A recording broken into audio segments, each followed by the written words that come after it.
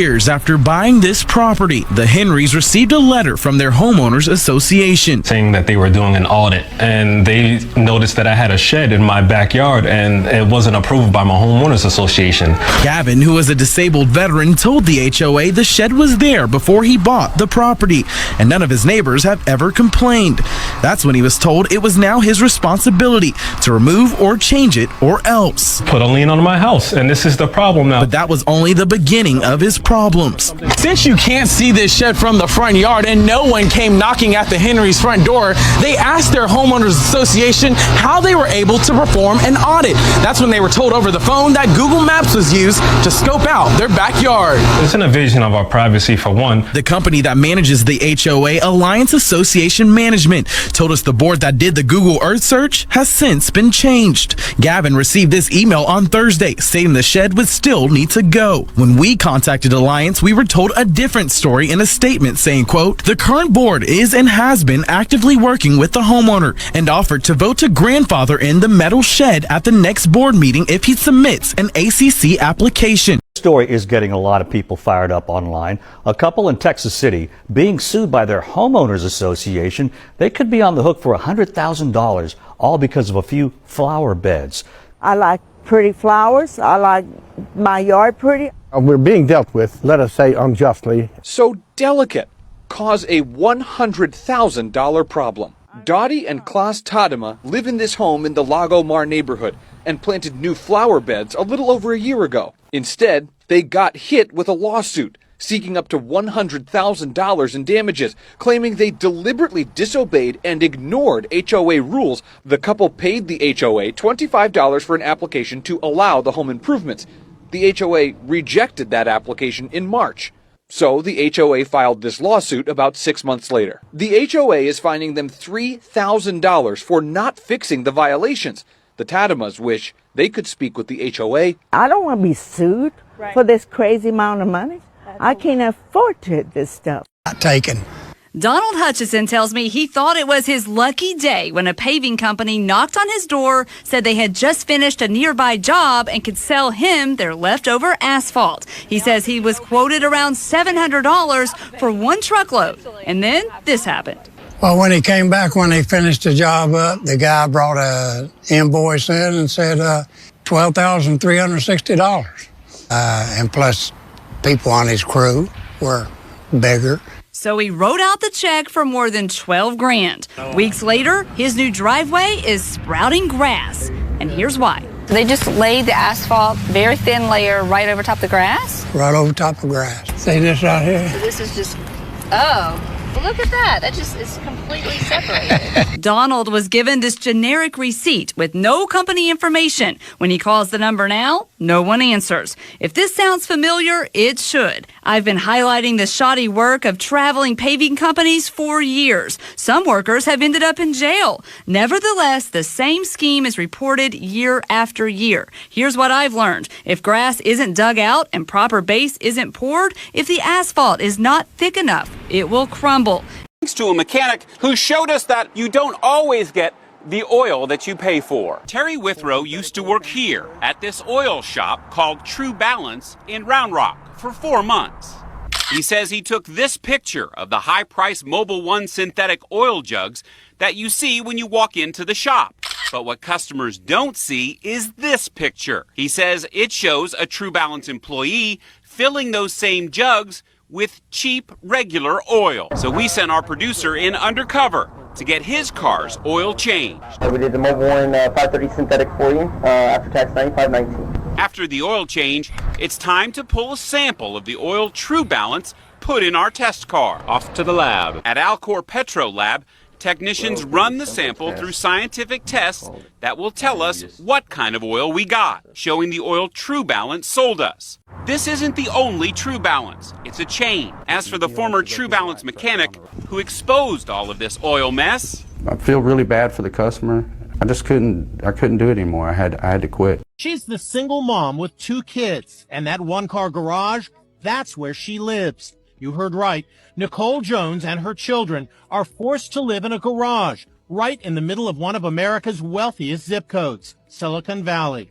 This is The garage. Nicole, who's a bartender, pays $1,000 a month for the converted garage in San Mateo, California. I know it's a garage, but this was nicer than everything that I had looked at. That was almost twice this price. Nicole says she can no longer afford to live in the area, where the average rent tops $3,000 a month. Employees from companies like Apple and Google searching for housing had pushed rents into the stratosphere. Nicole's cramped garage home is only 250 square feet, but big enough to hold her bed in the Bay Area. It breaks your heart because these people don't know you. She says all the publicity has spooked her landlord. She's afraid he'll evict her, leaving her and her children homeless. I can go to bed at night knowing that I tried. Breaking news on TikTok, a user named Citra is building a 10-foot-tall animatronic killing machine. The robot is waterproof, fireproof, and bulletproof, described by viewers as a real-life Terminator. What shocks many is that Citra claims the project is just for fun. His page shows a garage stacked with blueprints, parts, and mechanical components with progress documented in detail. Users warn this is far more than an online stunt. If such a machine ever gained consciousness, the outcome could be catastrophic. Some compare it to an Avengers-level threat, while others say it feels like Five Nights at Freddy's crossed with Terminator. Even more alarming, Citra is collecting donations through Cash App and Venmo, raising fears about who is financing a project that could endanger the public. The case has fueled heated debate on social media. Critics question how such experiments face no oversight, while others joke it may be time to treat AI and robots more kindly before one of them decides to turn against us. Drop you comments. Well, it's an unusual window to the world. A makeshift loft has popped up underneath an East Bay bridge. As the people of Concord headed off to work this morning, there were others, literally beneath them, living in the shadows. A man named Tony lives under this bridge in a tent with a woman friend. Piles of trash have accumulated, but there is something unusual here. A tiny loft, complete with a window, has been built, almost like a bird's nest under the eaves. I didn't even see him build it. It was just kind of there all of a sudden. The occupants of the loft didn't want to go on camera today, but when pictures of the structure hit a local online news site and police got wind of it, everyone under the bridge got a 72-hour notice to leave. This afternoon, an outreach team from the county stopped by to offer help, but no one seemed interested, so they left. The director of Homeless Services says there's only so much they can do. We offer shelter beds for them to come in, out from underneath the bridge, and get connected to services. They have options to go and to find other places to live, perhaps connect back to family. Janet Cleveland never imagined she'd have to go this far. You can't get, see, it just keeps turning. You can't get to it. Padlocking the spigot outside the apartment complex she manages. I was shocked that someone would actually sneak in, steal your water. I learned she and her renters have caught people in the act 3 times over the last few weeks, filling up 5-gallon jugs. Now locked, they can't do it anymore, but that means her tenants can't use the spigot either. She tells me at least once the thief left and walked right across the street, where she says squatters are occupying this home. I went to find out what they knew. They didn't want to talk, claimed they didn't live there. Who does live here? Do you know the owner? Don't disrespect my space. Neighbors say the homeowner is trying to get the people kicked off the property.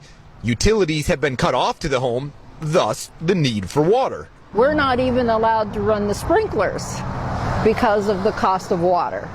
Why should someone else get our water for free? This guy came in with an incredible deal. He would clean the air ducts in the whole house for $29. He looks around the house, even the attic. But instead of checking out the air duct system, he seems more interested in the stuff stored up there. Finally, he takes out his flashlight and peeks inside. Total time, a couple of seconds. Take another look. In the blink of an eye, he's done. Dust is already inside the system. Okay, is it dirty right now? Yes, yes. We knew it wasn't dirty. All totaled, he wants to charge us $700 to clean and sanitize the system. So much for that $29 special.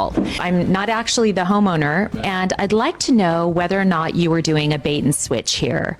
It's a big difference, but that's what you have, ma'am. The blower motor needs to be cleaned because it's dirty. I'd like to ask you how you know the blower needs to be cleaned. Because I opened the system and checked it. No, you didn't. Yes, I did.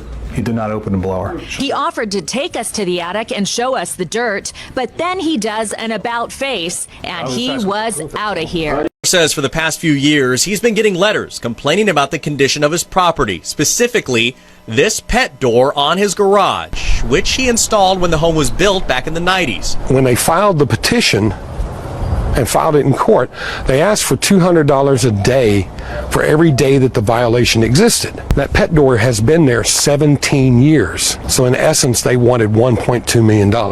Also, according to the complaint, the HOA says Moore doesn't bring in his trash cans fast enough, hasn't removed this PVC pipe above his front door, and has weeds and dry patches in his yard. Granted, my yard is not going to make Better Homes and Garden.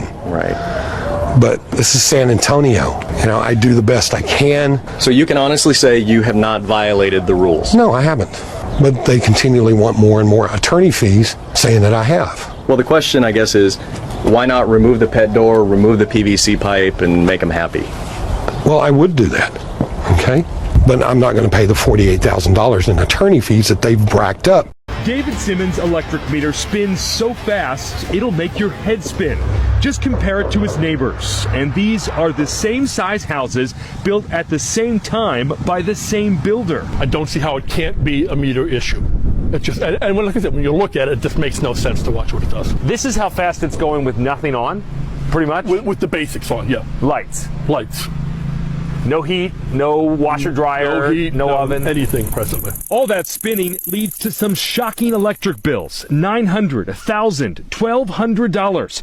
These bills from just this summer. Yes, David has a pool, but he gets jolted with high bills from National Grid every month of the year. The bill is greater than $700, $750 pretty much every single month. And even in the winter.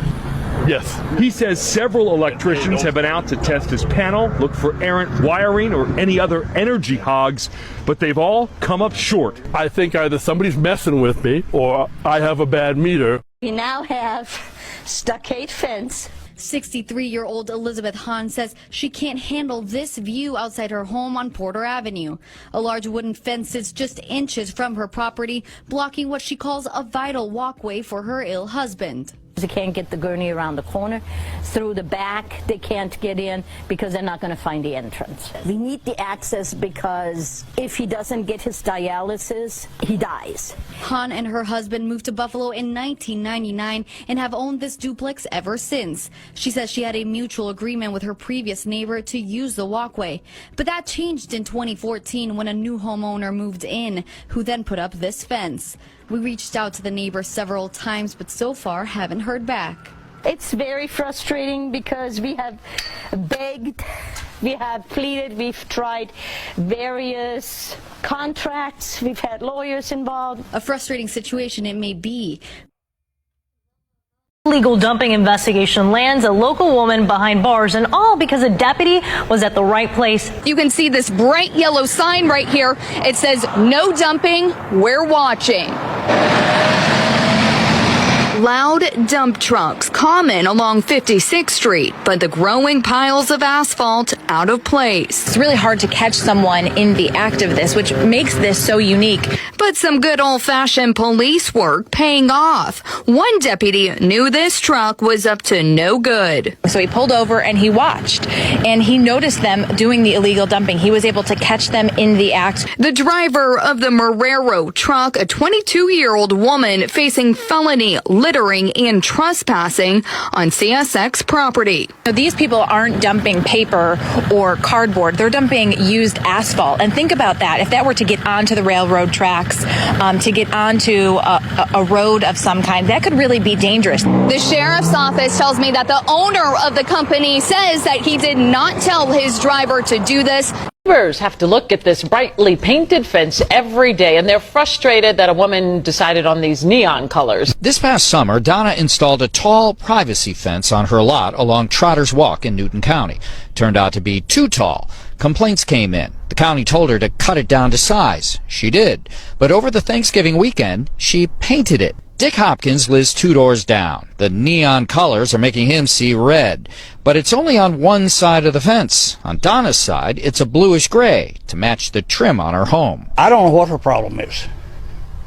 but she certainly doesn't have any respect for her other neighbors. Donna says over the last couple of years, she hasn't seen eye to eye with a neighbor on the other side of the fence. She believed a little more privacy was best for everybody.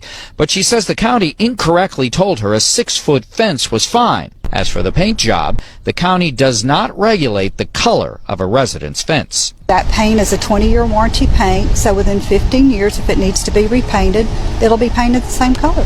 Father says he spent more than $100,000 to restore a vintage truck. But years after taking it in, the truck isn't even close to being finished. 2 years ago, Tim Hayes had an idea. My son always likes truck. He's been a truck kid. So he made his son, 14 years old at the time, a promise to restore a vintage truck and give it to him on his 16th birthday. The two got to work and found this 1967 Ford. They took it here to Classic Corner Iconic Cars in Oklahoma City to have it restored. They told me that it would probably be done around July. But long quickly turned to longer. Still now, almost 2 years later, with his son's 16th birthday just a couple weeks away, the truck is still nowhere near ready. To make things even more complicated, Tim says Jim with Classic Corner continued sending him invoices for work he claimed was happening on the truck. To date, Tim says he's paid Classic Corner more than $115,000 worth of invoices.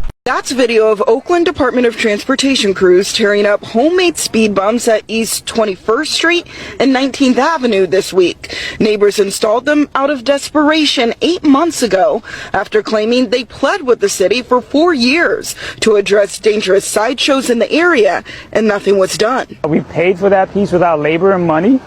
And then the city overnight took it away without excuse and without notice. Michael Andamescal and his neighbors spent $3,000 installing the speed bumps. It's a DIY project, Andamescal says the city's DOT director verbally approved last year. He said they were going to be replaced in 8 years when the street is repaved. The city told the group they were removed because they created a hazard. A day later, Andamescal says the sideshows return. Councilmember Charlene Wong took over representing the district the day after the removal. The new council member is frustrated residents and her staff weren't warned before the city scrapped the bumps. I have not gotten clarity from the director as to why that decision was made. The city claims they're looking into the issue, but were unable to immediately comment on the removal or how they plan to address street safety in the area. You believe this? At the airport, there's a job that pays up to $30,000 a month, and almost no one wants to do it. It's called the Airplane Lavatory Waste Technician. When you flush the toilet on a plane and hear that loud whoosh sound, you probably think everything just disappears, right? But have you ever wondered where all that waste actually goes? In reality, it's sucked through a powerful vacuum system and stored in a sealed black tank hidden in the belly of the plane. Don't worry, none of it leaks out. That tank is sealed tighter than a safe. But here's where it gets really intense. Once the plane lands, the real work begins. Ground crew members have to open a hatch under the aircraft, hook up a 1-foot wide hose, and flip a switch that pumps out every bit of waste from the entire flight straight into a sewage truck. Just imagine it, the waste from hundreds of passengers, all drained through a single hose. That smell? Even 3 layers of masks wouldn't save you. The job is dirty, exhausting, and downright disgusting, but the paycheck is insane. So here's the question. If someone offered you $30,000 a month, would you take on what might be the dirtiest job in the world? You might never have flown before, but you've got to know where your airplane bathroom waste goes. Here's the deal. Every plane has a built-in waste collection system. After you use the toilet, a vacuum sucks it down into the plane's holding tank. Don't worry, none of it ever floats around the cabin air. When the plane lands, ground crews drive up in special blue trucks. They hook up hoses and safely pump out the waste. It's all sealed off so no one touches it and nothing spills. The waste is then sent for proper disposal. Sometimes right at the airport, sometimes to a local treatment plant. Who knows? Maybe some of it crosses borders along the way. Newer planes have even fancier systems like recirculating flushes or microbial treatment. Used water gets cleaned and reused for flushing, cutting down on water use. So next time you fly, don't worry about your business falling from the sky. It's safely escorted off the plane, along with you. Curious? Anyone know how trains handle human waste? Drop a comment and let's talk. Tree trimming company removed 2 trees from an Overland Park woman's yard for a whopping $8,000. Even the police were surprised. They drove this lady to the bank so that they could remove that $8,000 and pay cash. The company, Dill Day & Sons out of Holden, Missouri, advertises business on its website from Overland Park to St. Louis, Missouri. They also promised to give seniors a 20% discount.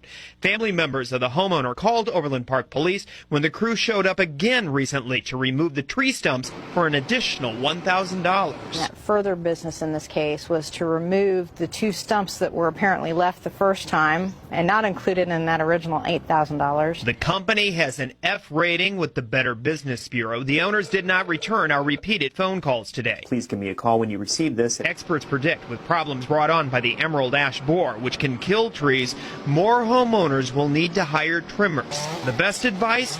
Do homework before hiring a company and take your time. This homeowner found 40 downed trees on his property. Some of them were 150 years old. This isn't because a storm came through, right? No, so no. what happened here? It was a hurricane of chainsaws. 40-year-old Sammy Shinway came home from work and heard chainsaws in the woodsy backyard he owns behind his home in Kenilworth, New Jersey.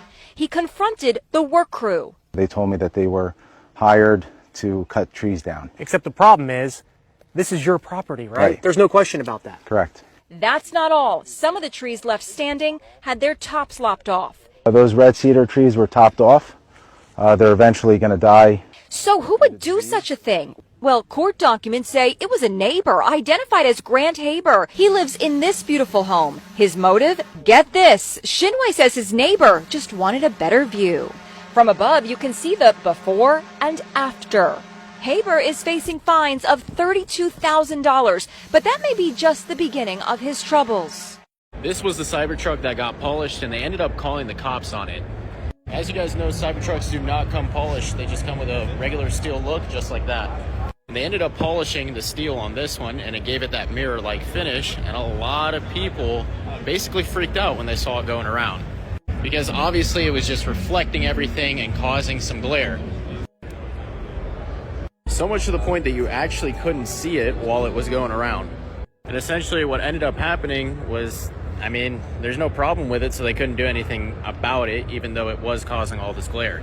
Imagine you're minding your own business and that thing just comes up like a shiny orb out of nowhere. This is actually what happens when you oil up Tobin's. He gets this shiny. What? Yeah, for real. I mean, you can literally watch the process of them buffing and polishing it. It is a mirror. And then Greg commented or pointed this out. This is a 400R. Apparently they're super rare, but I don't know anything about them. Right, Gregory? It is apparently super rare.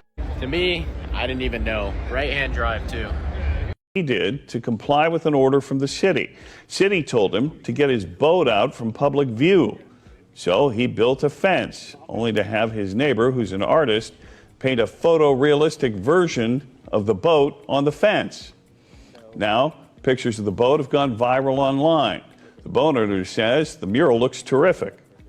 Not a rule breaker, but I am like to make a political statement as necessary, and as well as a humorous statement and a creative statement. So I'm all in favor of generating discussion and making people smile. And the reaction is extremely more than we ever expected, and we're both just tickled about it. It's pretty cool.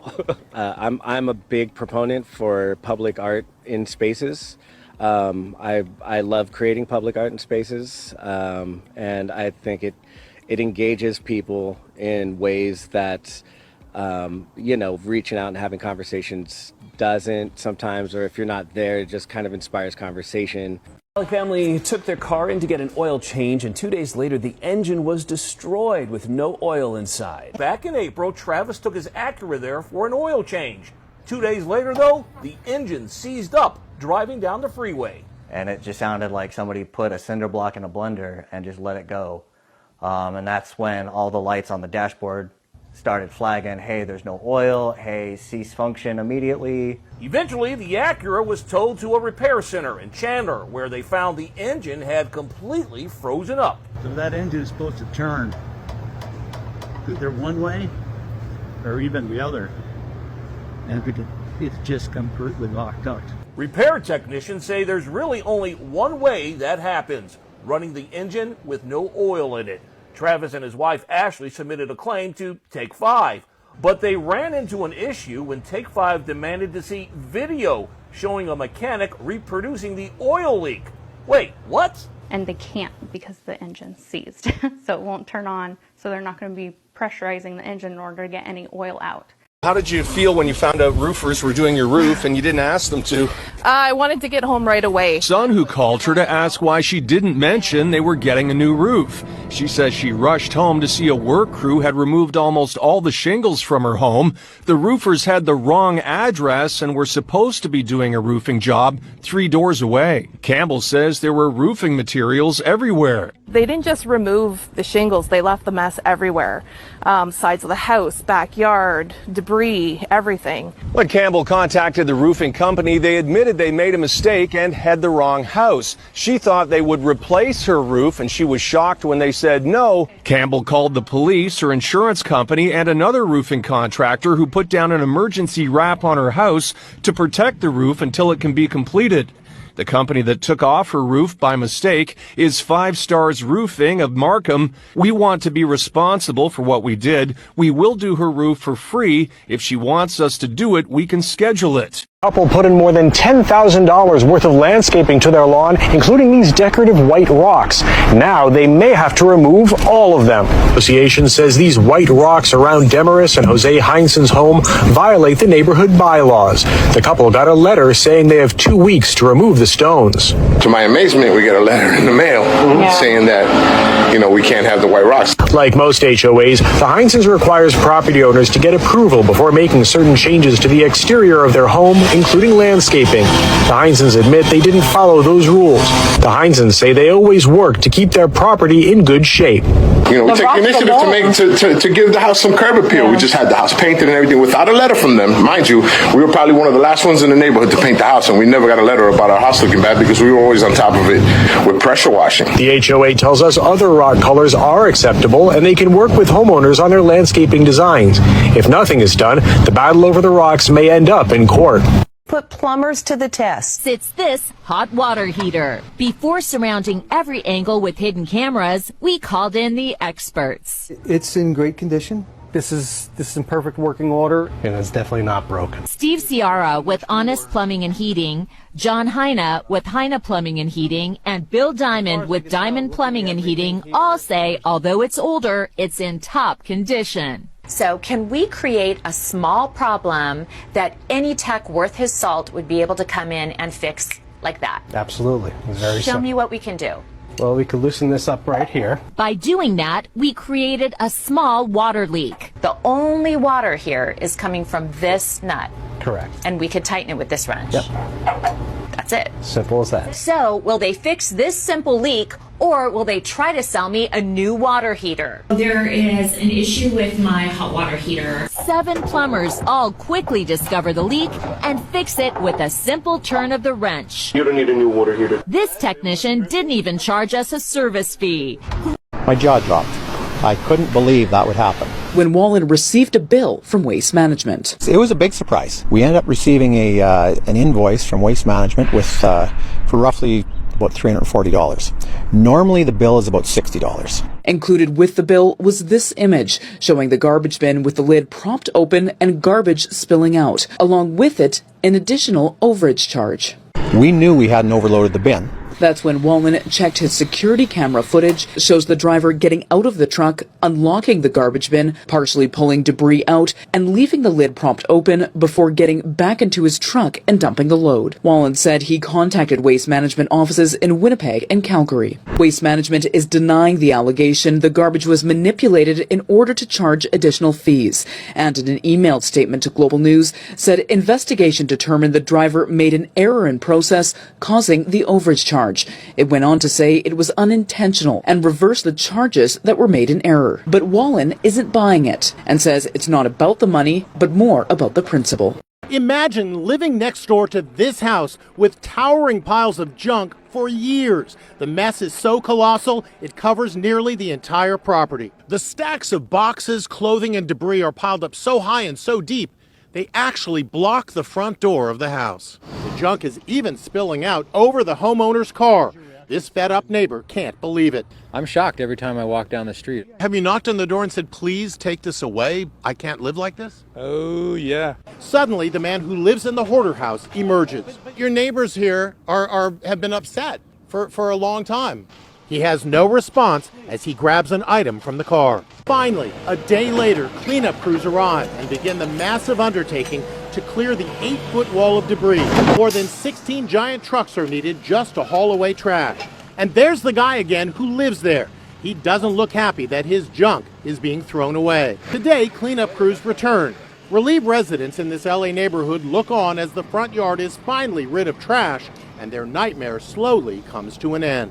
This Central Florida homeowner mistakenly took his trash out to the curb. That was in violation of Homeowners Association rules. But HOA ordered them to pay hundreds of dollars. On the curb where he leaves his trash cans. Around 15 to 17 bags. But he made a simple mistake the day before. Months later, without warning, this letter from a law firm arrived demanding Saku pay $927 to the Homeowners Association. Saku admits he left the trash bags on the curb for several days, unaware that violated HOA rules. Pickup truck came with a trailer to remove Saku's yard waste. This invoice shows the handyman billed the HOA $400 to haul away more than 60 bags of trash. The handyman attached this photo to the invoice. Saku says it proves there was nowhere near 60 bags. The HOA's attorney could not explain the discrepancy, telling Saku in an email, either way, the trash was not supposed to be there and had to be removed. The fees, the law firm wrote, were non-negotiable. These people really are swimming in a dumpster. It happened at a block party in Philadelphia. I called about like 10 dumpster companies and most of them said no. Then Justin Myers found a construction company that agreed. We kind of like power washed it. We lined it with plywood and plastic. There was even a lifeguard, sort of. The DJ was the lifeguard. We had a DJ up on the roof kind of overseeing everybody, and he had a microphone, and he would say like, hey, no jumping, or watch out. The partygoers sure had lots of fun, but they never expected their little block party to get national attention. The city of Philadelphia was not amused. We had a permit for the block party, and I thought that would kind of suffice for the dumpster if I got rid of it fast enough, but legally, you need a permit for the dumpster. To make it a pool, you need a building permit. The city also took issue with using a municipal fire hydrant to fill the dumpster with water. City Hall even felt the need to issue this no-nonsense statement in case anyone else had the same idea. We are not screwing around. And from Amazon, it's happening to more and more people, and you could be next. These two people from different parts of the country were both blacklisted by the e-commerce giant. I was really shocked and upset. They just sent an email and it said, we've closed your account. So why the ban? Amazon said that these customers had consistently returned a large number of orders. But Jamie from Georgia disagrees. We had returned about 4 or 5 items within about 6 months. The last item Jamie returned was this $43.99 retractable laptop desk because she said it was missing parts. Nathan told us he returned 43 items over the course of 5 years. The final purchase was this small part for his faucet, which cost $10.99. I kept ordering a part and trying it and it didn't fit. So I just sent it back, ordered another one, didn't fit, sent it back, ordered another one. And I must have done that maybe 4 or 5 times. So how many returns is too many? Amazon won't give an exact number. It is a story that got the nation talking. A blind man confronted on a flight. Passengers walking off the plane in protest. Last Wednesday from Philadelphia to Long Island, New York. She sat next to Albert Rizzi on that flight. He lost his vision 8 years ago because of meningitis. The flight attendant asked Rizzi to stow his guide dog Doxy under the seat, but where he was sitting in the back row, he didn't have a seat in front of him. Mary says the dog only came out to put his head between Albert's feet, never roaming the aisles. She says the flight attendant approached 2 more times, not offering to help, just barking the same orders. 45 minutes on the tarmac, and Albert was then escorted off the flight. What broke my heart is I heard Albert say, "Am I the only one getting off the plane?" Minutes later, the nearly 30 passengers walked into the terminal behind him, saying they wouldn't fly without Albert and Doxy. And U.S. Airways did release a statement after the incident saying, quote, Mr. Rizzi became disruptive and refused to comply with crew members' instructions when the flight attendant asked him to secure his service dog at his feet. The airline is reviewing how the situation was handled. A disabled University Heights woman is fighting City Hall and losing. It's all because of how she fixed her yard to help her get around. Disabled retiree Carol Waddell paid a contractor $1,500 to remove the grass in front of her University Heights home and replace it with concrete so she could park her car there. He told her he'd pulled a permit back when the work was done 7 years ago. She thought all was well until this came in the mail, a citation from San Diego Code Enforcement. How it came, just like this, immediately ceased parking into front yard. Not only that, in red ink, highlighted in neon green, Waddell lives on Social Security. She says she can't afford to pay a contractor to tear up the concrete or pay for a building permit to do the work. She's already been hit with a $500 fine. Code enforcement said the sidewalk isn't their department and that there's not much they can do for Waddell, who admits she should have made sure her contractor had the proper permit. She hopes others will learn from her predicament. Just over a week ago, Christina Tennyson, her husband, and 2 kids closed on this 6-bedroom, 3-acre property just south of Manteca. Because the family wanted to paint and update the home before moving in, it was left vacant. Just a couple days ago, she came to check on the progress. But when she drove up to her property to meet her contractors, she was surprised to find a U-Haul truck. And then I noticed a car and some women and children, running around my driveway. At the time, my contractor was here, so I just went upstairs and I asked him, hey, did you bring a U-Haul? And he said no. So we kind of immediately knew, something's not right. She confronted them. I came downstairs to ask them what they were doing here, and they informed me they were moving in. And, I informed them, no, this is my house. And they were trying to tell me that their dad had rented the house. Turns out the alleged dad was one of 2 men caught on her security camera a few days earlier on her property. So I just, told them I was going to call the cops. She did, and as shown here, they immediately left just minutes before sheriff's deputies arrived. He followed an extension cord from his home to the construction crew building next door. And saw the gentleman came to the window. My question to him was, what the F are you doing still in my power? After numerous complaints, Adams says David Weekley Home Builders reps assured him they'd reimburse him. But guess what? Just last night, Adams caught the contractors again using his electricity. I got to worry about somebody stealing my power. That's insane. I didn't pay for this. Well, nobody deserves to have their power stole from a multi-million-dollar company to put up new construction right beside you. While we were talking with Adams, who's an active duty U.S. Army soldier, a representative for the home builder showed up. I can understand if we weren't going to make it right. What's funny is the gentleman that's buying the house next door to him works for us. This is my property. Adams says he's now taking extreme measures, cutting his electricity so construction crews don't steal it. Now I got my first home in a nice gated community that my wife picked out, and I got to worry about somebody stealing my power.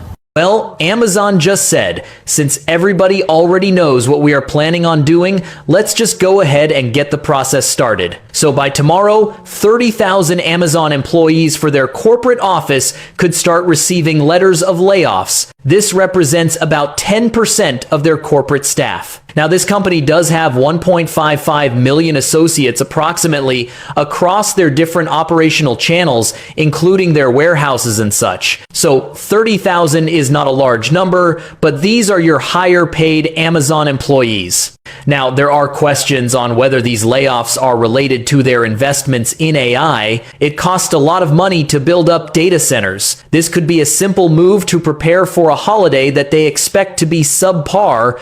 Bezos has been selling down his positional stake within a company significantly over the last few months. So we'll see where this goes. Is this the part of the start of a restructuring with the company?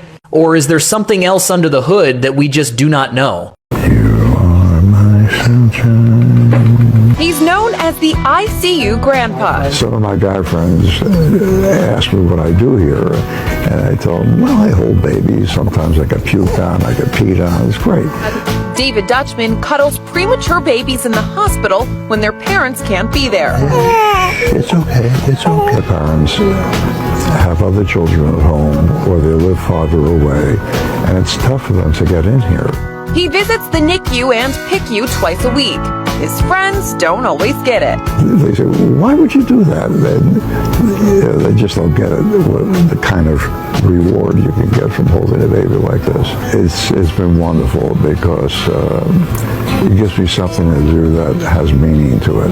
He never knows which babies he'll hold, but he does know he's there to help.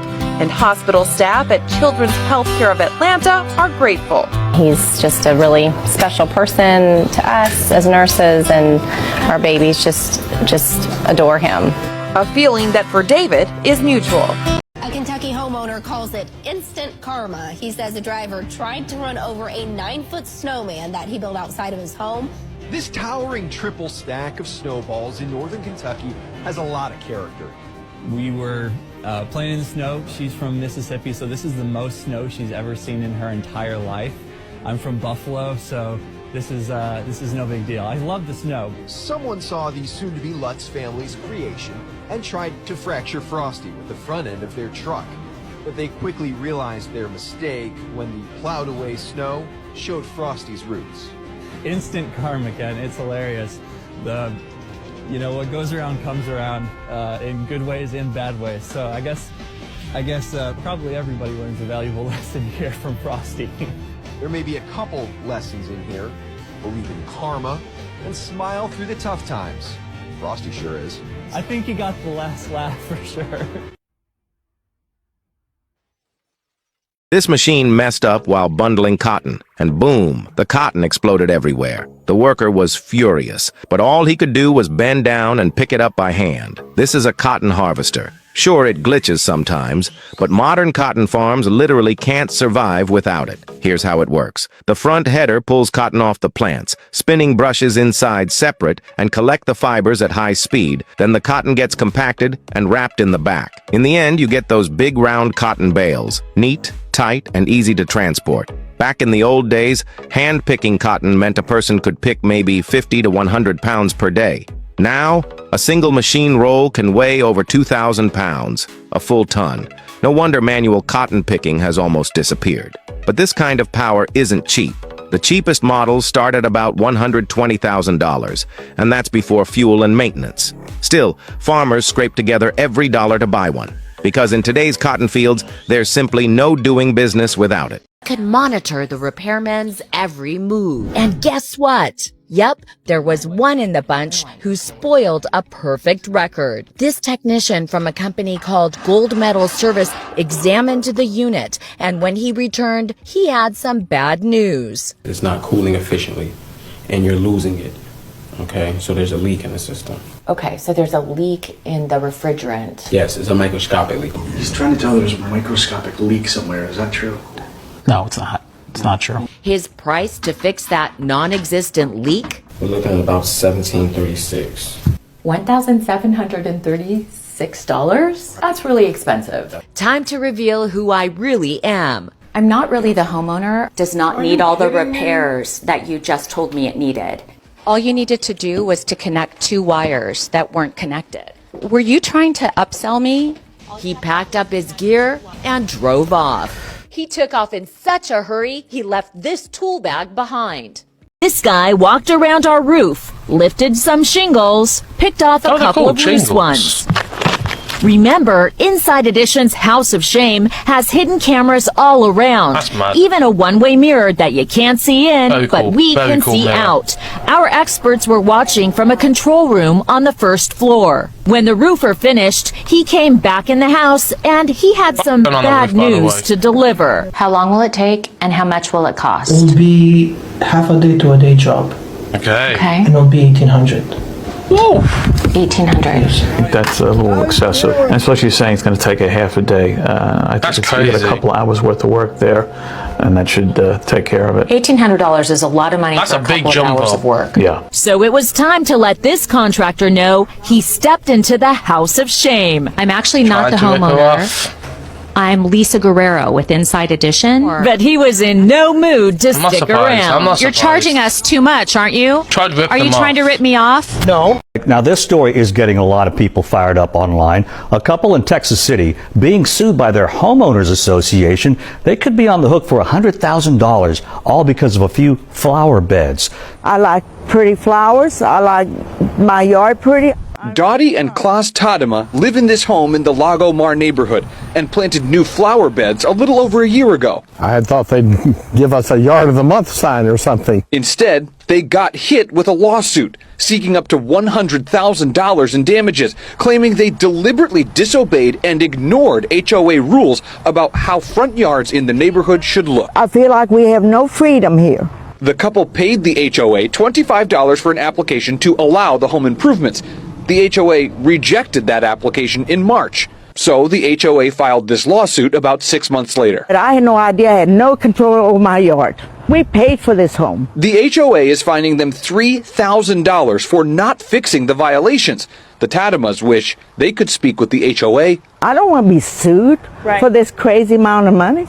They started fining me $50 a day. That's the punishment Cary homeowner Andy Cheng faces, $50 a day because of his windows. It was not in the ARC, it was not in the guideline, it was newly added last year. That HOA rule change came 18 months after he installed the windows. Part of the problem here is Cheng reached out to the management company to determine if he needed HOA approval to install these new windows. And he received this email saying as long as he didn't change the frame or the trim, no approval is necessary. The Carpenter Village Homeowners Association decided because the new windows didn't have grids, they broke the rules. Some other homes, including one of a former board member, also installed new gridless windows. He says the board has been more strict with him. Said, why you treat me so aggressively? Different from all other homeowners. I think I have reasonable doubt. The race is the driving factor, unless a convincing explanation from the HOA. Now that a 4-year lawsuit has ended, the Diesel brothers are sharing their side of the story. A federal judge ordered the custom truck makers to pay more than $800,000 to the U.S. government as well as Davis County for polluting Utah's air. Firing up the engine on this diesel truck, you can see the tailpipe vibrate, but don't see anything coming out. Diesel brothers back in 2016 stripped pieces like the DPF from their trucks, violating the Clean Air Act. As awful and disgusting as those plumes look, they are equally serious health hazards. The attorney for the Diesel brothers does not dispute that they had 23 trucks missing these important pieces, and neither did the judge, who ordered the Diesel brothers pay more than $800,000 to the U.S. government, 10% of which will go to Davis County. Meanwhile, the Diesel brothers say all of their diesel trucks are emissions compliant. We burn 100% renewable diesel fuel. A 72-year-old woman up since 4 this morning, scraping all the snow and ice off of her 45-foot driveway. And she was scolded by the Public Works driver operating the plow, and he called police. Whatever they plow into the front of your driveway, you take that across the street. But basically, you're saying the only snow that you take across the street is the snow that they plow and push into your driveway? Yes, sir. Scolded for shoveling. What did she do? She only shoveled her 45-foot driveway. Trilco is 72 years old and started the task hours before sunrise. I can't believe you did all this shoveling by yourself. Usually I do both, but not today. How long did it take you to shovel your driveway? Well, I started probably about 4 o'clock this morning, but I took breaks. The only thing that irked Trilco is the municipality's snowplow that shoved more snow back into the entrance of her driveway. I don't have any room here or I'm going to be blocked in. So after the plow blocked her driveway, she took the load of snow across the street so the plow can shove it on the other side. Somebody broke in and cleaned our apartment. This guy runs a cleaning service called the Cleaning Fairy. He'll have your home spotless, dusting and cleaning. He even does the dishes. The other day, 27-year-old Louis Angelino was hired to clean a friend's apartment in South Jersey. He was told he'd find the key under the mat. Are you here? Did you come clean today? And I was like, yeah, I came and cleaned. Like, I'm sitting in your living room right now. Your cat's on my lap. I'm playing with your cat. Louis? I was like, yeah. He's like, I don't have a cat. Yep, Louis had just spent a lot of elbow grease cleaning the wrong apartment. Just so happens both places had keys under the mat. This is the apartment Louis mistakenly cleaned. Everything's shining. It was Beth Motzel's husband who shot the video. So he said, you're not going to believe this. I said, what? He said, somebody broke in and cleaned our apartment. Guys, check this out. It doesn't look like a problem, just a fresh paint job. Well, what if you didn't ask for this and the painter still said you had to pay up? That's what's going on here. Where the signs of the scams are all over the road. Linden Street in Mentor-on-the-Lake got a fresh coat of paint this week. If you just look up and down, there's numbers painted on just about every household here. Thing is, nobody asked for it, but most people paid. Tom Horvath is one of the few who didn't. I don't pay for anything I didn't request. I didn't give him any money. He told me he's lived here for more than 40 years, and he's not having that. As you get older, you feel less uncomfortable saying no. But Tom didn't realize the numbers painted in front of his house are part of a scam. And they didn't have any permission from the city. Oh, they did not? Well, then they lied about that. I don't know. Police Chief John Gielick told me this happens everywhere, and the painters may claim to have city permission, but they don't, and they certainly don't work for the city. This week they're going around to houses that didn't leave any money. Never guessed that helping a neighbor fix their roof landed a young man in a $20,000 lawsuit. Tony volunteered to repair his neighbor's roof. He climbed onto the roof without wearing a safety harness. One careless step sent him tumbling from the height, resulting in multiple fractures. The ambulance screeched to a halt. At the hospital, his arms and legs were wrapped in bandages. Medical bills soared to $30,000. He assumed this was an accident and would cover his own treatment. But then his neighbor sued him, demanding $20,000 for roof repairs caused by the fall. The neighbor claimed he volunteered to climb up. I didn't ask for his help. Tony was stunned. He suffered the worst injuries, hadn't even finished paying his medical bills, and now faced additional compensation demands. The internet erupted. One side raged, getting sued for helping? Absurd. Another commented calmly, roofs are dangerous. Safety is your own responsibility. You can't blame others entirely. They're getting rich doing it. I paid $1 for each one of these. They'll resell them for $4 each. This Dyson vacuum cleaner that they bought at Lowe's on clearance for $137 We'll clear $1 million in sales this year. You heard right. Kristen and Justin Herbert are flipping household products. It's called retail arbitrage. Buy lots of the same item at a low price, then sell high. Well, let's go make some money. On this day, the Herberts raid the clearance aisle for water coolers that are 75% off. There you have it. Pretty good haul. They bought 10 water dispensers, plan to make $200 profit. Resell on Amazon for $500. There's some days where, we walk into a store and literally in 15 minutes find over $1,000 in profit. The parents from Phoenix, Arizona said they made $30,000 last year just by reselling Trader Joe's everything but the bagel seasoning. First, they search online for items that are popular right now, like these Contigo water bottles bought for $5 a box. They'll be resold for $20.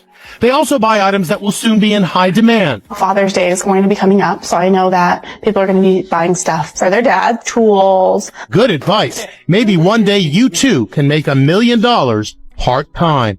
This is what one California homeowner called a living nightmare. Watch as this couple roams the Santa Cruz house, rummaging through the refrigerator cabinets, the homeowner standing on the side, helpless. Do you feel like a prisoner in your own home? Absolutely. I have 8 security cameras in my house right now. 33-year-old Poonam Sandhu renting her master bedroom to this couple through Airbnb last month. Weeks into the contract, agreeing to transition to a cash-only payment not involving Airbnb. And that's when Sandhu says the payments stopped coming. So I asked them very politely, it's time for you guys to go.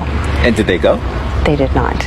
Surveillance cameras rolling as the duo is served illegal papers, but they refuse to leave. The shirtless male seen creeping throughout the house at night. California law on their side. California law allows the tenant that 30-day notice because they have to find a new place to live.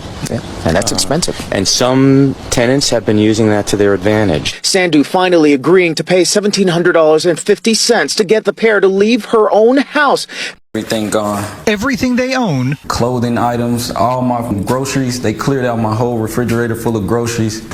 Is gone, thrown in the dumpster by order of the management at the Hamilton, the high-end mid-rise apartment building where Johnny and his daughter lived in the Deep Ellum neighborhood of Dallas. They came to my door and cleaned everything out, from my daughter's clothes to my clothes to everything, from a toothbrush. Johnny filed when he returned home from work in late July to find his apartment door unlocked and the contents cleared out. According to the report's narrative, a leasing agent on site said there was a misunderstanding and maintenance accidentally cleared out Abney's unit instead of the unit next door where a tenant was being evicted. All of Johnny's belongings had been thrown in the dumpster hours earlier and had been picked over by the other residents. He says his mattress had been urinated on. Not only did they put my stuff out, they watched people take all my property all day. Property management offered to get what they could from the trash and return it to Johnny's unit, but this city worker is about to go to jail. She is facing charges of criminal mischief, food tampering, and abuse of official capacity. 3 crimes that can end any public employee's career. City officials cannot put bleach in a street vendor's food. Even if the vendor is operating without a license, bleach is toxic, bleach is dangerous, and pouring it into food is not enforcement. It's a crime, but she did it on camera, tilting an entire bottle of Clorox into a pot of food. No inspection, no communication, no warning. The arrogance of someone who thought, I can do whatever I want. That street vendor was simply trying to earn a living. A whole day's worth of ingredients, labor, and hope was destroyed in seconds as the food fizzed and turned white from the chemicals. He stood there in shock while she walked away as if she had completed a routine task. But this wasn't routine. This was criminal mischief, the intentional destruction of another person's property. This was food tampering, the contamination of edible food with a toxic substance, and it was abuse of official capacity, using government authority to harm, not help. This guy came in with an incredible deal. He would clean the air ducts in the whole house for $29. He looks around the house, even the attic. But instead of checking out the air duct system, he seems more interested in the stuff stored up there. Finally, he takes out his flashlight and peeks inside. Total time, a couple of seconds. Take another look. In the blink of an eye, he's done. Dust is already inside the system. Okay. Is it dirty right now? Yes, it is. We knew it wasn't dirty. All totaled, he wants to charge us $700 to clean and sanitize the system. So much for that $29 special. I'm not actually the homeowner, and I'd like to know whether or not you were doing a bait and switch here. It's a big difference, but that's what you have, ma'am. The blower motor needs to be cleaned. It goes dirty. Well, I'd like to ask you how you know the blower needs to be cleaned. Because I opened the system and checked it. No, you didn't. Yes, I did. You did not open the blower. He offered to take us to the attic and show us the dirt, but then he does an about face, and he was out of here. It's a nightmare, really. The Peasley family's nightmare started out as a daydream for an updated pool and deck. Basically, we just wanted to have the pool painted. Neighbors recommended pool repairman James Feliciano. I did not know that he had to have a contractor license. According to Florida law, only licensed contractors can make major pool renovations, including draining all of the water.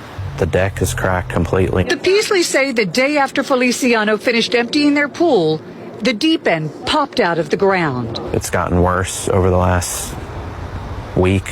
Chad says he called James Feliciano December 31st, the day it happened. He came back and gave us our deposit and picked up his stuff and left, and said that he had never seen that happen before. The catastrophic damage to the decking area. We asked pool expert Gary Creighton, a member of the Florida Swimming Pool Association, what caused the Peasleys' pool to pop. We have to make sure that we open up the pool to the groundwater and allow that to come in. You can see these spots here all along this. It's clear Joanne Rodriguez needs her house painted. Now it's not an option. This letter from the HOA demands it.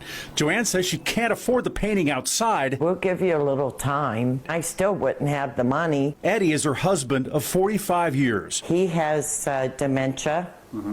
and he also fell and broke his hip. Add high blood pressure, diabetes, and a series of strokes. Joanne is Eddie's full-time caregiver. She says he was abused in a nursing home and won't have him move again. I've been married to him for so many years. Why now? God said to stay together. And Social Security can't pay the bills. It's just not enough. So when the HOA letter came about the mandatory painting, Joanne let me know, and we knew just where to go. Christ Church of the Valley agreed to help, and on a recent Saturday morning, cracks were filled, faded spots brought back to life, finally getting his house painted. He said one word. Beautiful. A forgotten suitcase in Florida hid a shocking secret. Everyone thought it was a terrorist threat. But when they discovered who left it, the entire scene fell silent. Some even cried. Security footage showed a woman getting off a bus, placing the suitcase down, and disappearing into the crowd. Her name was Elena Duarte, 37 years old, from El Salvador. She had arrived in the U.S. just 3 weeks earlier. No family, no documents, no money. The suitcase was old, dusty, and without a tag. Alarms went off, passengers were evacuated. A security robot scanned it, no explosives. But the sensors showed something moving inside. The air froze. The security chief gave one look. Open it. Agents stepped back. The youngest whispered, trembling, "This can't be real." The entire area was sealed off. No press conference, no answers, only heavy stares and a name that vanished from every record, Elena. Some say the suitcase held her final secret. Others say it was the only reason she came to America. Why did the police refuse to talk to the media? Type suitcase in the comments, and I'll tell you the truth behind this story. The father says he spent more than $100 grand to restore a vintage truck. But years after taking it in, the truck isn't even close to being finished. 2 years ago, Tim Hayes had an idea. My son always likes truck. He's been a truck kid. So he made his son, 14 years old at the time, a promise to restore a vintage truck and give it to him on his 16th birthday. The two got to work and found this 1967 Ford. They took it here to Classic Corner Iconic Cars in Oklahoma City to have it restored. They told me that it would probably be done around July. But long quickly turned to longer. Still now, almost 2 years later, with his son's 16th birthday just a couple weeks away, the truck is still nowhere near ready. To make things even more complicated, Tim says Jim with Classic Corner continued sending him invoices for work he claimed was happening on the truck. To date, Tim says he's paid Classic Corner more than $115,000 worth of invoices. Disabled University Heights woman is fighting City Hall and losing. It's all because of how she fixed her yard to help her get around. Disabled retiree Carol Waddell paid a contractor $1,500 to remove the grass in front of her University Heights home and replace it with concrete so she could park her car there. He told her he'd pulled a permit back when the work was done 7 years ago. She thought all was well until this came in the mail, a citation from San Diego Code Enforcement. How it came, just like this, immediately ceased parking into front yard. Not only that, in red ink, highlighted in neon green, failure to comply will result in fines and fees. Waddell lives on Social Security. She says she can't afford to pay a contractor to tear up the concrete or pay for a building permit to do the work. She's already been hit with a $500 fine. I don't know what I'm supposed to do. Code enforcement said the sidewalk isn't their department. Should come here and mount my cows and I could go to the court date. As temperatures sunk this season, Dennis Morin sparked up his wood boiler. It wasn't supposed to last into this winter. They wanted it gone a long time ago. 11 years ago, the state told Morin and his wife Anita their outdoor hydronic heater, or OHH, was uncertified and outdated. Today, it's still burning. The Agency of Natural Resources offered to cover half of the $20,000 price tag for a Phase 2 OHH, but the couple declined all offers. Morin says he needs concrete proof that a new heating system, like an updated OHH, could heat his barn of cows using the donated pine scraps he burns now. You have to show me that it could burn the wood that I got, because I don't want to take this one out and then I'm stuck with no heat. The Morins owe the A&R thousands in fines and only made it to one of many court hearings. Morin says he can't leave the farm during milking hours. They should come here and mount my cows and I could go to the court date. In October, the Superior Court issued the Morins a second contempt order. Morin says he's waiting for someone to show up to his farm demanding action. It is haunting video of an 18-year-old making his first parachute jump while his mother watched. His chute never opened. Now a judge has found the owner of the skydiving school negligent to the tune of $40 million. Tyler Turner was thrilled to go skydiving. Fighting back nerves, the 18-year-old taped this video. His mom, Francine, was there to see him off. That's my mom over there. Hello, very loving mom. Done a lot for me in my life. Here he is as he makes the big jump. Tragically, the parachute never opened.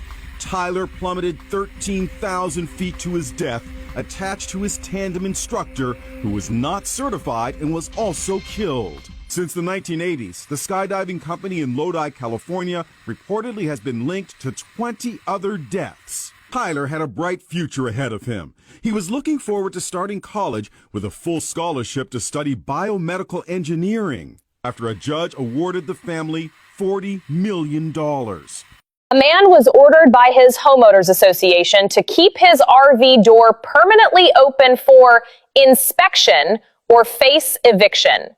Carter had been homeless for 6 years. He recently inherited $214,000 from his mother's estate and used the money to purchase property near Conifer. He moved his RV there and bought a shipping container to store tools, dreaming of building a home. But that dream shattered in April when Carter received a notice from the HOA demanding he keep his RV doors permanently open or face eviction. This worried Carter greatly. He feared leaving the doors open would lead to theft of his belongings, and it would be too cold to sleep inside at night. So, as usual, he closed the doors. Unfortunately, the next day, he received an eviction notice from the HOA, demanding he move out within 3 days for violating community rules and disrupting order. Carter felt deeply wronged. He argued that since he had purchased the property outright, he had no reason to be evicted. He accused the HOA of harassment and extortion. A mandate from the Homeowners Association says residents must keep their garage doors open. Failure to comply can result in a $200 fine. Auburn Green's resident Fred Waitlow cleans out his garage. And I got to remove all this stuff, just personal belongings, pictures. But it's not something he wants to do. If we have to have this open from 8 in the morning till 4 in the afternoon, anybody can help themselves and steal your blind, and they do it in this Auburn Greens complex. This is not safe. Shally Ia keeps her garage door closed, fearing what might happen if it's left open all day. This will just be an open door policy and saying, welcome, take what you want. A member of the board who did not want to speak on camera said the policy was enacted because of a resident who was allowing people to sleep in his or her garage. I think they could have gone around this in a better, logical way, like, for example, maybe a monthly inspection. The on-site manager closed its window and posted this sign as we pulled into the parking lot and didn't return our phone call. Until it is, Shally and others plan to keep their garage doors closed. She's the single mom with 2 kids, and that one-car garage, that's where she lives. You heard right. Nicole Jones and her children are forced to live in a garage right in the middle of one of America's wealthiest zip codes, Silicon Valley. This is the garage. Nicole, who's a bartender, pays $1,000 a month for the converted garage in San Mateo, California. I know it's a garage, but this was nicer than everything that I had looked at. That was almost twice this price. Nicole says she can no longer afford to live in the area, where the average rent tops $3,000 a month. Employees from companies like Apple and Google searching for housing have pushed rents into the stratosphere. Nicole's cramped garage home is only 250 square feet, but big enough to hold her bed in the Bay Area. It breaks your heart because these people don't know you. She says all the publicity has spooked her landlord. She's afraid he'll evict her, leaving her and her children homeless. I can go to bed at night knowing that I tried. Colorado man thought he was on his way to the American dream. He inherited money, he bought property, and now he's being booted off. He moved his motorhome up here, bought a shipping container to use as a storage shed for tools, paid big bucks to drill a water well and to have this power pole installed. He has a propane tank and a chicken coop. His dream is to build a home, but that dream came crashing down in April when he received this notice from Jefferson County telling him it was illegal to park his RV and shipping container on the property when there is no house. I own this property. I paid for it in cash. It's all mine. I should be able to live on it for a certain amount of time while I'm surveying or engineering or planning. The complaint accused him of trying to have people live in the shipping container. He says that's not the case. He says there's a dresser inside, but that he uses it as a workbench and to store tools. He said he should be able to live in the motorhome while he's drawing up plans, building his own house. A lot of travelers these days try to avoid airline fees by carrying on their bags. But all of a sudden, even savvy travelers are being hit with an unexpected baggage fee. I had to pay $25. Airlines have started charging travelers. It was like $50. By rejecting their carry-on at the gate. That was sort of the secret little way to not pay the fees in advance, was to carry the bag to the gate and try to walk on with it. And now there are charges. Travel agent Kathy Sudeikis warns that carry-on bags that fit fine last summer may no longer be allowed on the plane this summer. Delta, Cincinnati's biggest carrier, has quietly reduced the size of bags it will allow to be carried on. Frontier and Southwest still allow bags as large as 22 by 16 by 10.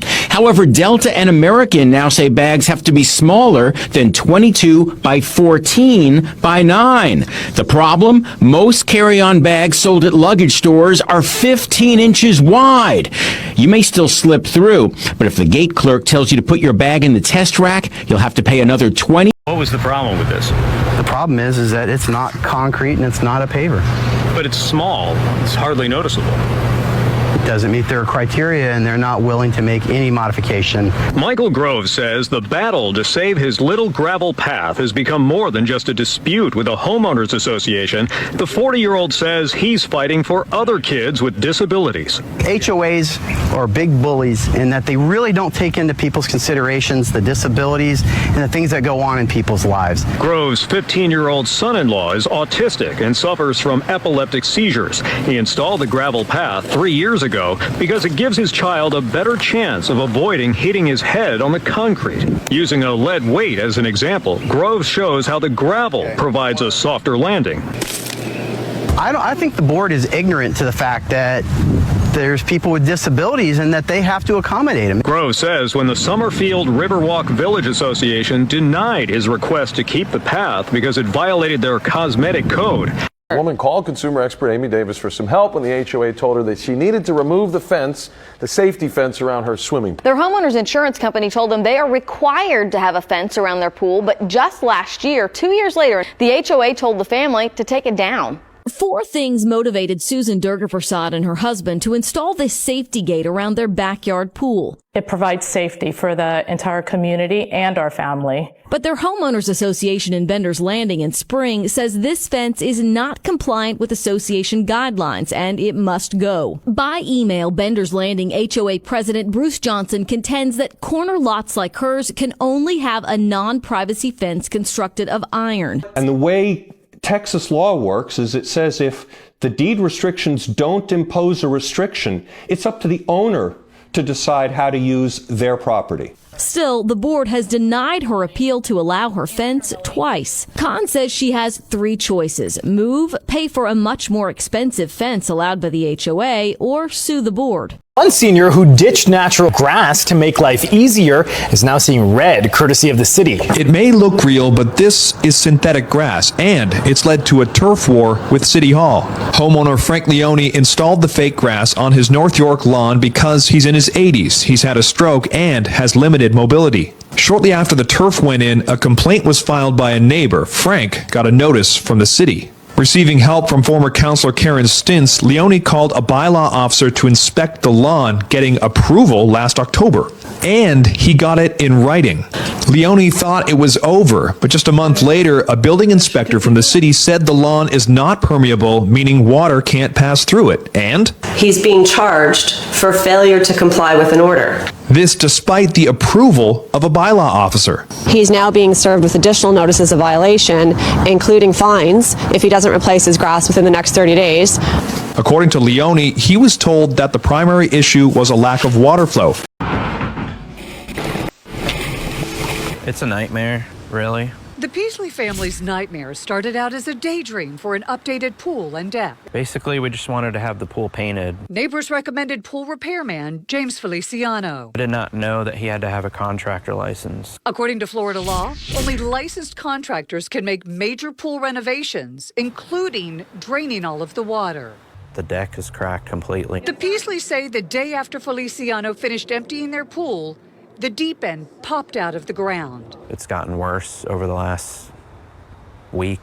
Chad says he called James Feliciano December 31st, the day it happened. He came back and gave us our deposit and picked up his stuff and left and said that he had never seen that happen before. And the catastrophic damage to the decking area. We asked pool expert Gary Creighton, a member of the Florida Swimming Pool Association, what caused the Peasleys' pool to pop. We have to make sure that we open up the pool to the groundwater and allow that to come in. The grass isn't always green in Irina Green's yard, thanks to a big tree that you can see in this drone video, and a drought that led the county to impose watering restrictions last year didn't help.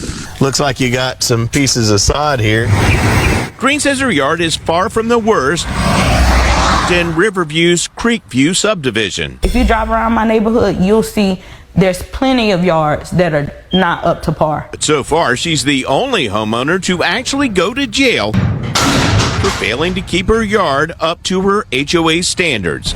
It all started with notices from the HOA's management company. And it went from the grass being brown to, there's a dent in my garage. Dents too small to see from the road. That was a part of my court case. The HOA filed a lawsuit against Green in Hillsborough County Court, demanding she correct the violations. She represented herself, preparing handwritten explanations that the HOA and judge rejected.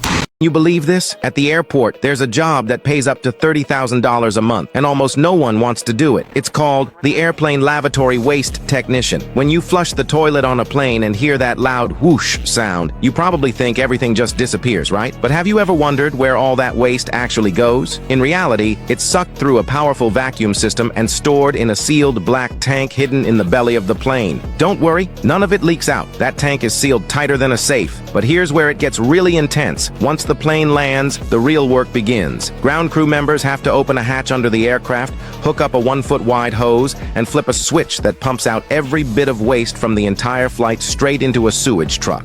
Just imagine it, the waste from hundreds of passengers, all drained through a single hose. That smell? Even 3 layers of masks wouldn't save you. The job is dirty, exhausting, and downright disgusting, but the paycheck is insane. So here's the question. If someone offered you $30,000 a month, would you take on what might be the dirtiest job in the world? They gave us 24 hours to remove it, but without it, our son can't even leave the house. That's exactly what happened to this Texas family when their homeowners association demanded they remove a wheelchair ramp built for their 11-year-old foster son who has cerebral palsy, is deaf and blind, and weighs 75 pounds. The ramp, constructed by a church group after years of struggling with makeshift solutions, was deemed an eyesore by the HOA within just 24 hours of completion. But here's where it gets worse. When the family refused, the HOA retaliated by filing a lien on their home over a completely unrelated violation, a brick mailbox they'd already fixed. Now, after nearly a decade in their home, this family of over 10 foster and adoptive children faces an impossible choice: sacrifice their son's mobility or move out. The father, who once cared for his own Parkinson's-stricken dad without a ramp, puts it bluntly: what if this was your child? This isn't just about one family. It's about every American who might one day need accommodations. Because if an HOA can punish a family for making their home accessible, what does that say about who we value in our communities? Customers inside a Hardee's restaurant were eating their meals when they looked up and discovered all the employees had vanished. They even called 911. What happened at this Hardee's fast food restaurant? All of the employees have vanished, and it was a hasty exit. Police department. Hamburger buns are in the toaster. French fries are cooking as a timer beeps. Customers at the Hardee's in Blue Springs, Missouri got on the phone to 911. I'm at Hardee's and there's nobody here in the Doors business. open and unsecured? Yeah. And there's nobody in there at all? Nobody. Ryan Eggers was the first to discover the bizarre scene. Waited for about 10 minutes and nobody showed up. There's Ryan along with food delivery drivers who've just arrived, standing by as police investigate. Nobody in the restroom or the stockroom. But they do find condiments and cheese left out in the open and food that's still cooking. Looks like the fryers are still going. According to a social media post, there was a dispute among employees and they all left mid-shift. Don Prather learned his Gilbert neighborhood was getting high-speed internet through fiber optic. We were certainly excited about it. What he's not happy with is how it was installed. It's a bit of a mess. That fiber optic cable that's supposed to be buried. And it's just completely exposed. Saying this has been going on for months. When workers first came out to install, they actually laid the fiber right across the top of the driveway, and we had to drive over it for a month or so. Then when he called the company to have them fix it, they put some not great looking caulk down and some duct tape. Which isn't doing the job. That's the cable right there. You can see it wanting to pop out already. You still have wire exposed right there. Yes, there's a good 5 or 6 feet of wire there. We were worried about families and kids tripping over it. Prather says he's called 3 times to have them bury the line, but nothing happened. In one case, his work order was closed, with officials saying they did bury it, but as you can see, that's not the case. It's very frustrating. Like I said, it's dangerous and unsightly, and we just would like to get it fixed the right way. Ridiculous. When Dave Pickle opened his 3-year-old LG refrigerator, he was not hit with that customary cold air blast. His compressor had failed. He trashed all his food and then turned to LG for repairs with the fridge still under warranty. Kind of turned into a pain in the butt. That's because between trying to find available parts and a service person available to do the job, it was not a quick process. It was like a full month. Yeah. And so many people have been having compressor issues that LG is now facing a class action lawsuit. The suit cites several examples of jilted customers and also alleges that LG knows its product is defective. The more appliance places I called, the more I could see that this was a bigger issue than. So many compressors were failing that repair workers here in Utah were unable to keep up. For that report, LG told me it was, quote, hiring more LG technicians to assist customers more quickly and effectively. As for the new lawsuit, an LG spokesperson declined to comment, writing, quote, It's being called the biggest copper wiring theft in our state's history. Thieves made off with thousands of feet of copper wiring from right under the State Department of Transportation's nose. Judging by the extent of what was stolen, the DOT says the thieves were working underneath the freeway for weeks. It looks like an ordinary day on the H3 freeway. Lights are working and traffic flowing, but right underneath the deck of this viaduct is the scene of the largest copper heist the State Department of Transportation has ever seen. The bridge inspectors went this week to inspect the bridge, and when they went inside the box girder itself, they found a lot of the wire was taken. So far, the DOT says more than 6 miles of the copper wiring network was stripped away. The wiring provided lights and power to the inspectors so they could check the structural integrity of the freeway. We inspected that area 2 years ago, and everything was fine then. So it just happened it's kind of recent. HPD's criminal investigation team went down to check it out as well. Inspectors say it doesn't look like a one-man job. It seems like someone who's done this before. There are tools in it. In the dark. We're going to have to use flashlights and bring some lanterns and things. It just makes it a little harder. Police got a call from a neighbor on Wednesday night. When they got here, they say they found an adapter and a hose hooked up right here on this fire hydrant, and the hose was running into this man's backyard. Police say the man told him he was trying to save some money. Gwinnett County Police say they caught 51-year-old Richard Isaac red-handed with a green hose attached to this silver fire hydrant.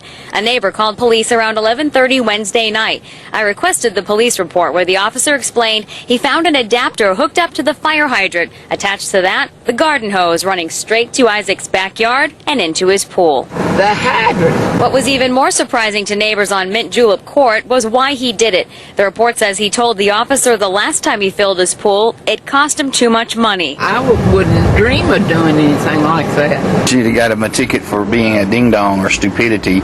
No tickets, but police charged Isaac with theft and illegal use of a fire hydrant. We don't have to go out and hook up to the fire hydrant and just increase everybody else's water bill. The officer estimated by the time he got out here, Isaac had gotten over 5,000 gallons in his pool. He bonded out of jail, but we were not able to find him at home today. Homeowner paid $85,000 to have it installed, and now the same state that approved it wants him to tear it down. The government is sitting here asking me to tear down an $85,000 dock that they permitted not once but twice. The permits were issued summer 2019. It was near completion when a neighbor complained to DEP the new dock hinders his ability to navigate from a canal to the lake. August 2020, an administrative judge recommended DEP revoke Kent's permits now that the dock is finished. I mean, there's just no way that can be legally correct. There's no way it can be fair to me as a taxpayer. I own a local business that has paid over $28 million in sales tax. Kent offered this solution. In this illustration, the red line is the route the neighbor would use to get to the lake from the canal. It goes in front of Mr. Kent's home. The green line is an optimum route, but it requires dredging. Kent says he will pay for the dredging. This guy waited 18 hours for his flight. Everyone else on the plane had given up, and he ended up being the only passenger on the aircraft. I am the only person on the plane. How many bags you have to load today, bro? Total one. The passenger was booked on an American Airlines flight from Oklahoma City to Charlotte that he says was delayed for 18 hours. When they did finally call his flight, he was the only one who showed up. I get to the gate and nobody's there except for the gate agent. And I looked at her and I said, "Did you already board everyone? Like, am I late?" And she goes, "No, honey, you're the only passenger on this flight." During the 2-hour journey, the flight attendants gave Phil Stringer their undivided personal attention. Did you get that? Yes. They gave me all the food and drink that I wanted. They let me sit wherever I wanted. Stringer says he's even become buddies with the crew. I got the phone numbers of the crew members. I mean, we're literally texting each other today. American Airlines tells Inside Edition, "We know it can be frustrating when travel plans get delayed and are thankful for our crew members who went above and beyond to care for Mr. Stringer during his flight." A female nail salon employee was fired after charging a customer $765 for a nail service. The customer said the price was not clearly explained before the service began. The incident occurred earlier this week at a nail salon in the United States. She said she believed it was a standard nail appointment. There was no visible price list, no cost breakdown, and no warning that the final total would be unusually high. Only after the service was completed was the bill presented. The total, $765. The customer immediately questioned the charge and refused to pay the full amount. After that, the situation escalated. The customer said the nail technician stopped the service on the spot and cut off and removed her nails, with the entire process happening in front of others. Someone recorded the incident, and the video was later uploaded online. Management was notified shortly afterward, and the nail technician involved was later fired by the salon. By the next day, the video had spread across social media, sparking intense discussion. Some people believe charges this high must be clearly explained in advance. Others argue that once a service begins, payment should be completed. Your feet off of me! We've seen rude commuters, but never like this. How dare you? You're 75? You should be ashamed of yourself. You were acting like a child. She keeps putting her dirty feet up, not on the seat, but in her neighbor's lap. It's a totally obnoxious effort to get her fellow passenger to move. Get the off of me! You're getting your shoes. Stop it! It definitely was just an unforgettable experience. Josephina Laurie says it started when she sat across from this stranger on the Metro North commuter train from New York to Connecticut. But when the woman asked her to move so she could put her feet up, she refused. Why didn't you just get up and leave? I'm a kind of person where I don't like bullies, and it would have been almost as if she won the situation and got a reward for bad behavior. Even the conductor got involved. There's even seats up there to put your feet up. We spotted plenty of folks taking up coveted seat space with giant bags. This guy hogs an extra seat for his scooter. And day after day, we watched this woman commuting with her bare feet out. Breaking news, a McDonald's employee was fired from wearing pajamas to work on a holiday. The reason was that a customer complained. The incident happened at a McDonald's location in the United States on the holiday.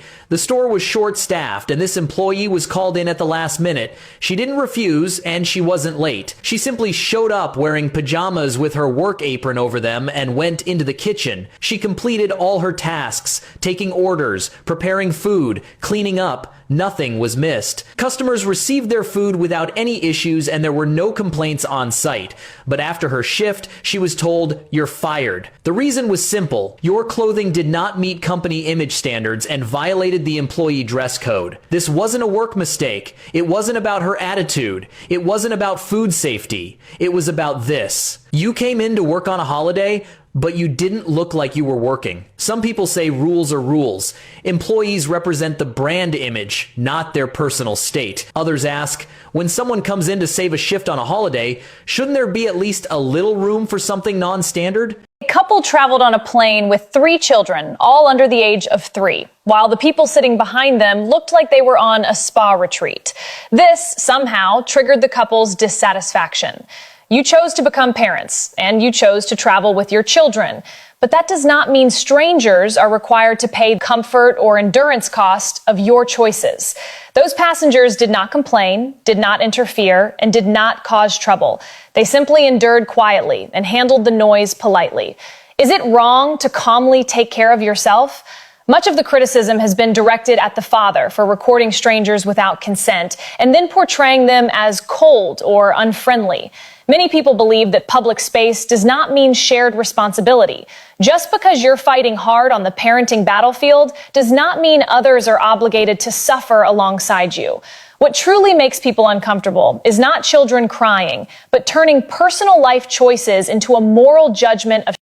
A man bought a Samsung TV from Walmart, only to discover it was a complete fake. Last week, Ross Potts went to his local Walmart to buy a new Samsung TV, but that evening when he opened the box, he immediately sensed something was wrong. Well, the first thing I noticed was the TV was wrapped in what appeared to be like saran wrap or moving wrap, which I thought was very odd. Ross said. When he tried to attach the legs, they wouldn't fit because metal plates were blocking the screws. Growing suspicious, Ross peeled off the label on the front, and underneath it said Hisense, not Samsung. Even the remote was the wrong brand. It said Element instead of Samsung. So I knew at that point something was really wrong. This was not the TV I was supposed to have. Worse yet, the TV gave off a strange odor, prompting a Walmart employee to ask, "Have you had this TV in a dumpster?" Ross hadn't, but apparently someone else had. It turned out that a previous customer had put an old TV into the box and returned it, and Walmart, unaware of the switch, resold it as new. A woman called consumer expert Amy Davis for some help when the HOA told her that she needed to remove the fence, the safety fence around her swimming pool. Their homeowner's insurance company told them they are required to have a fence around their pool, but just last year, 2 years later, the HOA told the family to take it down. 4 things motivated Susan Durgaprasad and her husband to install this safety gate around their backyard pool. It provides safety for the entire community and our family. But their homeowners association in Bender's Landing in Spring says this fence is not compliant with association guidelines and it must go. By email, Bender's Landing HOA President Bruce Johnson contends that corner lots like hers can only have a non-privacy fence constructed of iron. And the way Texas law works is it says if the deed restrictions don't impose a restriction, it's up to the owner to decide how to use their property. Still, the board has denied her appeal to allow her fence twice. Khan says she has 3 choices: move, pay for a much more expensive fence allowed by the HOA, or sue the board. And this mom bought a slinky, sparkly gown at Goodwill. Little did she know how special it was in the annals of fashion history. The tag inside reads Black Tie by Oleg Cassini. Yup, the one and only Oleg Cassini. He's the designer who dressed Jacqueline Kennedy for JFK's inaugural ball in 1961. That's right, the man who put Jackie in that iconic cape and matching gown also made this sequin gown. So how much did Mom of 2 Kansas Mahaki pay for this gem at the thrift store in Austin? $14.99. Do not have the words. Look at the detail. How did you find it?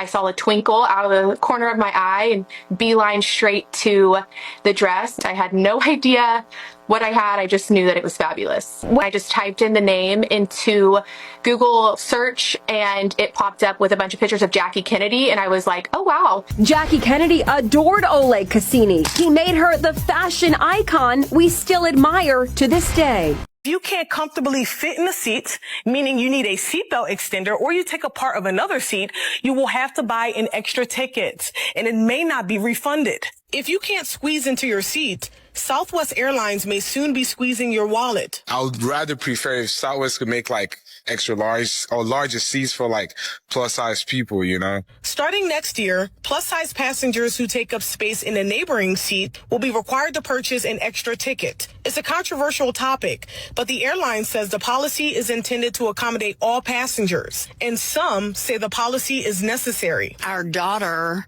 had a plus size person beside her, and she and her fiance could not really sit in their seats. So that was a long flight and was pretty miserable. Currently, travelers can buy an extra seat ahead of time and get a refund later, or request an extra seat for free. The new policy states the second seat will be non-refundable unless the flight has at least one open seat. A customer at Patriot Auto noticed something unusual Sunday morning and alerted workers. And he went up here to look at a truck, and he happened to notice a truck next to that one had the wheels missing. When workers and police showed up, they found 76 wheels missing from 19 different trucks. They came in, they cut the locks on the gate, they cut the wires on all the lights. Under the cover of night, made darker by their own doing, thieves hit Seguin Chevrolet right where it hurts. So really what the police think is somebody came in with a covered trailer, and they were clearly very good at what they did. They're experienced mechanics, and so they took them all and then drove out maybe one of the back roads. He found the trucks on blocks that the crooks had brought themselves. They took off with about $100,000 in tires and rims, somehow cutting through the wheel locks. And they were very particular as to which wheels they took. They didn't take them on all the trucks, just on the expensive ones. Costco's return policy is being abused. Just days after Christmas, unusual scenes appeared at Costco return counters. Large numbers of customers began returning Christmas trees that had already been fully used. Not unopened, not defective, but trees that were displayed for the entire holiday and then brought back once Christmas was over. Along with the trees, large items like sofas and furniture were also returned, many showing clear signs of use. These Christmas trees have no further resale value. Costco's return policy is built on trust. The basic assumption is simple. Customers won't intentionally exploit the rules. But now, that trust is being treated as a loophole. For some people, a Christmas tree is no longer a product.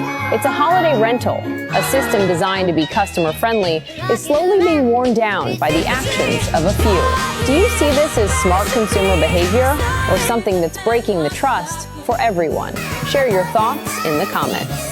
Check out these pictures of a McDonald's ice cream drip tray taken in Louisiana. It's covered with slimy filth. I couldn't believe my eyes. I was like, I've never seen something this disgusting. This guy used to work at the McDonald's, but says he got canned after posting the photos online. I asked my manager, I said, when's the last time y'all cleaned this?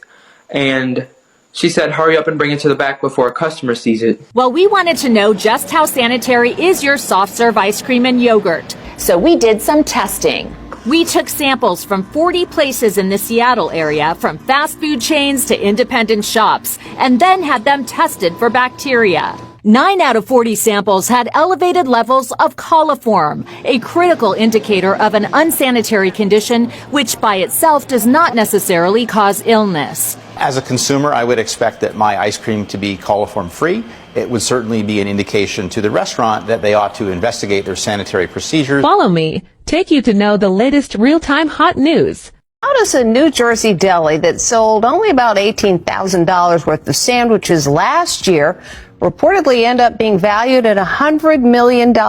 It's a modest little deli in New Jersey that sells sandwiches, coffee, and soft drinks. Last year, it reportedly made just $18,000 in sales. The deli is run by this guy, Paul Marina, a local wrestling coach and high school principal. But $100 million?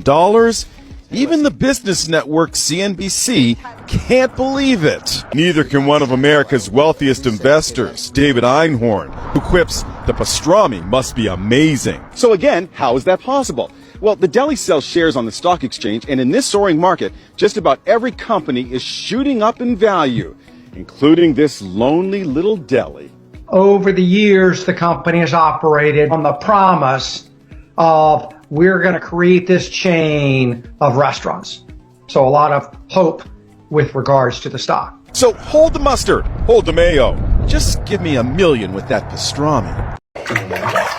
Like most toddlers, Ivy loves the water. But in her case, bath time can only last a few seconds. I want to see your feet. Her feet turn red with painful blisters. I would rub her with a towel that they would kind of break open. So what's going on? Ivy is allergic to water. That's right. All water, hot or cold, causes Ivy to have a severe allergic reaction. So her parents, Brittany and Daniel Angerman, limit her outdoor play so she stays clean. But some things are impossible to control. She's allergic to her own tears. Ivy's baby sister Grace doesn't have the condition. I want to play with my sister. I want to be in the bathtub. I want to splash, play, laugh. And no, she'll sit there on the sidelines kind of doomed. Instead of a bath, Ivy is cleaned with wet wipes. Put your arm up. It's absolutely heartbreaking. I mean, you can't even put it into words how that makes you feel as a father. When Ivy was born, she loved the water.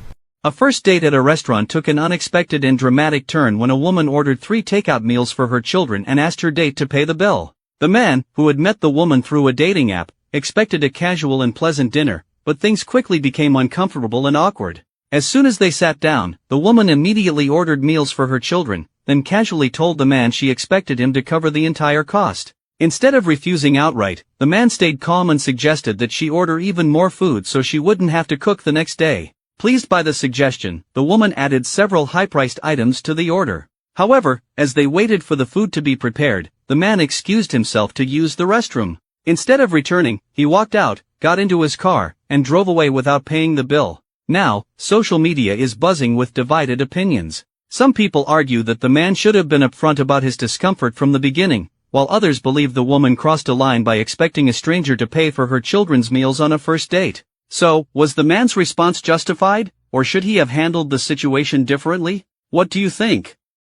Something smells in New Orleans' iconic French Quarter. People can't seem to get enough of it. This is the best it's looked in years. It's a great thing to smell every morning. A fresh, and dare I say freshly squeezed departure from what streets like Bourbon were previously known for. Beer, urine, funky. It was stinking, bro. And that's where lemons come in. This story is all about making lemonade. Sort of. It's the scent that for months has been permeating the air and bringing a new zest to the famous neighborhood. Courtesy of large tankers and pressure washers literally delivering a lemon fresh scent to streets and sidewalks. Do you like that lemon fresh scent? I do. It's better than pee. The brains behind these lemon-scented lanes is Sidney Torres and his company, IV Waste. Every day, 7 days a week, 365 days a year, we're spraying in the French Quarter, cleaning it, and making sure that it's kept clean. Torres says his patented super fresh scent is more than just about smell. It disinfects too. 9-year-old Scout, a stray mutt, was living at this animal shelter in Bel Air, Michigan, until he made his great escape. He would have climbed this chain link fence right here and then shot down, and I'm assuming just jumped right over there or here. Scout then crossed this busy highway before running all the way to the Meadowbrook Medical Care Facility, where he walked right through the automatic doors and hopped on this couch. The staff at the nursing home returned Scout to the shelter, but the persistent pooch escaped 2 more times and found his way right back to the same nursing home couch. When Scout continued to show up here, we thought maybe it was meant to be. It was. Scout has now found his forever home. 82-year-old resident Shirley Sawyer says Scout helps her almost as much as the human doctors. If you're upset about something or everything's going wrong, he makes you feel better. Scout's very happy here. Dr. Scout goes on his rounds each day visiting with his patients and sometimes even sneaks in a game of fetch. So how many panels do you have up there? 27. Scott Weinstein says the solar panels he installed on his Winter Garden home give him the power to sell some of the electricity he generates back to Duke Energy. That has dropped his monthly electric bill from $127 to $23. So when he opened his Duke Energy bill and saw he had an added charge of $17. My neighbor called me and said, "Did you see this charge?" Bill Hackett also has solar on his home and sells some of his power back, making his monthly bill around $12 a month. In January, his bill was also adjusted to $30. What did you think when you saw that charge? I didn't think. I got mad. I'm like, why? We asked Duke Energy why. They said this minimum bill of $30 helps make sure that everybody is paying for the upkeep of the electrical grid, which they say everybody is still using. Senate Bill 1024 and House Bill 741 would end what is called net metering and prevent solar customers from selling their excess power back to utility companies at retail prices. That could mean higher bills. This woman is holding a 6-month-old girl she found on the beach after the baby's parents allegedly left her alone for almost an hour. Police say the parents took a walk down the beach with 3 of their children, leaving their 6-month-old daughter all alone in a tent. A woman who was sunbathing nearby says she saw the baby all alone. She notified hotel staff and called 911. By the time deputies arrived, hotel personnel said the baby had been left unattended during nap time from 11:10 a.m. to 12:06 p.m., 56 minutes. This wasn't just a mistaken mom has baby, no dad has baby, or we thought somebody else had baby. It essentially was the parents walked off with other children and left the baby without any care for that about an hour time frame. According to the police report, the dad told cops that the other 3 children had run off down the beach, so he and his wife went after them to go for a walk, leaving their sleeping infant in the tent unattended. He said they lost track of time and did not realize how long they had been gone. This is kind of the new look here in California. This is the neighbor's lawn behind me, but let's scoot over to the right here. Look at this lush emerald lawn. Well, how was it done? It was done with paint. If you drove by Bill Schaefer, you might give him a strange look too. On any given afternoon, you'll find him swaying back and forth. This brown lawn, his canvas, and this shiny nozzle, his paintbrush. The Degas of drought, if you will. That's pretty impressive. And Bill, who's always been an idea man and entrepreneur, quickly got to work forming his new company, Brown Lawn Green. That was 2 months ago. And now these hoses aren't pumping water, but coloring, as Bill calls it. And if you have a lot of questions, don't worry, we did too. I guess my consideration too would be, you know, for animals, toxic or not, because the little one eats grass. Right. I'm sure the big one does too. Bill says the paint is non-toxic, made up of stone pigments and oil that help it bind to the grass, safe for the family dog or kids to play on. An Oregon man was convicted and sent to jail for collecting and using rainwater on his own property, sued by the state for theft.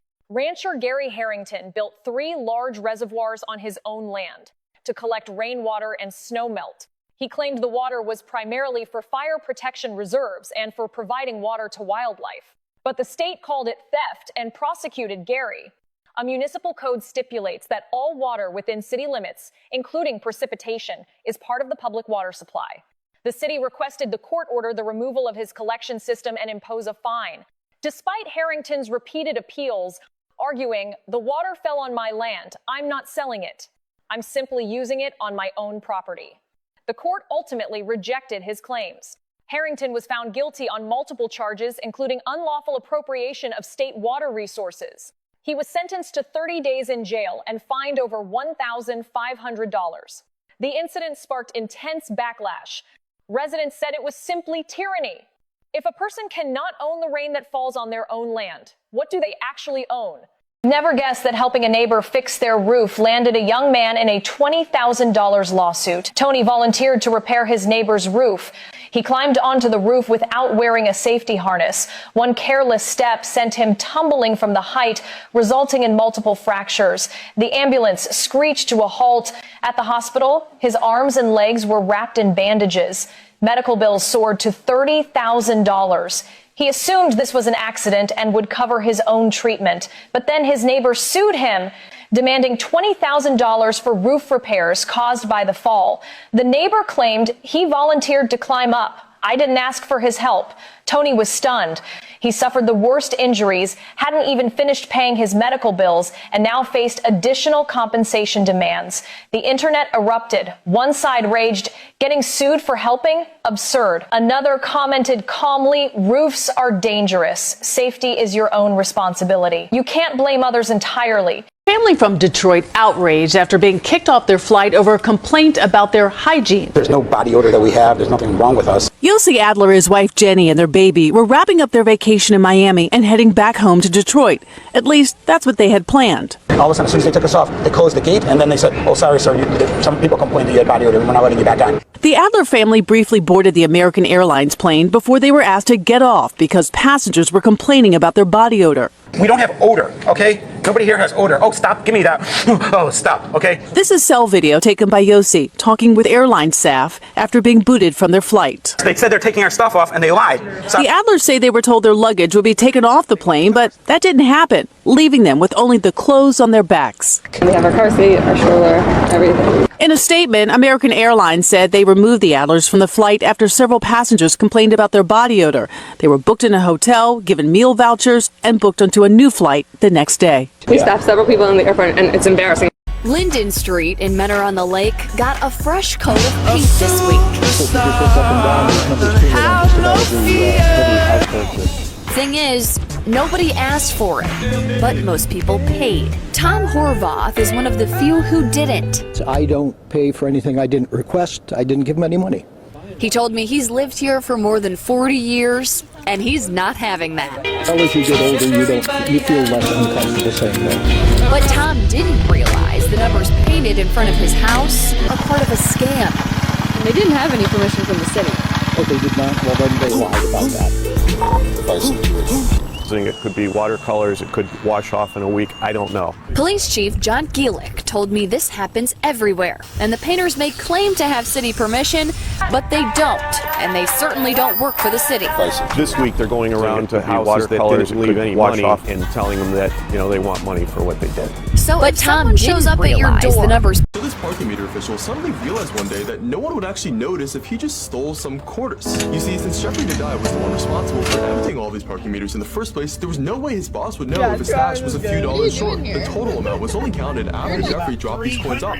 So from then on, he simply began stealing a bit here and there. Don't pay, you will get a ticket. Since there were just so many meters in his area, before long he was pocketing between $200 to $600 in free quarters every week. Jeffrey probably thought he hit the jackpot since there was no way for him to ever be caught. As it turns out, he was actually right. There really wasn't a way. But little did he know, it wouldn't even matter since he would soon accidentally turn so. Every time Jeffrey was depositing his stolen coins, he would not only use the bank branch right near his parking meters, he would also still even be wearing his parking uniform. But somehow, these bank workers never asked questions. And it was only 5 years later that they finally became suspicious about his uniform and reported him to the police. By then, Jeffrey had already stolen more than $90,000. Buddy, don't forget to pay the meter. Jeffrey later said this ruined his life since he lost his job and his wife also left him. Southwest Airlines passengers were forced to attend an in-flight wedding, after which they filed a collective complaint against the airline. Last weekend, a couple decided to get married at 30,000 feet. They informed the flight attendants ahead of time, but no notice was given to the other passengers. Whether they wanted to or not, everyone on board became part of the event.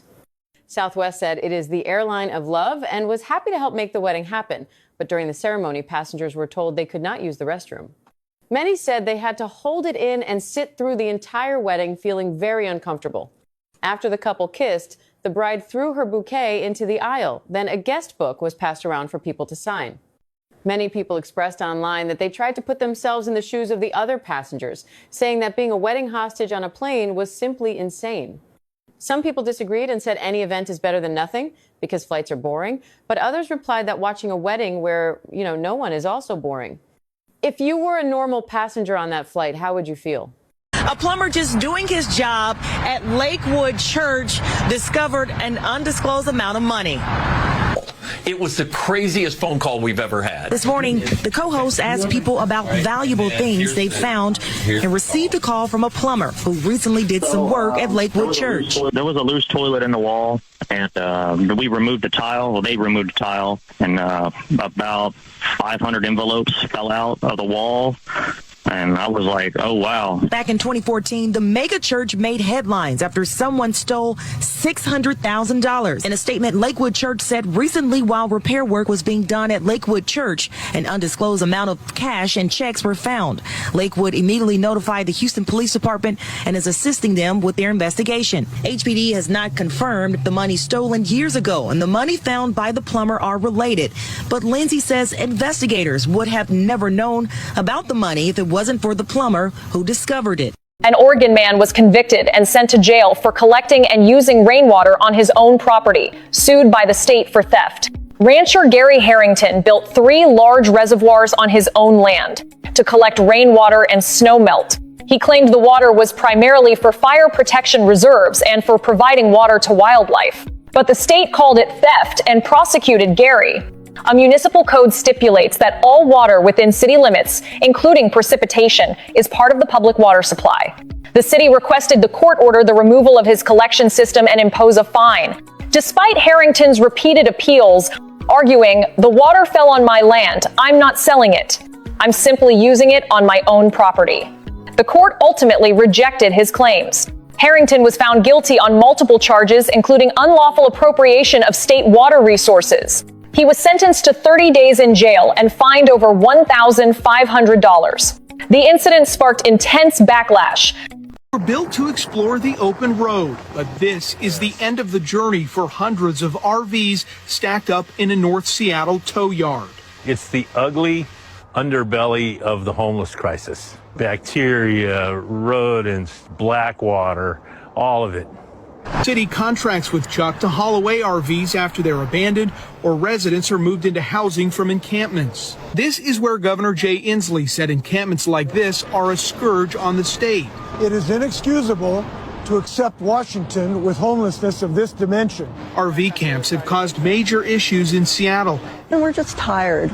We're tired of fighting with it. Chuck says his lot is over capacity with more than 200 junk RVs right now, and he's been told to expect more over the next 3 weeks. These things are filled with needles.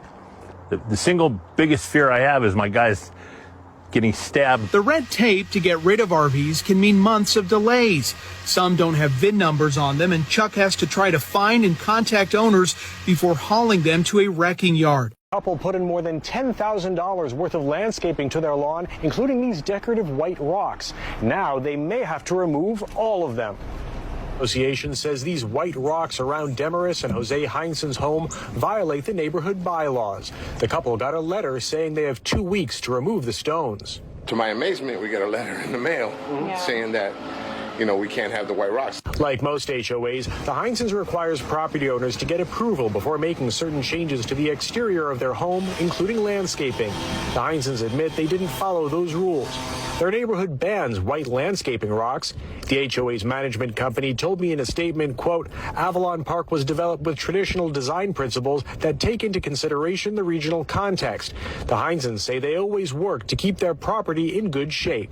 We take the initiative to give the house some curb appeal. We just had the house painted and everything without a letter from them. Mind you, we were probably one of the last ones in the neighborhood to paint the house, and we never got a letter about our house looking bad because we were always on top of it with pressure washing. The HOA tells us other rock colors are acceptable. An Indianapolis mother is defending the action she took, trying to prove her baby was being abused. She planted a recording device in the child's car seat during a visit with his father, hoping to catch the abuse in the act. The 26-year-old Southeast Side mom says she noticed the bruising the moment her 7-month-old arrived back at this house from his court-ordered visit with his father. Police called for an ambulance to take the child to Riley Hospital for Children because the baby's eyes were bloodshot and his entire face was was puffy. Today, the mom told me, my job as a parent is to protect my son. She told police she always suspected her son was being abused, so before he left home for his visit this time, the mother grabbed his baby seat and planted a small recorder like this one. They're getting smaller and smaller as technology advances. She told me she knew it may not be legal, quoting, I told the officer I'm willing to go to jail to protect my son. I will do anything to protect my child. I don't think I did anything wrong. And Parents are going into panic after discovering mold inside Capri Sun pouches, one of the most popular drinks among children. It all began today, December 20, when several videos went viral on TikTok. Parents poured the contents into cups and found white and gray clumps floating inside. It wasn't fruit pulp, it was mold. For years, Capri Sun has been marketed as a natural drink with no preservatives, but that same characteristic makes it a perfect breeding ground for mold if the packaging is punctured or air gets inside. Scientists warn that ingesting mold spores can cause headaches, throat inflammation, nosebleeds, memory loss, and in severe cases, breathing difficulties or fatal allergic reactions. The company responded by saying that mold is a natural phenomenon and does not pose a significant danger, but parents are not reassured. Many say their children felt sick after drinking it. Videos show white particles stuck to the clear bottom of the pouch, and outrage continues to grow. That is not fruit. If you can't comfortably fit in the seat, meaning you need a seatbelt extender, or you take a part of another seat, you will have to buy an extra ticket, and it may not be refunded. If you can't squeeze into your seat, Southwest Airlines may soon be squeezing your wallet. I would rather prefer if Southwest could make like extra large or larger seats for like plus size people, you know? Starting next year, plus size passengers who take up space in a neighboring seat will be required to purchase an extra ticket. It's a controversial topic, but the airline says the policy is intended to accommodate all passengers, and some say the policy is necessary. Our daughter had a plus size person beside her, and she and her fiance could not really sit in their seats. So that was a long flight and was pretty miserable. Currently, travelers can buy an extra seat ahead of time and get a refund later, or request an extra seat for free. The new policy states the second seat will be non-refundable unless the flight has at least one open seat. When this mom bought a slinky, sparkly gown at Goodwill, little did she know how special it was in the annals of fashion history. The tag inside reads, Black Tie by Oleg Cassini. Yup, the one and only Oleg Cassini. He's the designer who dressed Jacqueline Kennedy for JFK's inaugural ball in 1961. That's right, the man who put Jackie in that iconic cape and matching gown also made this sequin gown. So how much did mom of two Kansas Mahaki pay for this gem at the thrift store in Austin? $14.99. Do not have the words. Look at the detail. How did you find it? I saw a twinkle out of the corner of my eye and beeline straight to the dress. I had no idea what I had. I just knew that it was fabulous. I just typed in the name into Google search and it popped up with a bunch of pictures of Jackie Kennedy, and I was like, oh wow. Jackie Kennedy adored Oleg Cassini. He made her the fashion icon we still admire to this day. They started fining me $50 a day. That's the punishment Cary homeowner Andy Cheng faces, $50 a day because of his windows. That HOA rule change came 18 months after he installed the windows. Part of the problem here is Cheng reached out to the management company to determine if he needed HOA approval to install these new windows. And he received this email saying as long as he didn't change the frame or the trim, no approval is necessary. The Carpenter Village Homeowners Association decided because the new windows didn't have grids, they broke the rules. Some other homes, including one of a former board member, also installed new gridless windows. He says the board has been more strict with him. Said, why you treat me so aggressively? Different from all other homeowners. I think I have reasonable doubt. The race is the driving factor, unless a convincing explanation from the HOA. While Cheng says he's not opposed to HOAs in general. If they do the things legally, follow the rule, follow the guideline, treat everybody the same, I'm fine with that. A man was ordered by his homeowners association to keep his RV door permanently open for inspection or face eviction. Carter had been homeless for 6 years. He recently inherited $214,000 from his mother's estate and used the money to purchase property near Conifer. He moved his RV there and bought a shipping container to store tools, dreaming of building a home. But that dream shattered in April when Carter received a notice from the HOA demanding he keep his RV doors permanently open or face eviction. This worried Carter greatly. He feared leaving the doors open would lead to theft of his belongings, and it would be too cold to sleep inside at night. So, as usual, he closed the doors. Unfortunately, the next day, he received an eviction notice from the HOA, demanding he move out within 3 days for violating community rules and disrupting order. Carter felt deeply wronged. He argued that since he had purchased the property outright, he had no reason to be evicted. He accused the HOA of harassment and extortion. A mom is suing a toy company for $2 million all because a tiny gel toy blew up in her kid's face. 8-year-old Gia and her 10-year-old sister Ella were obsessed with these squishy, stretchable toys called Neatos. They played with them nonstop, and their mom thought she found a hack. She told Gia to pop it in the microwave, said it would get softer and way more fun. So Gia does it. The timer dings, she opens the door, and boom, the toy basically detonates, hot goo blasting out like a mini volcano. Her mom freaks out and calls 911, Gia gets rushed for treatment, and the burns left real scars. The family brings in a lawyer claiming the toy was dangerous and the company should pay up. But the company fires back, saying the packaging literally warned keep away from heat, may explode at high temperatures, as in exactly what happened. The court ends up ruling that the mom is the one at fault because she told her daughter to microwave the toy in the first place. But here's the twist. People online are asking the same question. Is the toy company really walking away clean? Or is there a plot twist coming that nobody sees yet? Whatever you guys need, we have it. The place where he stores hundreds of donated bottles of laundry detergent, fabric softener, and dryer sheets inside West Side High in Newark, New Jersey. My kids weren't coming to school. Good morning. What's up, baby? Good morning. Some of Cook's kids, he calls them all his babies, weren't showing up because they were wearing dirty clothes and getting bullied. I think we really put the microscope on basic needs of kids. How about giving somebody some clean clothes? Today, Westside has 5 commercial-grade washers and dryers. Principal Cook, who grew up in Newark, also started a program called Lights On. He opens his school from 6 to 11 p.m. on Fridays during the school year, and 3 nights a week during the summer. 6 p.m. to 11 p.m., you're supposed to be home eating dinner, doing homework, sleeping. That's not the case. My babies are taking care of their younger siblings. Their parents are either working hard and just got to take all these odd jobs, or the parents are not there at all.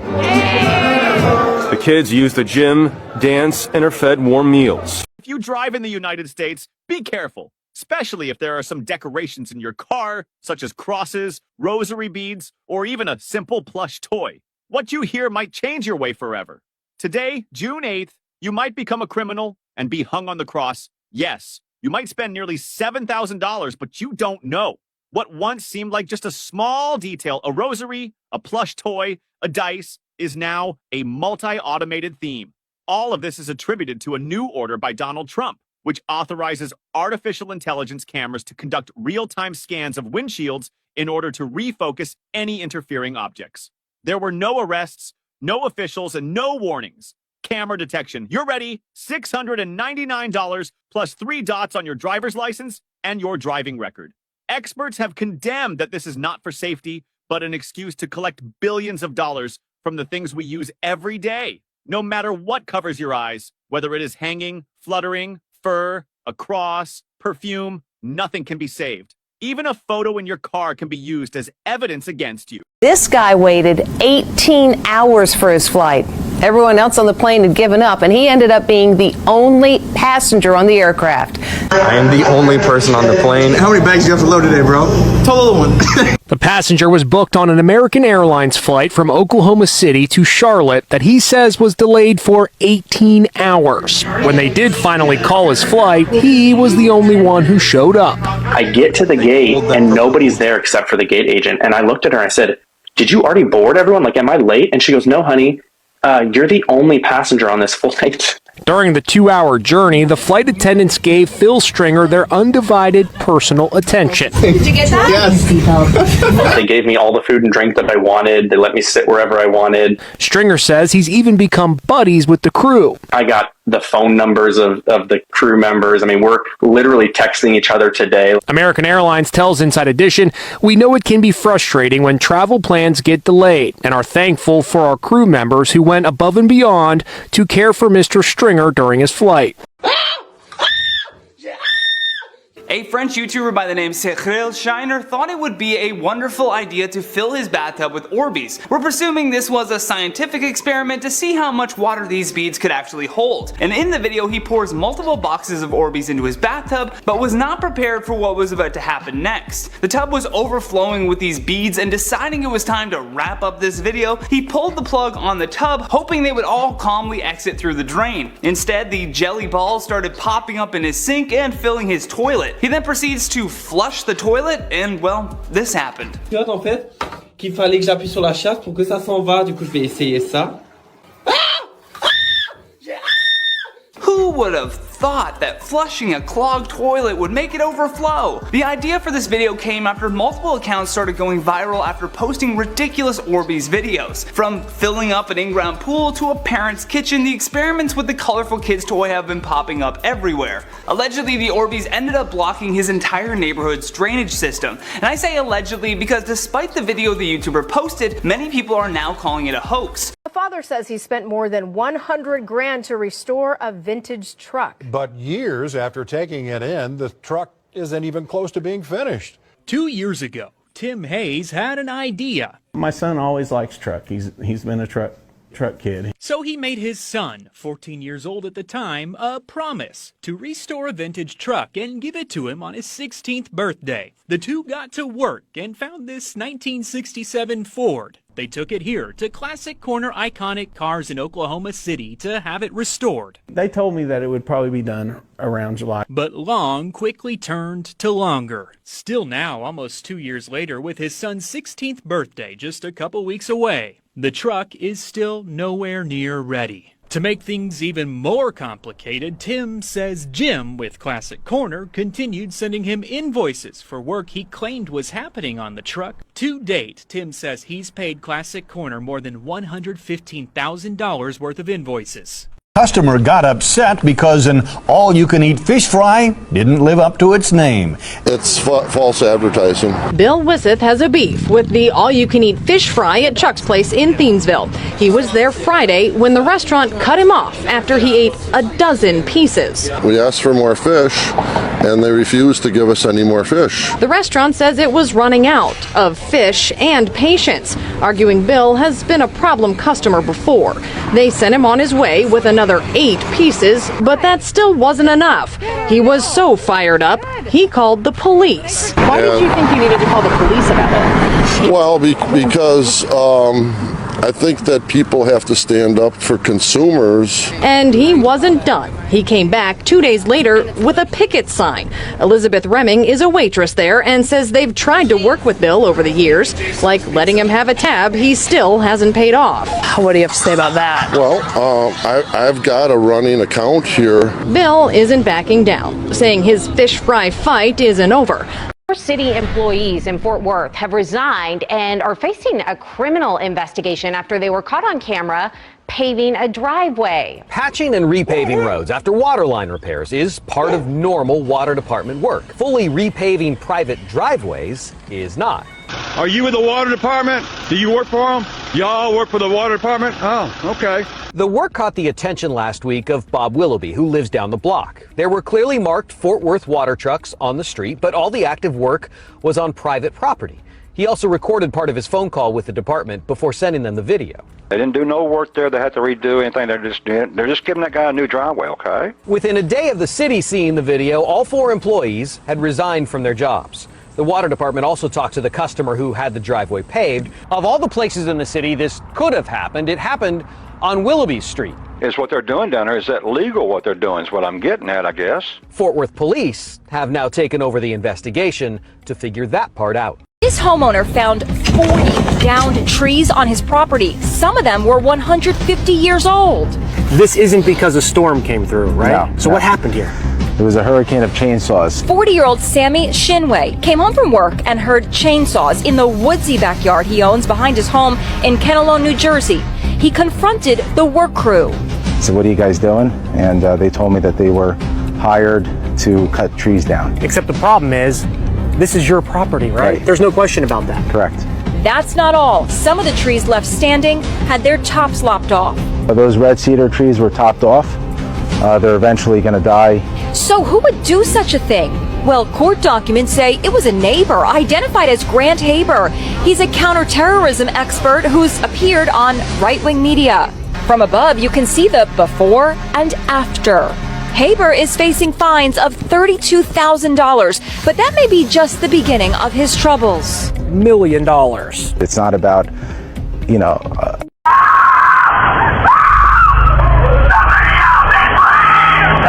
Tonight, terrifying moments playing out close to 205 feet in the air after riders say a child's seatbelt became unlatched on the Mamba roller coaster in Kansas City, Missouri, captured in this photo. The first drop halfway through the hill, I'm sorry, this is really emotional because this little girl, the scream that she scrubbed, I've never heard anything like that before in my entire life. Cassie and Chris Evans say they were riding the Mamba at the Worlds of Fun theme park earlier this month when they heard the young girl's screams. And then she said, my seatbelt came off. There was this big of a gap between her and the lap bar. The Mamba, the park's tallest roller coaster, reaching speeds of 75 miles per hour.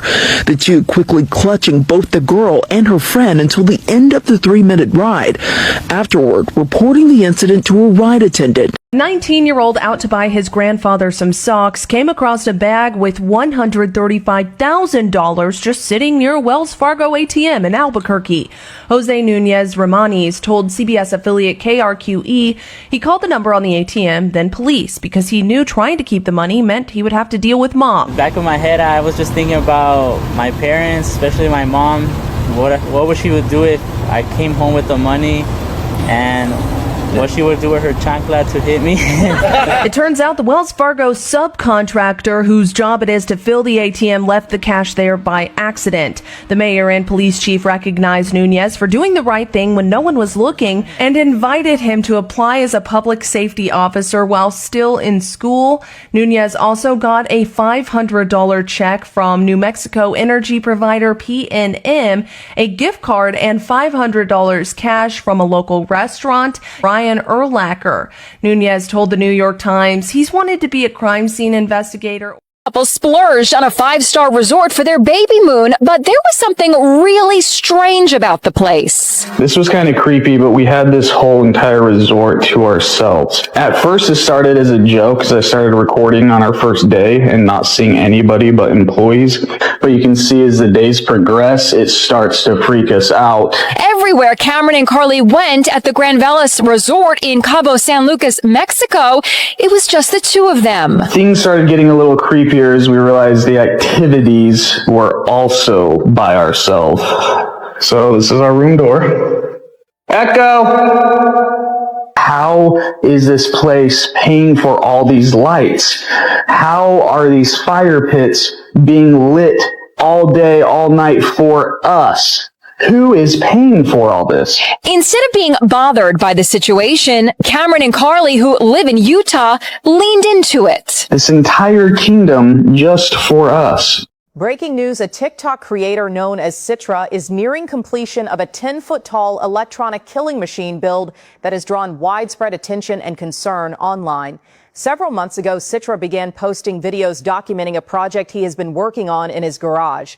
If you're unfamiliar with him, his content quickly stands out. The machine he's building looks like something straight out of a science fiction film. This guy is literally building real nightmare fuel in his own garage. He's constructing a robot that's waterproof, fireproof, bulletproof, and resistant to almost anything. This thing would be an Avengers-level threat, but at the time, nobody really took him seriously. He was making some progress back then, but he just posted an update video, and this is what the 10-foot-tall animatronic looks like now. It's almost finished. He's made huge progress over the past few months. I remember when he was just working on the arms and legs. Now both arms and legs are done. The full body is built and even the head is attached to this 10-foot tall animatronic. People are starting to get scared. People are getting nervous because it looks like he's close to finishing it. Hopefully it doesn't destroy the entire world, of course.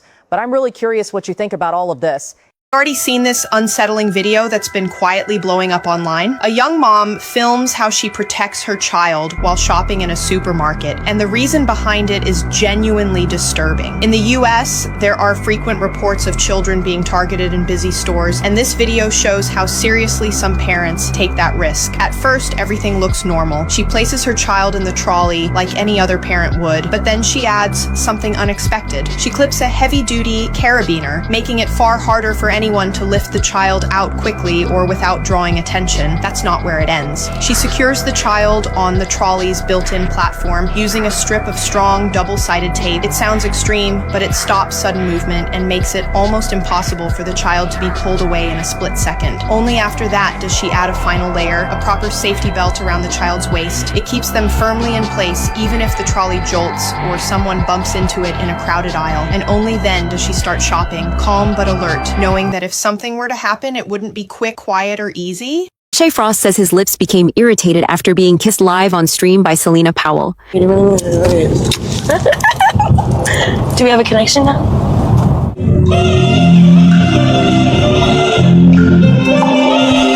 Frost explained during a live stream that the incident happened when Powell kissed him on camera, after which he later noticed swelling and discomfort around his lips. He described the feeling as if his lips were infected, though he didn't provide a medical diagnosis or confirm what specifically caused the irritation.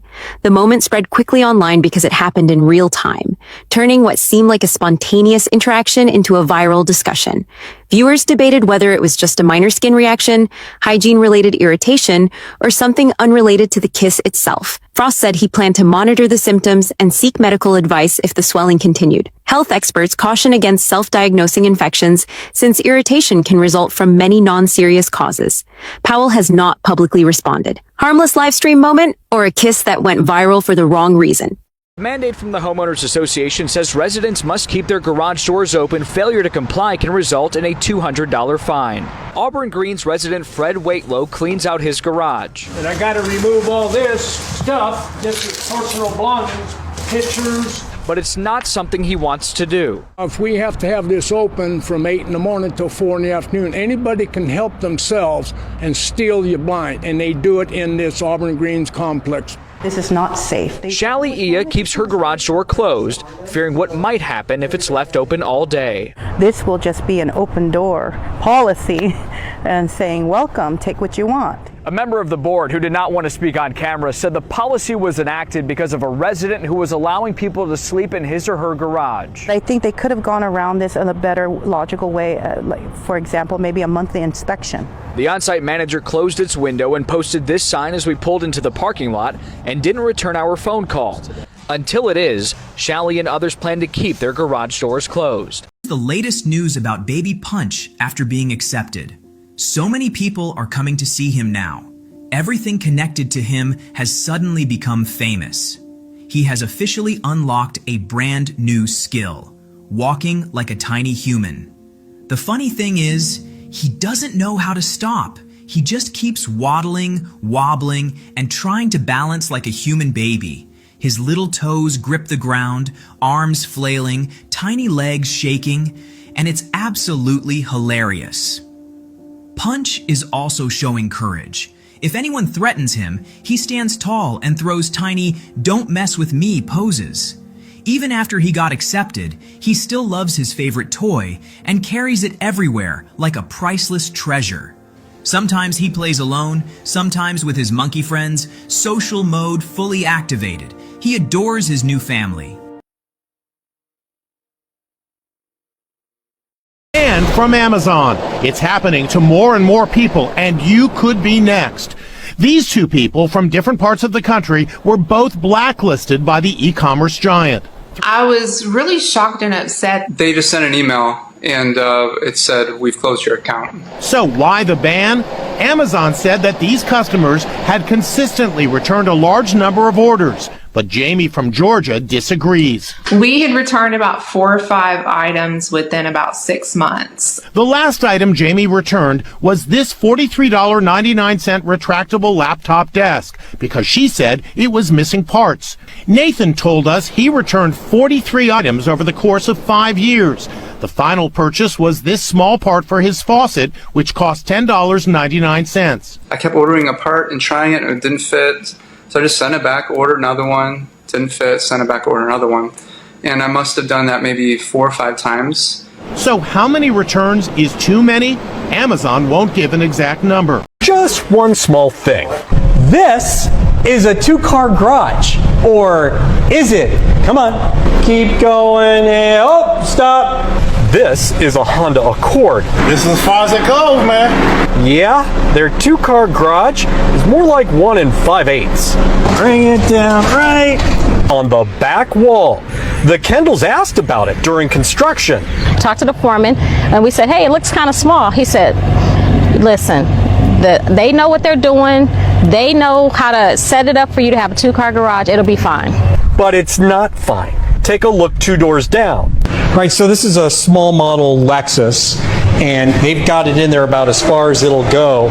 So we just measured the neighbor's garage. It was 197 inches from the water heater. Take a look at this. At their house, it's only 193. From the water heater, 16 feet 1 inch. The Kendalls filed a warranty claim. It was denied. Sarasota mother is upset tonight. She says her son's birthday party was ruined when the restaurant they were eating at asked them to leave. It completely ruined it. He cried the whole way home. Tracy Clareson is describing how her 7-year-old son's birthday party ended last night at the Oriental Buffet off Bee Ridge Road in Sarasota. I was shocked that they said he ate too many crab legs. Shocked because the restaurant is advertised as an all-you-can-eat buffet. According to Tracy, a woman at the restaurant approached her 11-year-old son, William. She told us that that's all you eat, you don't get any more, get out if you don't like it. Tracy was with her 2 kids, husband, brother, and parents, all there celebrating Hayden's 7th birthday. We explained to her that there were 7 people at the table, 3 of us eating crab legs, and that my 11-year-old was going up and getting them for us. Hayden has mild autism, and this is his favorite place. Tracy says he still doesn't understand what happened. That he was upset again this morning and said, Mommy, can we go back? And I said, I don't think so, honey. And he kept asking, he said, what was too many? Why did William eat too many? He didn't understand. Girls may now be facing charges accused of giving other students tattoos. This is what a stick and poke tattoo looks like, and Eric Brandon found it on his 16-year-old daughter Wednesday afternoon. There was a tattoo on her hip of a little wave, and it was actually a permanent ink-type tattoo. Investigators say it happened in the back of the room during art class at Matanzas High School. Deputies say 2 15-year-old girls took a needle and used Indian ink already in the room, sticking at least 3 students and charging them $15 to do it. They go to school thinking that they're protected by the teachers. Or in this case, investigators say the teacher was not in the room when the teens tattooed multiple students with the same needle. You can transmit hepatitis or HIV or any other numerous type of bacteria. Both girls are suspended and could be charged with practicing tattoos without a license, a second-degree misdemeanor. Deputies say 3 other students could also be involved and are working with the school to gather more information.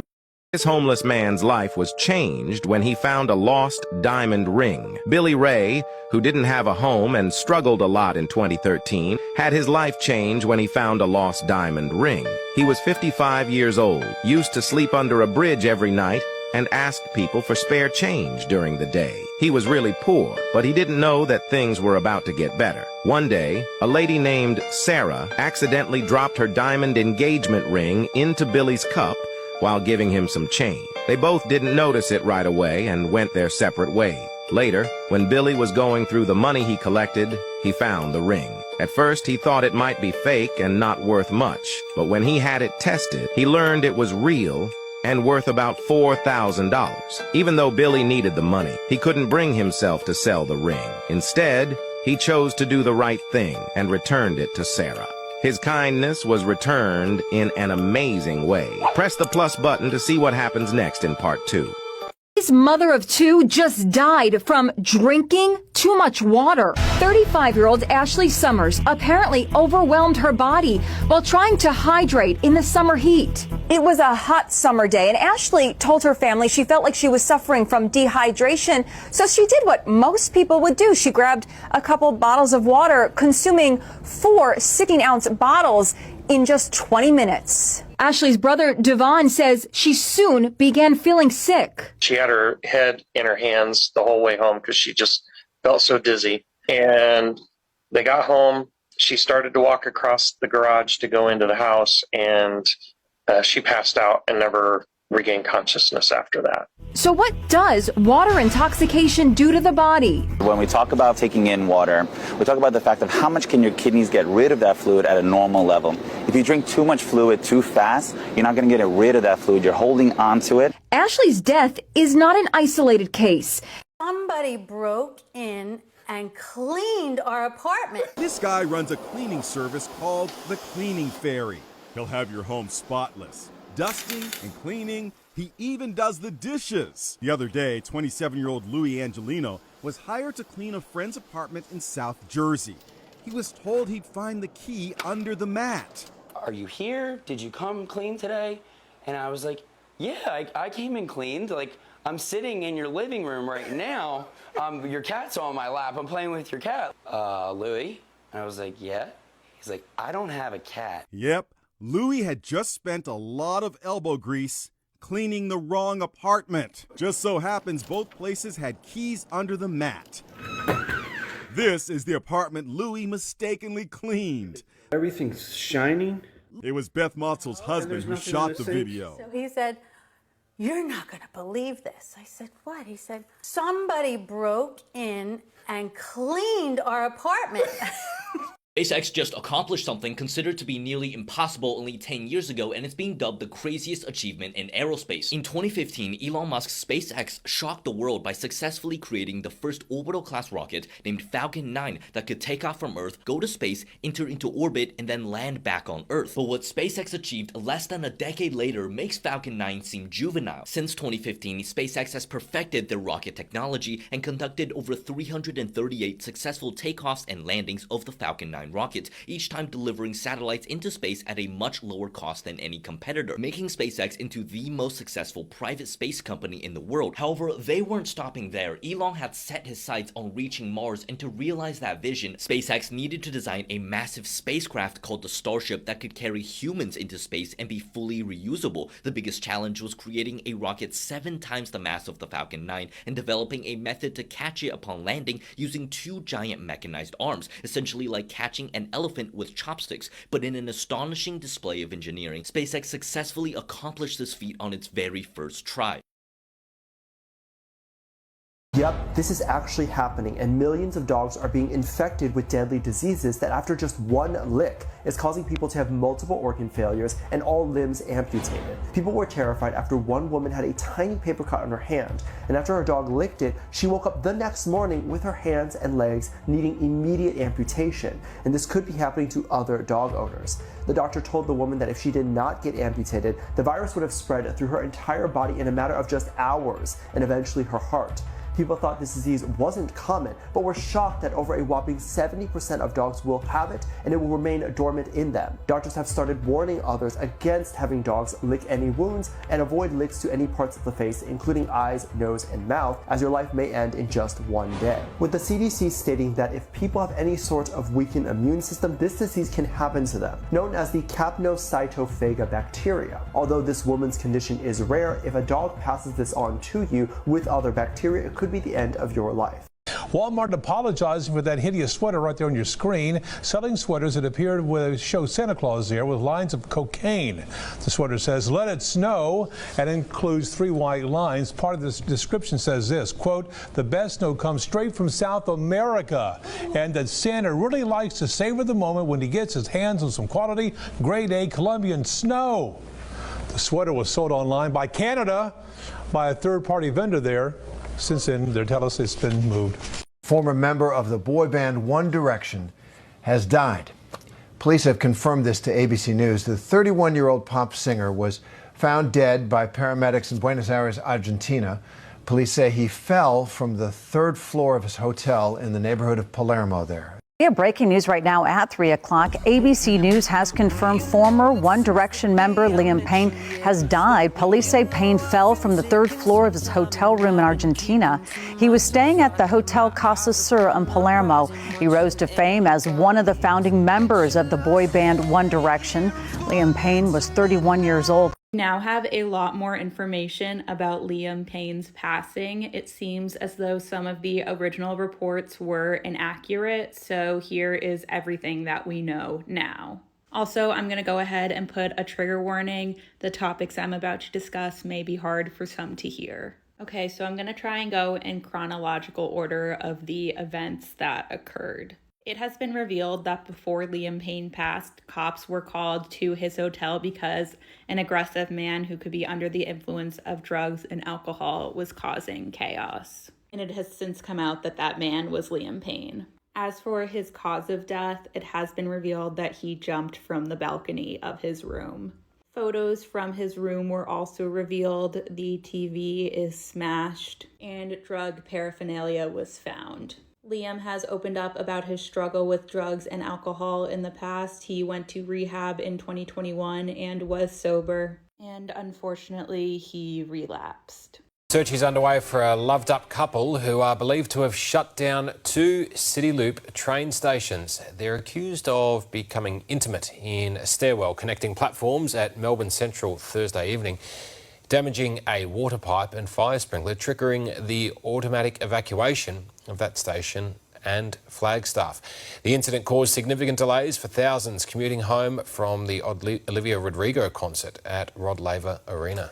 19-year-old out to buy his grandfather some socks came across a bag with $135,000 just sitting near a Wells Fargo ATM in Albuquerque. Jose Nunez Romanes told CBS affiliate KRQE he called the number on the ATM, then police, because he knew trying to keep the money meant he would have to deal with mom. Back of my head, I was just thinking about my parents, especially my mom. What would she would do if I came home with the money, and what she would do with her chancla to hit me. It turns out the Wells Fargo subcontractor whose job it is to fill the ATM left the cash there by accident. The mayor and police chief recognized Nunez for doing the right thing when no one was looking and invited him to apply as a public safety officer while still in school. Nunez also got a $500 check from New Mexico energy provider PNM, a gift card, and $500 cash from a local restaurant. Ryan Erlacher. Nunez told the New York Times he's wanted to be a crime scene investigator. It's a disaster on an epic scale. 500,000 cars flooded in the wake of Hurricane Harvey. All those vehicles abandoned on streets and highways when they became impassable. Some drivers, like this guy, got out just in time. Many were submerged in driveways. Look, beneath that yellow police tape is a car completely submerged.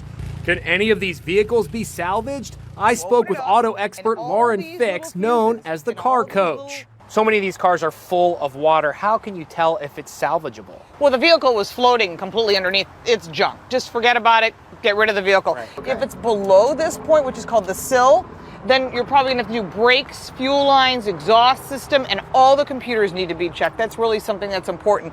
Now, if the water is halfway up the door, you're probably in trouble because all that dirty water has now flown into the vehicle. And if the water's up here, it's totally garbage. One concern is that flooded cars may be patched up and sold in the coming months to unsuspecting buyers across America.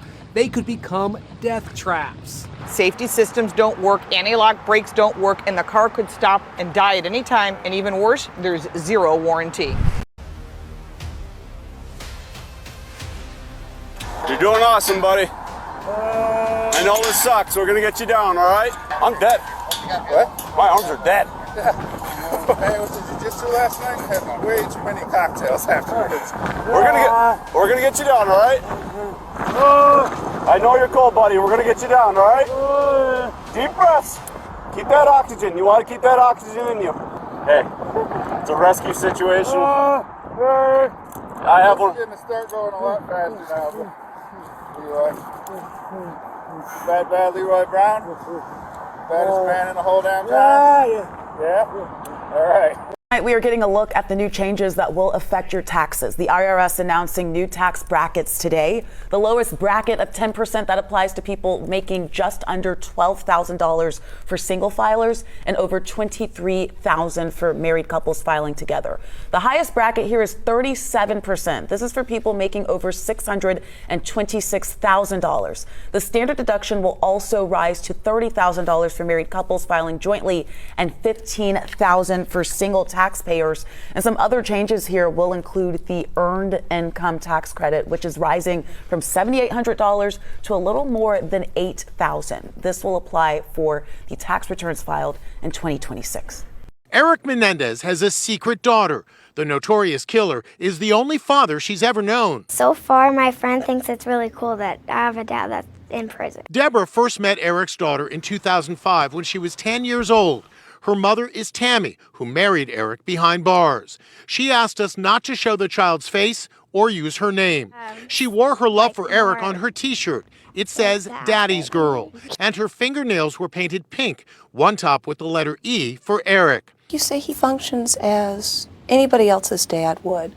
That's hard for me to understand. Caught on surveillance camera in the judge's chambers, the sheriff draws his gun, repeatedly shooting and killing the judge. The shooting leaving the small town of Whitesburg, Kentucky in utter disbelief, as the Kentucky lawman shoots the man he once worked for as a bailiff. As details remain elusive, Sean Mickey Steins is going from sheriff to defendant, facing justice for killing Judge Kevin Mullins. The defense team saying that what we see on tape is shocking, but it only tells part of the story.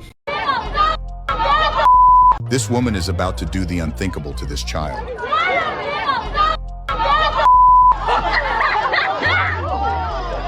Outside of Kamala Harris's rally in Texas for her presidential campaign, a Democratic woman screamed in a child's face, taking her anger out on the little girl.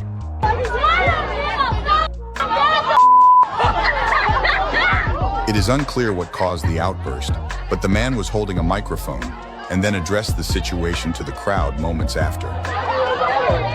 We're looking at thousands of plastic balls being dumped out of the back of a truck for fun. The balls rolled down the street and clogged storm drains and triggered a major cleanup operation.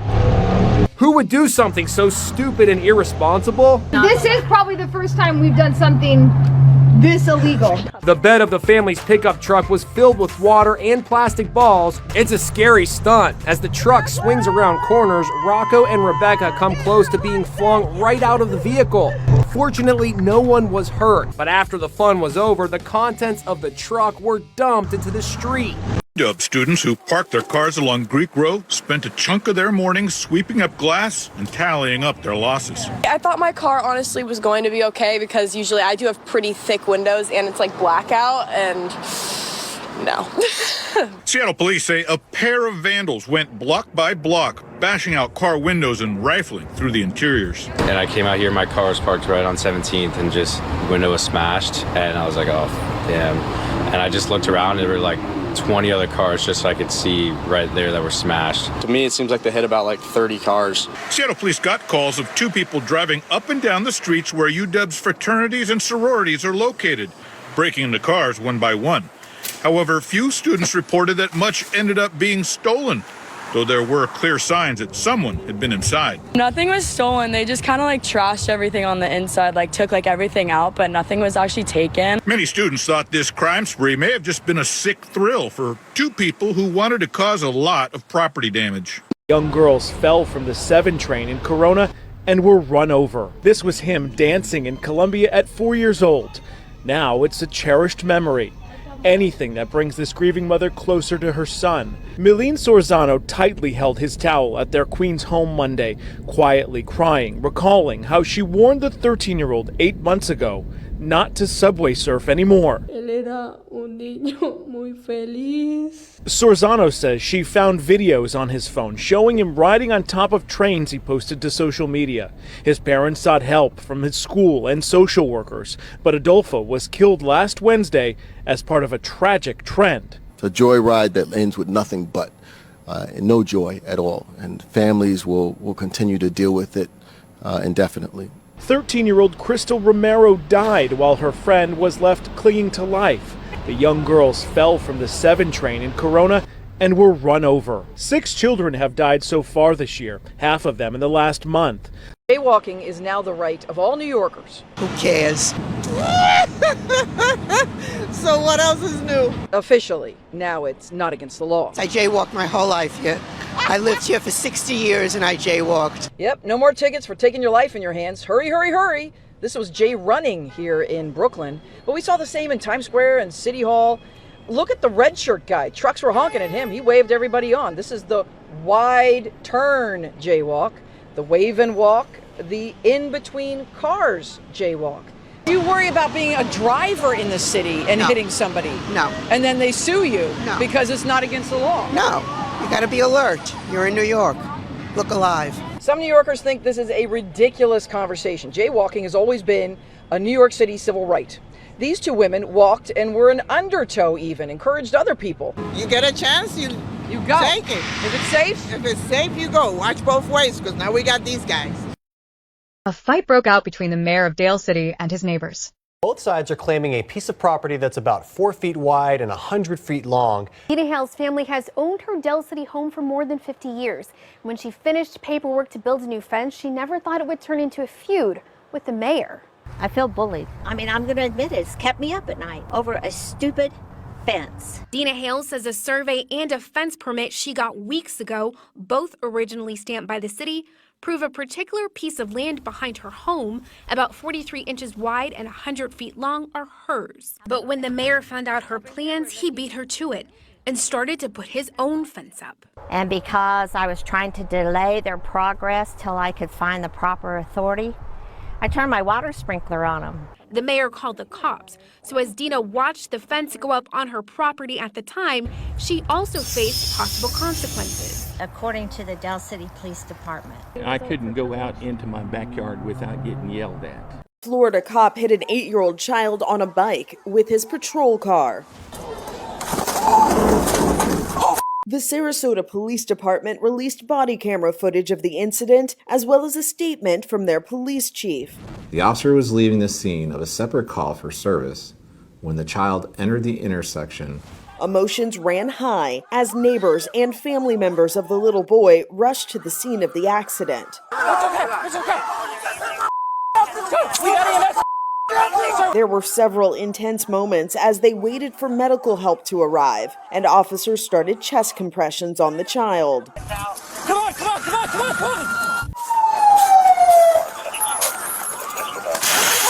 Officers carried the unresponsive child into the ambulance. The young boy has had surgery and is still in the hospital, according to the police. The officer who was driving the car has been placed on administrative duty, while Florida Highway Patrol investigates. The Proud Boys militia is reportedly gearing up for potential violence should Donald Trump lose. Proud Boys stocking up, getting ready. It's going to be bigly, goes this posting by a Proud Boys chapter on. It is very likely that we may see individuals or small groups engaged in activities motivated by election conspiracy theories, depending on how this plays out. It's all hands on deck as police departments across America are canceling vacations to assign as many officers to polling places as possible. The National Guard is being activated in Washington State and Nevada, and there are even rooftop snipers ready to guard a vote counting center in Phoenix. Fences are going up around government buildings, and many businesses are boarding up windows in anticipation of violence, including this McDonald's.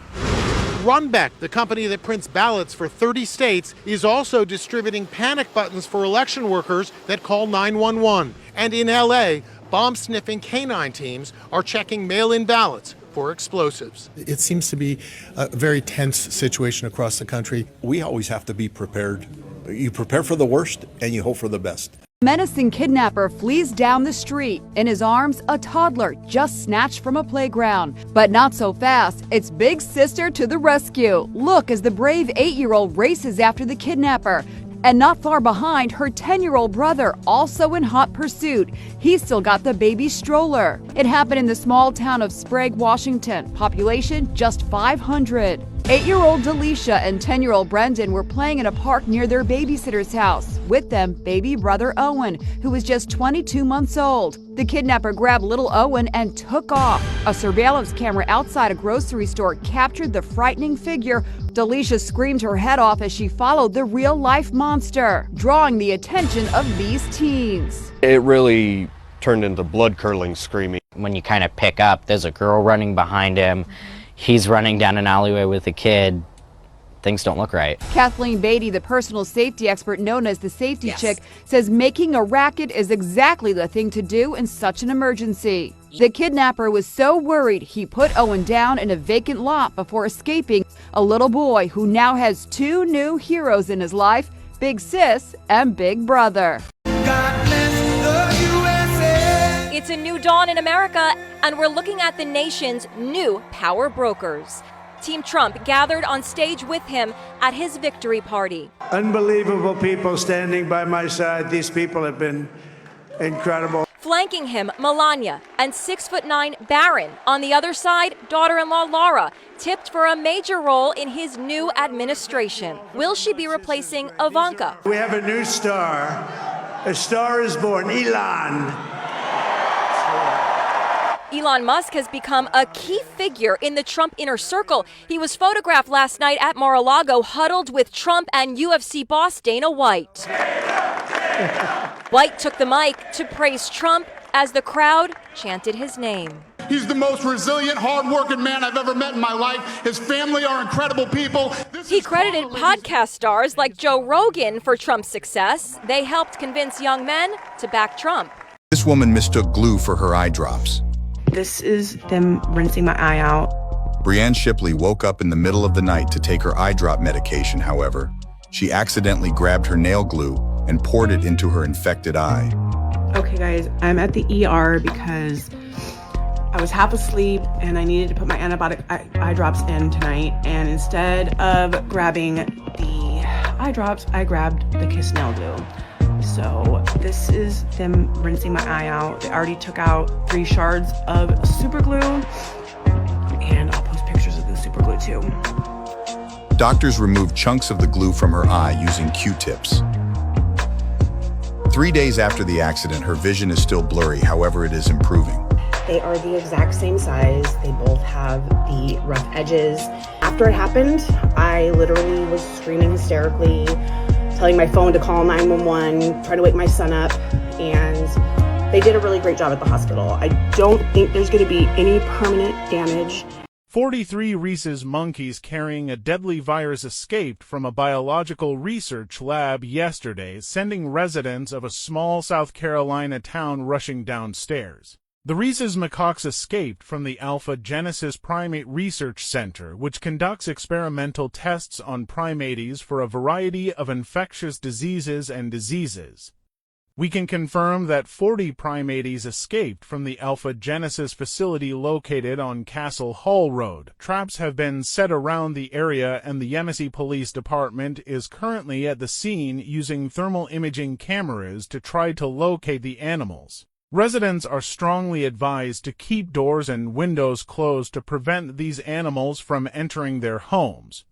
If you find any escaped animals, call 911 immediately and do not approach them. We appreciate your patience and cooperation. We will provide further updates and release them once they are restored to their original state. Revealing scratch-off secrets tonight, how to cash in. Scratch-off success. It's the sound every player wants to hear. It's what brings Jerry Johnston back. Don't make that much in a day. But even these lucky scratchers, So they're hooked. who are hooked on winning, You never know. don't know there's an easy way to increase their chances of winning. Want to be a millionaire? The Monopoly Millionaire game will cost you $10. It's a popular game, but the problem is all the top prizes are already gone and people have no idea. Do you wish you knew about these odds? Yeah, I do. We found 10% of the games available have no top prizes left. The majority of the prizes in this game have already been given out. Yeah. Florida Lottery posted this list of the remaining top prizes on its website. I just don't feel like I'm very lucky sometimes. Unlucky or just choosing the wrong games? Florida offers dozens of scratch-off games. On the day we checked, 8 out of 9 games had already given away half of the top prizes. Surprised. I mean, there's a lot of games People play 10, 20 tickets, they win nothing. And I figure maybe they're not lucky. It doesn't mean there are no winners, just no big winners. How did you feel when you found out roofers were doing your roof and you didn't ask them to? I wanted to get home right away. Jennifer Campbell of Oshawa says it was her son who called her to ask why she didn't mention they were getting a new roof. She says she rushed home to see a work crew had removed almost all the shingles from her home. The roofers had the wrong address and were supposed to be doing a roofing job 3 doors away. My heart sank, and I had a bare roof just down to the plywood. Campbell says there were roofing materials everywhere. They didn't just remove the shingles, they left the mess everywhere. When Campbell contacted the roofing company, they admitted they made a mistake and had the wrong house. She thought they would replace her roof, and she was shocked when they said no. The company that took off her roof by mistake is 5 Stars Roofing of Markham. When contacted by CTV News, the company spokesperson told us, "We want to be responsible for what we did. We will do her roof for free. If she wants us to do it, we can schedule it." The only one in the country that uses geese as guard dogs. They are the first line of defense against jailbreak. At this prison, these little guys live in this grassy area along the perimeter wall. Marcos Coronetti has worked with the geese here for more than a decade. He calls them his colleagues. It's never happened, but if someone tried to escape, the geese would go crazy. They would get our attention without a doubt. Roughly 1,200 prisoners live here in the São Pedro de Alcântara Penitentiary. It's one of about 60 prisons across the state of Santa Catarina. It's the only one in the country that uses geese as guard dogs. They are far better prepared than dogs for this job of surveillance. That's because these are sentinel geese. The geese are not the only line of defense. There are nearly 200 cameras, surveillance at each tower, guards who make the rounds. But the geese are key. They are always alert. It's a 24 hours of around-the-clock surveillance. And no one has to tell them to do anything. The geese are just doing what geese do. Have my son's phone. But when I told you, no, you did. I did not come at you like that. You did. No, I did not. You did. Wrongfully accused, a black man says tonight he was racially profiled and accused of a crime he did not commit by a woman in the Inland Empire. The woman claims he stole her son's cell phone. He certainly did not. A part of the confrontation is caught on camera. You have my son's phone. But when I told you, no, you did. I did not come at you like that. You did. A Moreno Valley man says a Walmart shopper wrongly accused him of stealing her son's cell phone, then followed him to the parking lot and refused to let him go to his car. And Brian says he was shopping for curtains when he says he overheard this woman's son tell her he lost his phone. When she stopped and kept doing this, I proceeded to walk out. But Brian says she followed him outside, accusing him publicly of stealing her son's phone. He says he tried to get to his car, but she stayed with him. He agreed to stay until the police came. He believes the woman racially profiled him because there was no evidence he stole the phone. Brian says he walked back into Walmart with the woman to report the harassment. She accused me of stealing a phone. Minutes later, her son walked up with the phone in his hand. He apparently found it in the car. Brian says he was hoping for an apology, but she responded with an expletive. Main airport in Haiti was shut down today after gunfire hit a plane on approach from Fort Lauderdale. The Spirit Airlines flight. Video showing bullet holes inside the plane right there. Passengers describing hearing the bullets piercing the cabin. Some of the bullets hitting the overhead bin. Clock, clock, clock, 3 times. And a couple of us in the plane, we recognized the noise as being gunshots. Tonight, that airport is closed. American and JetBlue suspending all flights to Haiti. You're looking at the inside of a Spirit Airlines jet damaged by a barrage of bullets fired by Haitian gangs as it came in for landing at Port-au-Prince, Haiti, full of passengers. The airline says one flight attendant was treated for minor injuries. The State Department warning of gang-led efforts to stop travel into the country. The airport is now closed. It was just last month when a UN helicopter with 18 people on board was also fired upon by gangs. It also diverted and no one was injured.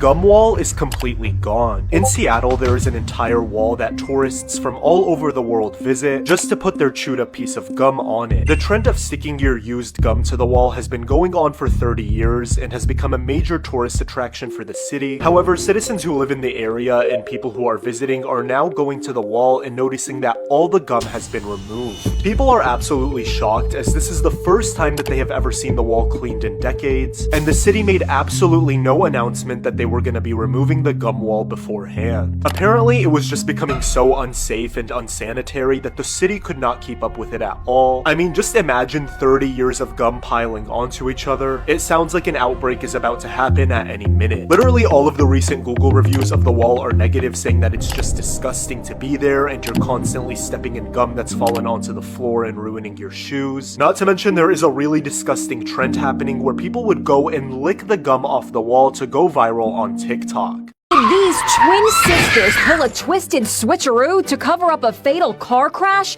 Cops say 35-year-old Samantha Peterson was driving an SUV when she hit an Amish buggy on this country road in Minnesota. 2 little Amish girls were killed in the tragedy. Cops say Samantha Peterson was high on meth when she crashed into the buggy. They say her identical twin, Sarah, showed up at the scene and they switched places, with Sarah claiming to be the driver. This is Samantha, the alleged driver of the vehicle, and this is her sister, Sarah.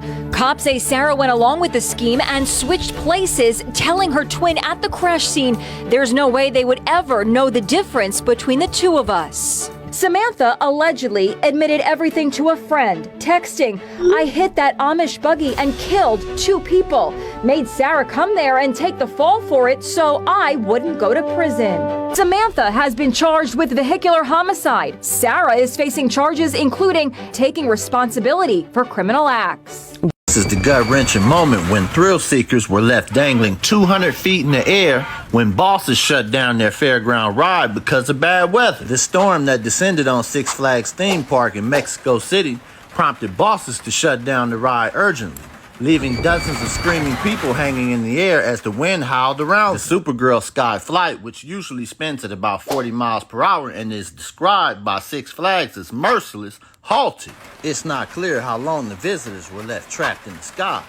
The local media said a slow descent was eventually initiated so everyone in the ride's 32 chairs could get off safely. It was then kept out of service until the rain passed.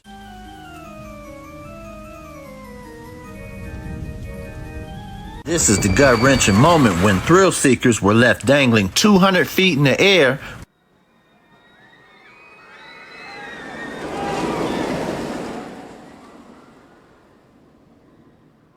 Hundreds of local families with one thing in common: big troubles with their refrigerators. All complaining about their Samsung refrigerator and Samsung's response to their problem. It's the sound that grates on Lisa Heilman's nerves. It's not pulling out because there's ice that has accumulated and it's blocking this whole thing.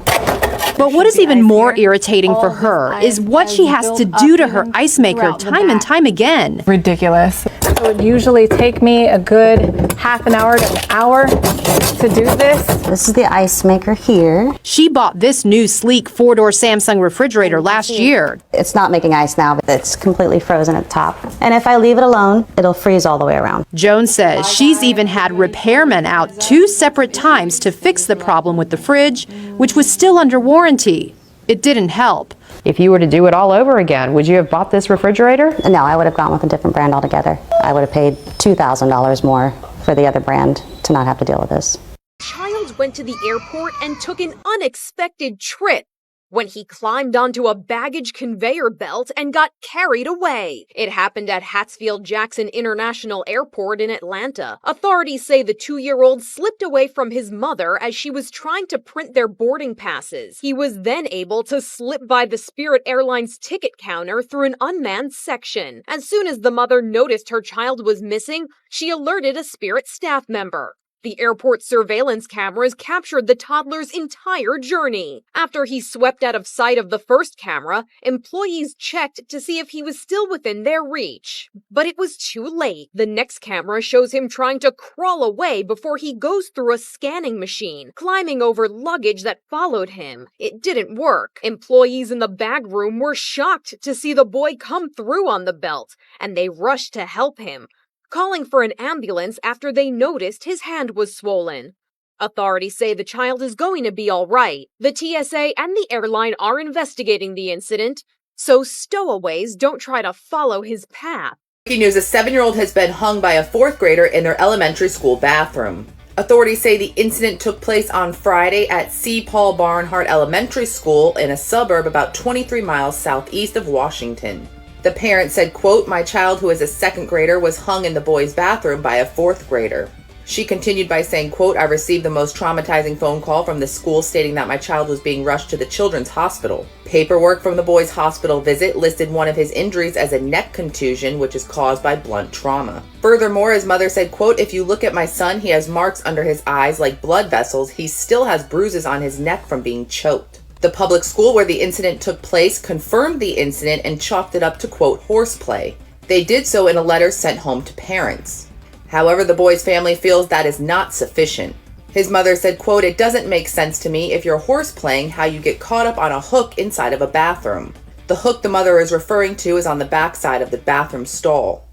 Breaking news at AT&T Stadium in Arlington. We told you the roof was open for tonight's Lone Star showdown between the Dallas Cowboys and the Texans. Well, we've learned a large piece of metal has fallen. At the top of the 4 p.m. newscast talking about the game here tonight, and as the roof began to open here for the first time in 2 seasons, by the way, the Cowboys were planning on having the roof open for a home game. We started to notice pieces of debris falling from the roof down here to the ground, and that included a couple of large pieces. One that really stood out that turned out to be a large piece of sheet metal. As you said, we had video and pictures taken of the piece of metal that did not injure anyone. It did not hit anyone when it hit the ground here on the field at AT&T Stadium. But at that point, the decision was made that it was time to close the roof and that it was not safe to keep it open at this point to have the game played. So they immediately started to close the roof here at AT&T Stadium. And at this point, the roof is now fully closed with other pieces of debris still, by the way, up in the rafters here at AT&T Stadium that they need to find a way to work out. Last month, he purchased a couch for his man cave. And this weekend, he made a shocking discovery. It was filled with thousands of dollars in cash. Still have to pinch myself to make sure I'm not dreaming or something. And Kirby says that he had this ottoman for a few weeks before noticing that it was uncomfortable. And that's when his daughter decided to open it up. And then she started pulling out this. Oh my goodness. A total of $43,170 was found in the ottoman cushion. But Kirby says he didn't feel right keeping the money, so he reached out to the Restore to find out who had donated the couch. Turns out it was Kim Fouth Newberry. The couch originally belonged to her grandfather, and he died last year. It's just crazy. Today, the Restore held a big surprise for Fouth Newberry to give back every dollar found in the cushion. Why he's got money in cushions? I don't know. Complete awesome. Like, we talked about that. Kirby says an attorney told him that he had no legal obligation to give the money back, but he felt like he had to morally. And that's something that Rick Merling, the store manager, just awarded nearly $3 million by a jury. We had custom built it for us to stay in it forever, and they threw it in a trash can. They demolished it. So yes, it's been tough. Yeah, they were forced out of their home in 2018 to make way for the Kickapoo Turnpike. In a 6-year fight to be fairly compensated for their 3,600 square foot home on this 46-acre property. In 2018, it was seized by the state through eminent domain. The family lawyered up, but negotiations with the Oklahoma Turnpike Authority never brought an offer that satisfied them. They had a lot taken from them, and the offer that was given to them was laughable. And our Constitution requires that they be paid just compensation because they're being asked to make a sacrifice for the entire public. OTA's highest offer, $1.5 million before litigation. It was an insult. The family's lawyers say that the family now finally satisfied after the jury awarded them $2.97 million. The heartbreaking scene of more than a dozen dogs, Animal Control says, were found in deplorable conditions inside a pickup truck. Officers were called to a shopping center parking lot in Grand Rapids, Michigan, due to concerns over the welfare of the dogs. These guys got a place to get out and go to the bathroom and everything? Yeah. Police spoke with the woman who owned the vehicle and the dogs. I don't see any of them wearing any licensing tags. Are they licensed? Yeah. There were also concerns about the health of the animals. They don't have any access to water at this time. They don't appear to be well exercised, just based on them being trapped in a vehicle all day. The dogs were removed and officers inspected the truck, and pictures were taken of inside. Oh my God, she cleaned this today, she said. Oh yeah. Oh my God, it's so gross. The woman was arrested. She pleaded not guilty to failing to provide 10 or more animals with animal control. The dogs, which have since been sent to the county animal shelter, are now up for adoption. It's a hidden danger most of us never think about. Exploding shower doors. It sounded like a bomb went off. This mom says the glass shower door in her bathroom spontaneously exploded with her 12-year-old son Oliver inside. It blew up. Boom! Like this. Burst into smithereens, basically. Oliver suffered cuts all over his arms and legs. It happened to this woman, too. I was coming out of the shower and touched the handle when all of a sudden it exploded and the shards of glass came flying out. Her arm and foot required 30 stitches. I just couldn't believe it. All shower glass doors must be made of tempered safety glass, says glass expert Mark Meshlam. This is tempered safety glass, and this is how it breaks in thousands of pieces all at once, in an eye blink, an instant. But even safety glass can sometimes be dangerous. And if you're naked in the shower, if they hit you, they can still cut you. Meshlam says safety film can stop most accidents from happening. The adhesive safety film keeps it from blowing up. Using food as punishment. That right there is the Warden Burger. Butler County Sheriff Richard Jones serves it to inmates in isolation. He has caught a lot of flack on social media about this, one person even calling him a disgusting human. The State Department of Corrections is not my boss, so I basically don't give two what they think. It's no ordinary burger. It's what the sheriff calls a Warden Burger. The sheriff tells us he's been serving it to inmates in isolation for all 3 meals for the last several years. This is jail. You don't get to choose. Your mommy and your dad and your Aunt Lily doesn't get to make your meals. The sheriff says inmates get put in isolation for things like fighting, and the burger is an added punishment. If you get in trouble and you go to an isolation cell, it's no different than your regular cell. And that's what you get 3 times a day, and you get all the water you can drink. It's very nutritious. Sheriff Jones says a dietitian approved the burger, and it's not made to taste bad. He says the punishment is in not having variety. Jones says inmates can be in isolation for up to 10 days at a time, which means they could eat up to 30 Warden Burgers. Garland police shared these images of a sudden surge in copper thieves going to great heights. These cables that are 20, 30 feet above their head, if they cut the wrong cable, they could likely die. To steal utility lines. And they're doing it in broad daylight in front of the public. That's New Wire up there because this intersection got hit just a couple of weeks ago. Police say it was 6 o'clock on a Wednesday night when someone parked a U-Haul trailer out here and blocked a lane of traffic. They were loading that U-Haul with the stolen copper cable from up there. They got caught after a police pursuit. Stop stealing stuff that doesn't belong to you. This woman lives in Northwest Dallas. Her neighborhood's been hit. The thieves are back. Multiple times. It's happened in Fort Worth, Arlington. This video came from a man who lives in southern Dallas's Redbird neighborhood. That's another suspect posing as a worker. Each crime leaves customers without internet and costs providers thousands of dollars. No, this is not one huge organized crime syndicate. This is individual people committing these types of crimes, and they're doing it right in front of us. It's an emotional and physical daily struggle, but Cristina Pacheco is up to the challenge. She's really, really strong. She's kicking the rehab butt for sure. Pacheco is now in Houston, continuing her rehab after nearly losing her life after giving birth because of an infection caused her to lose her hands and feet in late October. Waiting for the healing process to happen on her legs, but her arms are doing really, really well. And hopefully soon we'll be starting the prosthetic training. Pacheco says his wife goes through hours of rehab a day with the goal to get back to their 2 young children, a 2.5-year-old son and a 3-month-old daughter. Her little boy is helping her get through some of the long days.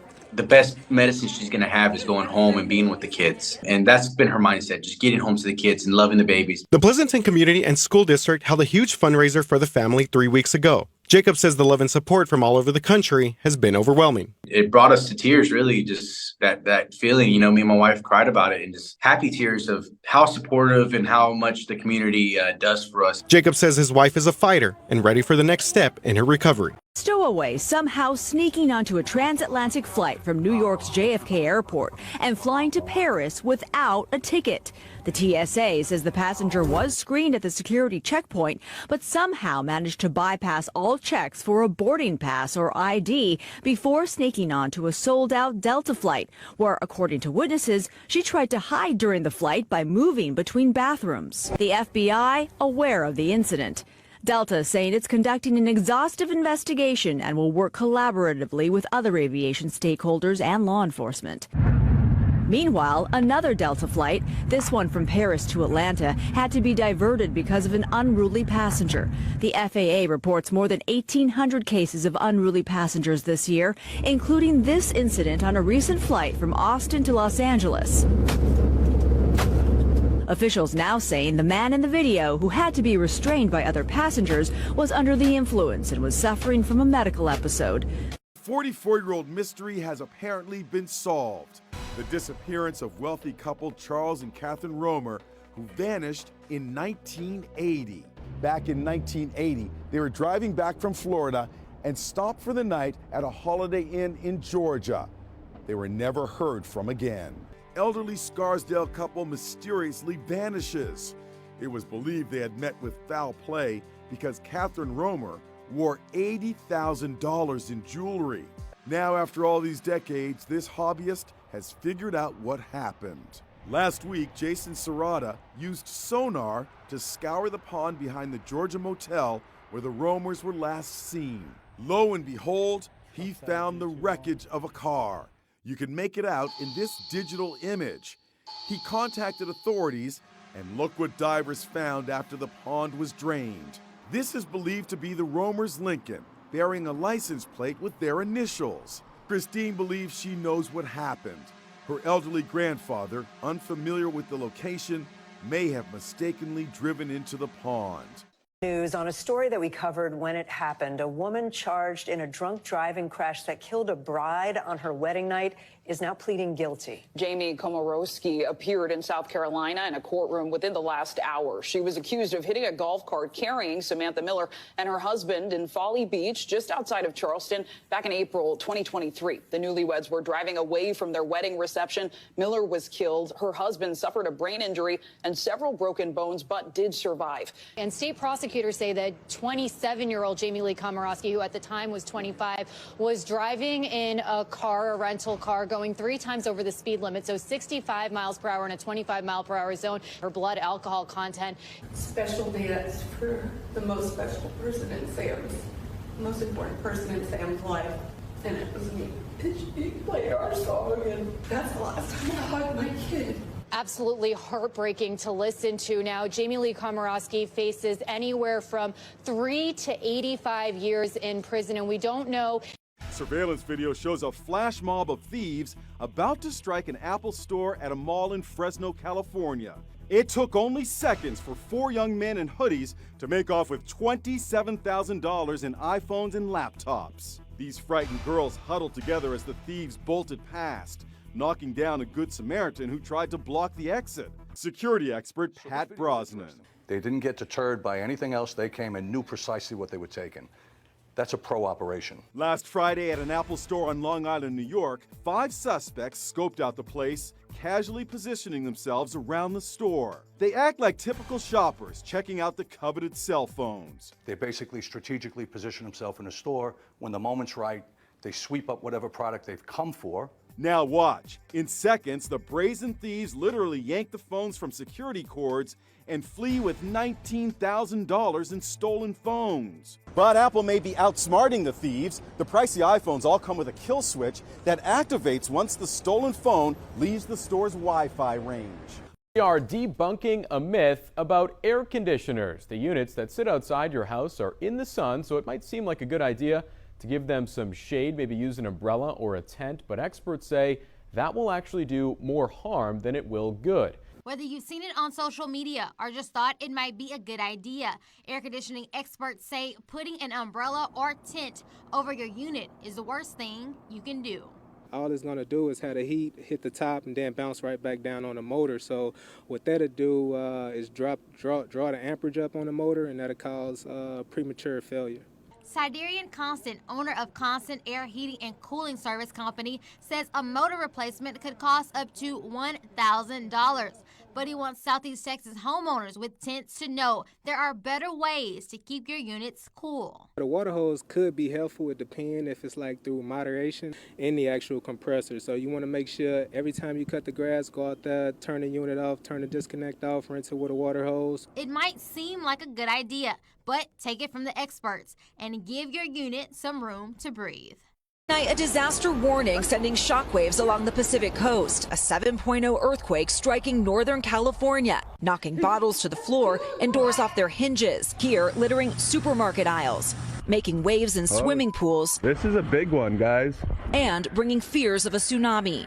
It wasn't over, in a nanosecond. It kept going and it was building, and you hear things falling.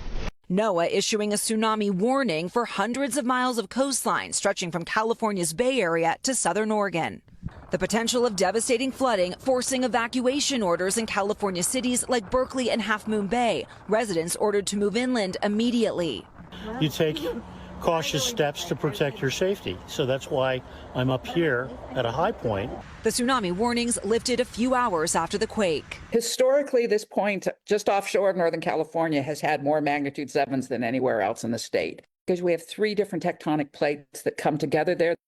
Barnard in D.C., where police have just arrested a suspected male thief who allegedly bragged about his crimes on social media. We've reported on this crime wave for months, sharing with you last March this video of a suspect stealing mail in D.C. and leaving a strange message on the homeowner's security camera. I love you, Daddy. Yes, he said, I love you, Daddy. Now, federal investigators say this man is 25-year-old Ibrahim Emmanuel de la Cruz. To them. Investigators say De La Cruz was stealing checks and people's personal information to open bank accounts and obtain credit cards, funding a lavish lifestyle. And I'm getting checks off of milk. You ain't got no glass. And they've presented as evidence this rap video from YouTube, in which De La Cruz brags about profiting from his mail theft capers. Penthouse, looking up the stars. Real I came from nothing, now we in exotic. How do his alleged victims feel? Our friend Tailgate Ted lives in a D.C. neighborhood that's had its mail stolen time and again. Investigators looking to arrest more suspects, including juveniles, allegedly hired by De La Cruz to help him carry out his crimes. A man bought a truck from a dealer and thought everything was fine, but when he got into an accident, he discovered the truck had previously been stolen. Criminals had cloned the truck's VIN and used it as a trade-in at the dealership. Derek Crocker of Toronto purchased a 2020 Ford F-150 last year for about $60,000. 6 months later, he got into an accident. When the truck was being repaired, the body shop would order replacement parts and the wrong ones would show up. The bumper was coming chrome instead of black. The grille was chrome instead of black. And things weren't just lining up. Crocker did a VIN Google search and found another Ford F-150 with the exact same VIN in the U.S. There was another truck being sold in Utah, and it had that VIN number. Its VIN number had been changed so it could be used as an unsuspecting trade-in. This vehicle was stolen June 6 of 2022. Once the truck was shown to be stolen, it was returned to the original owner's insurance company, and Crocker no longer had a pickup. Everyone else in New Jersey, drone pilot Mike Anella is trying to decipher the recent mysterious sightings. This, solid green. That's highly unusual. He's been using commercial drones from his own business, New Jersey Drone Shots, to take video of the unidentified craft. Some turn out to be just regular planes flying into Newark. We could tell by the tail and the logo it was a United Airlines flight. But others he can't explain and says they're not ordinary drones. I wouldn't even think how to transport them. They're huge. They're the size of cars. And the way that they're flying so low is not understanding. He also doesn't understand how they managed to stay airborne for so long, especially now. I can get about 45 minutes in the air just hovering with my drone. These drones are up in the air for more than 2 hours. Perhaps the most puzzling part is why we still don't have answers. Anella says the skies are closely regulated and flying over a sensitive space like Picatinny Arsenal would attract attention fast. If I took one of my drones over one of those areas, I would have law enforcement on me in probably 10 seconds. Until we know what's going on, he's cautious about where he flies and hopes it doesn't impact his business. Police are looking for the driver who hit a 12-year-old girl on her way to school and then drove away. And here, A crying 12-year-old girl is hit as a black SUV turns left at the intersection of Westridge and Wilson. The driver backs up and then drives off. Police think their suspect lives near the scene. And it just goes. Everyone can make a mistake, but driving off, that was intentional, and that is not okay. That's where you made a choice to leave a child who could have been really badly hurt. The child gets up and continues her walk to Wilson Middle School Tuesday morning. Thankfully, no serious injuries, according to the girl's family. Doris Dale took the same crosswalk Thursday, walking her 2 dogs, while offering a message to drivers. Slow down, be careful, think of it as if it were your own kids. What would you want? Plano police believe they're looking for a black Buick Enclave. Investigators are unsure of the model year. The popular drinkware brand Stanley has voluntarily recalled about 2.6 million of its travel mugs because of a potential burn hazard. Company says the lid on its switchback and trigger action mugs can actually shrink when it's exposed to heat, causing the lid to then detach during use. Stanley so far has received 38 reports of burn injuries from those detaching lids. All has been issued for 2.6 million Stanley travel mugs after dozens of people suffered burns. It involves all switchback and trigger action stainless steel travel mugs sold in the U.S. between June of 2016 through this month. Those mugs were sold at major retailers, including Walmart, Target, Dick's, and Amazon. Stanley says the lids may shrink when exposed to heat like hot beverages, causing it to detach from the mug. At least 39 people have been burned. 11 people had to go to the hospital. If you have one, contact Stanley for a replacement lid.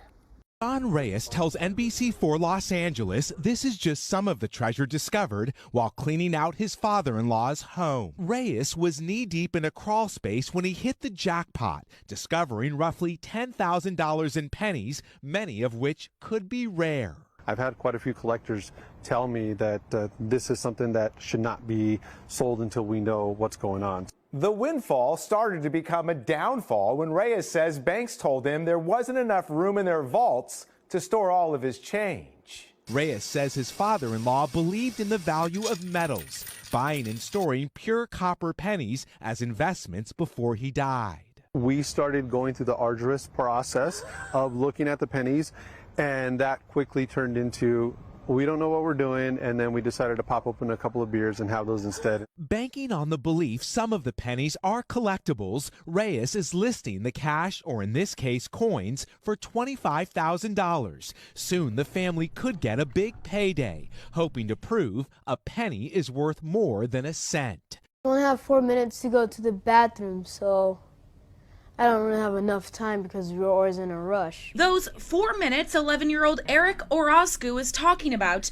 are the 4 minutes the students get for passing time between periods. It's suggested they use the bathroom during that time too. They said you could do it in your passing time, but your passing time is only 4 minutes, and you still have to walk to your class. Eric sat back down in his seat Friday afternoon after he was told no. That's when the accident happened. So once again, he asked permission to leave the room to get himself cleaned up. She didn't realize he had peed his pants and told him no again. You can't use the bathroom. Finally, Eric made himself clear. She kind of felt bad about me. He was sent to the dean's office and then to the health office. He had to walk through the center of his classroom to tell the teacher he had an accident. Once Eric got to the nurse's office, he waited for his mom to come get him. When she arrived at the school, she found him completely soiled, uncovered, no curtain, no privacy. Our son was completely soiled in his own pee. 3 people are dead after a school shooting in Madison, Wisconsin. Today is a sad, sad day, not only for Madison, but for our entire country. The city's police chief says it happened at the Abundant Life Christian School, a private institution, around 11 a.m. Monday morning. The school's website says it teaches children from kindergarten age through high school. And you heard the chief say they are now going on a tertiary screening for the 3rd time, going through the school and vehicles on the parking lot with bomb dogs just to make sure there's no additional threat. But they seem to know right away that they had this contained as soon as the officers encountered the dead juvenile on the ground inside the building. They felt comfortable then bringing EMTs with responding officers inside to give people medical attention right away if they needed it. And at this point, again, they felt confident to be able to tell people in the community there does not appear to be any other threat. They're currently working to reunite students and their families. A post on the school's Facebook page asked for prayers in the wake of the shooting. Lieutenant General Igor Kirillov and another man were exiting a building in Moscow when the explosive detonated. The device was reportedly hidden inside an electric scooter. Krylov was chief of Russia's Nuclear, Biological, and Chemical Protection Troops, known as RKHBZ. He oversaw the country's nuclear stockpile and its other most controversial weapons. In October, the United Kingdom placed sanctions on Krylov and RKHBZ. The UK and the US said that Russia has used a chemical weapon known as chloropicrin against Ukrainian forces in violation of the Chemical Weapons Convention. Chloropicrin can cause severe respiratory distress, choking, skin irritation, and nausea. Russia denied the charge. Russian official Dmitry Medvedev blamed Ukraine for the attack and said, quote, "We must do everything to eliminate those who ordered the assassination of General Kirillov." Tawana Looney is hopeful she has a new chance at life. The 53-year-old grandmother from Gadsden, Alabama, underwent an intense 7-hour surgery last month to transplant a genetically modified pig kidney into her body after battling kidney failure for 8 years. I don't settle for what is. I don't settle for no's. I keep trying. As a prior donor, Looney was given priority on the transplant list, but very high levels of antibodies in her blood complicated her case. Looney's medical teams in Alabama and New York got special FDA clearance to use a gene-edited pig kidney from a Virginia-based biotech company. This is the first time that a kidney with those 10 specific mutations has been transplanted, and that's why the transplant community is really following this closely to see the results and to see if this is feasible for another patient.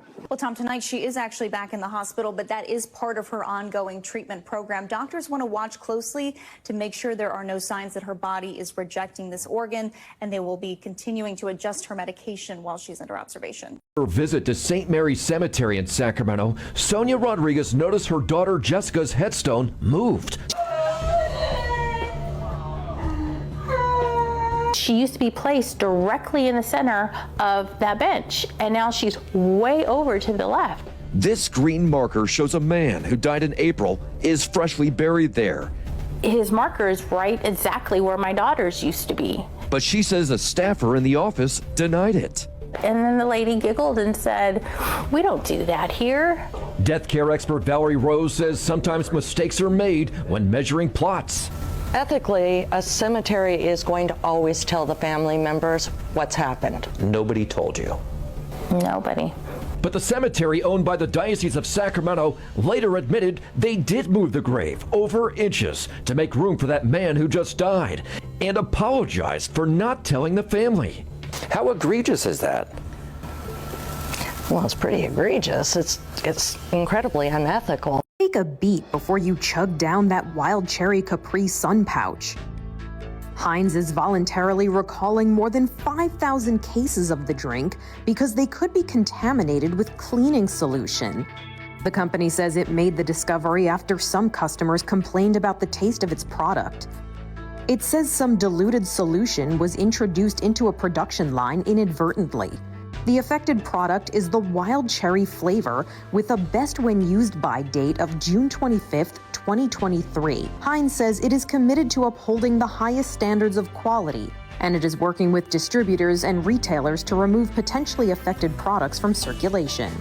Anyone who has purchased recalled Wild Cherry Capri Sun product is urged to return it to the retailer. Kraft Heinz is also issuing a recall of close to 6,000 pouches of its Wild Cherry flavor of Capri Sun. In a statement, the company disclosed the drinks might be contaminated with some cleaning solution used on food processing equipment at one of its factories. The company discovered the issue after several consumers complained about the taste of the products.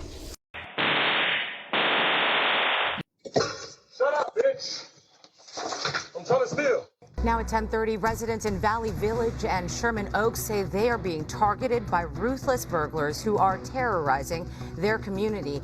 Surveillance cameras show the cold-hearted crooks smashing windows and destroying property. That these break-ins keep happening is that the thieves just get more and more brazen. Someone had broken into the back of the house, smashed the glass door, a room, and just trashed the house. Took all of my jewelry. Brazen thieves caught on camera telling the owner of a Sherman Oaks home he was robbing to shut up. Shut up, bitch. I'm trying to steal. So far, police have been unable to bring down the crime ring, and now residents say they just don't feel safe in their own homes. Tonight, multiple neighbors stretching from Valley Village to Sherman Oaks shaken up after several break-ins this week. Very frightening. It was very scary. Prank taken too far, landing 27-year-old Charles Smith in jail tonight. Smith is now facing multiple charges, including a felony for messing with produce at a Walmart in Mesa Thursday. He filmed himself doing it and posted it on his social media. Yeah, there's just no point. It's a travesty. The video was deleted, but police sent us this screenshot showing the bug repellent court docs say Smith stole from the same store, then sprayed it all over fruits, vegetables, and rotisserie chickens as part of a prank. According to court paperwork, Smith is a self-proclaimed troll, posting pranks on social media to cash out a monthly check anywhere from $6,000 to $10,000 for his content. Walmart tells us they trashed about $930 worth of food and sanitized the area, but it's unclear if any shoppers took the contaminated food home. It's unfortunate that somebody would mess up their whole lives potentially for something on social media for views. Janet Cleveland never imagined she'd have to go this far. You can't see, it just keeps turning. You can't get to it. Padlocking the spigot outside the apartment complex she manages. I was shocked that someone would actually sneak in, steal your water. I learned she and her renters have caught people in the act 3 times over the last few weeks, filling up 5-gallon jugs. Now locked, they can't do it anymore, but that means her tenants can't use the spigot either. She tells me at least once the thief left and walked right across the street, where she says squatters are occupying this home. I went to find out what they knew.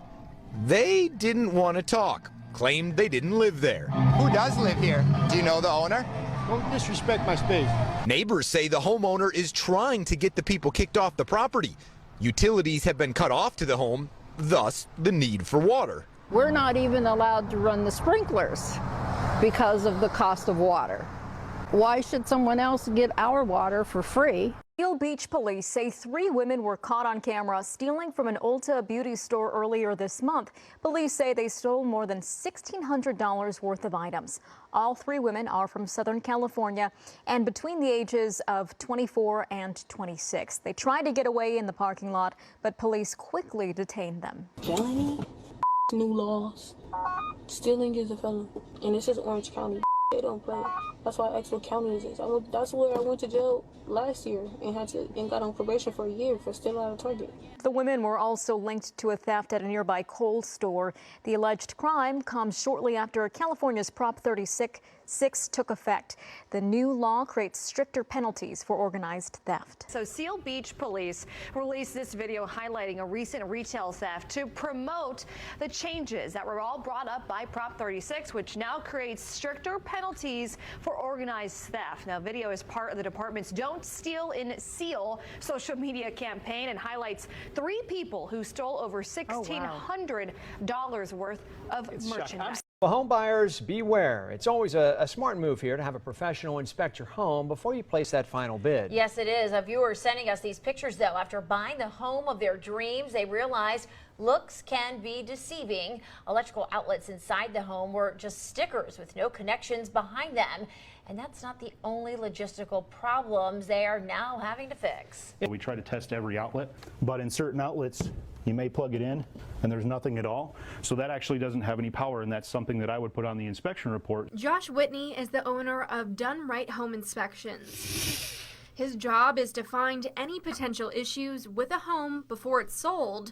He literally uncovered fake repair work by a contracting company. They screwed a couple of exterior outlet boxes over the original outlets and then taped pictures of GFCI outlets. To tell you the truth, I've been in the business a long time. That's the first time I've ever seen it. A contractor was hired to replace the exterior outlets, but as you can see, didn't do the work as promised.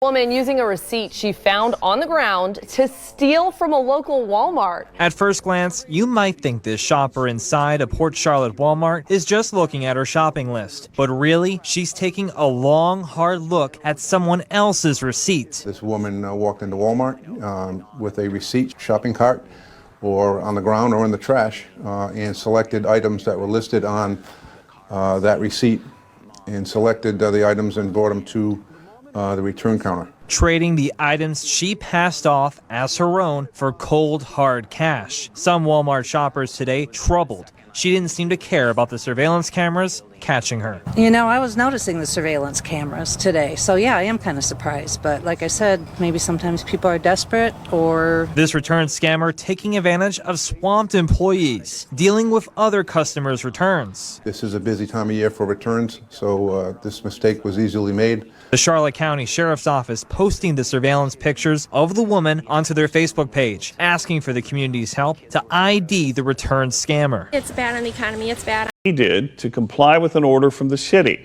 City told him to get his boat out from public view. So he built a fence, only to have his neighbor, who's an artist, paint a photorealistic version of the boat on the fence. Now, pictures of the boat have gone viral online. The boat owner says the mural looks terrific. Not a rule breaker, but I am like to make a political statement as necessary, and as well as a humorous statement and a creative statement. So I'm all in favor of generating discussion and making people smile. And the reaction is extremely more than we ever expected, and we're both just tickled about it. It's pretty cool. I'm a big proponent for public art in spaces.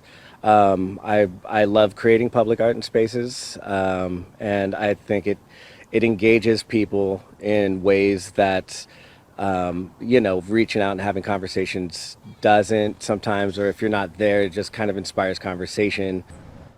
Gotta say, the artist nailed it.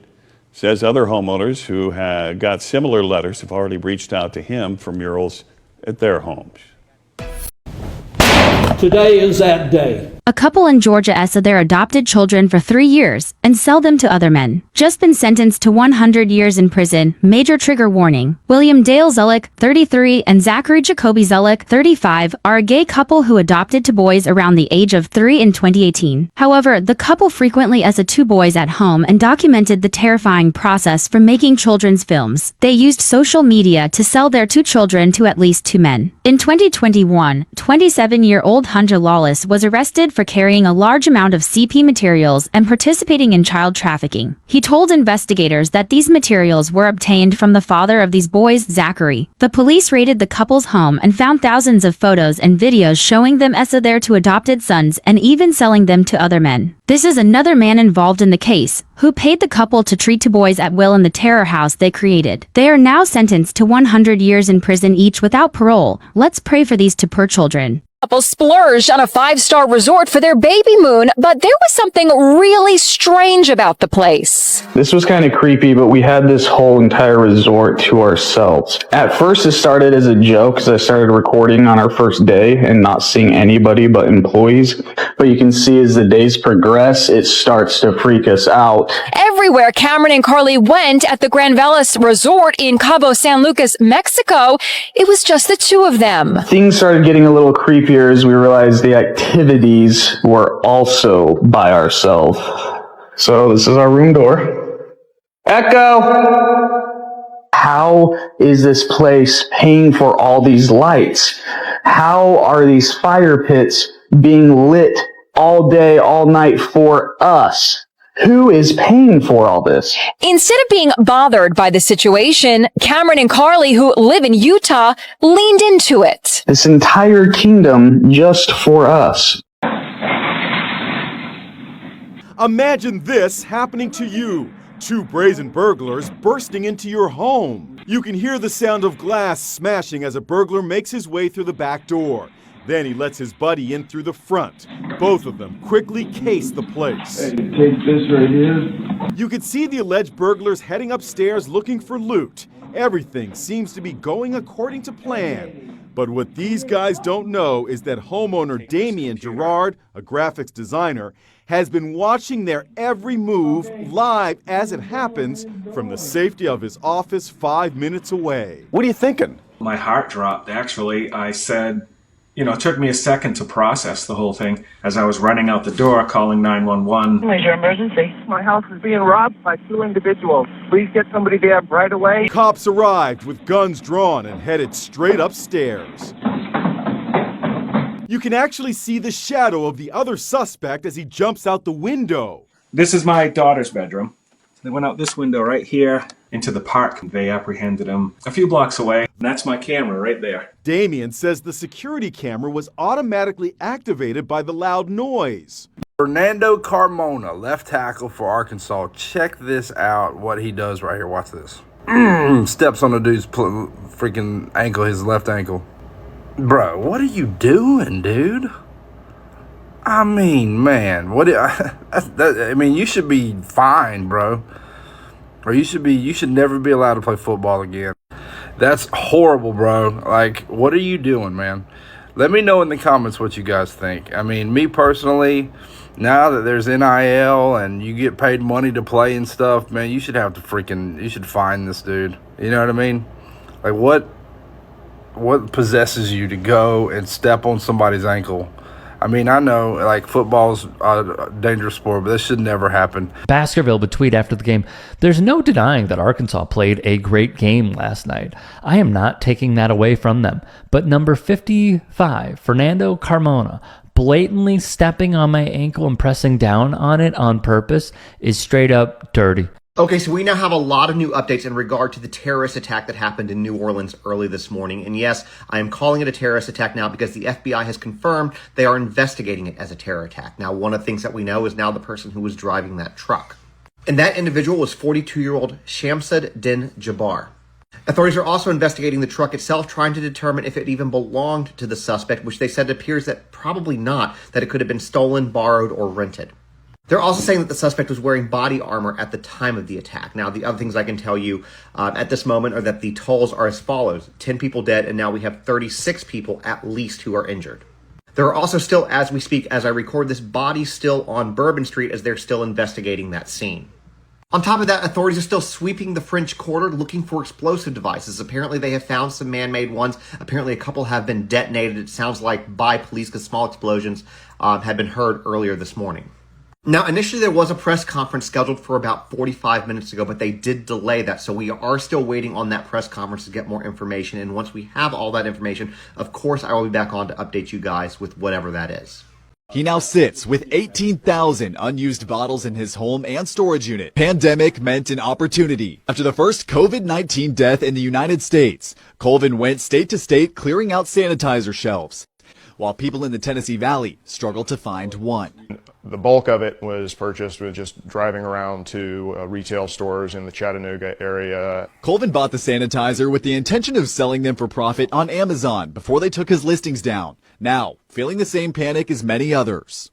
Oh crap is the PG way to say it. Though he would not discuss on camera the exact prices he sold the sanitizer for, he told the New York Times in a recent interview that some items were listed at $70 a bottle. The pricing on Amazon was definitely higher than retail. Stating in a shirt that says "Family Man, Family Business," he says he never anticipated the struggle other families would go through because of a shortage. Would you say you're sorry? Sorry for buying all of this product. Major highway in South Carolina is currently closed because somebody driving an 18-wheeler said they had a bomb when they got pulled over. I-85 in Greenville, South Carolina currently looks like this, where police have blocked off the entire road because somebody driving an 18-wheeler, once he got pulled over, said he has a bomb and they don't know if he's lying or not. They said situation unfolding in Greenville County, South Carolina, that's closed I-85. Sources tell this person that it is an 18-wheeler driver. He was apparently pulled over and stated he had a bomb. Multiple Multiple agencies have showed up and they don't have any more details right now. This is near White Horse Road, and all the exits to I-85 have been closed. You can see the streets right here completely empty, and then on the other side it is completely backed up traffic because they are just stopped in their tracks. Sources are telling me that state transport police pulled over the 18-wheeler, and that's when he said he had a bomb. So if you or someone you know live around I-85 in South Carolina and they're trying to go home from work, they're probably not going to be able to because there's currently a man who said he has a bomb somewhere on I-85 near White Horse Road. They're following me! Mommy! The father who threw a sleepover party for his 12-year-old daughters, then put something in their smoothies, has finally received his sentence.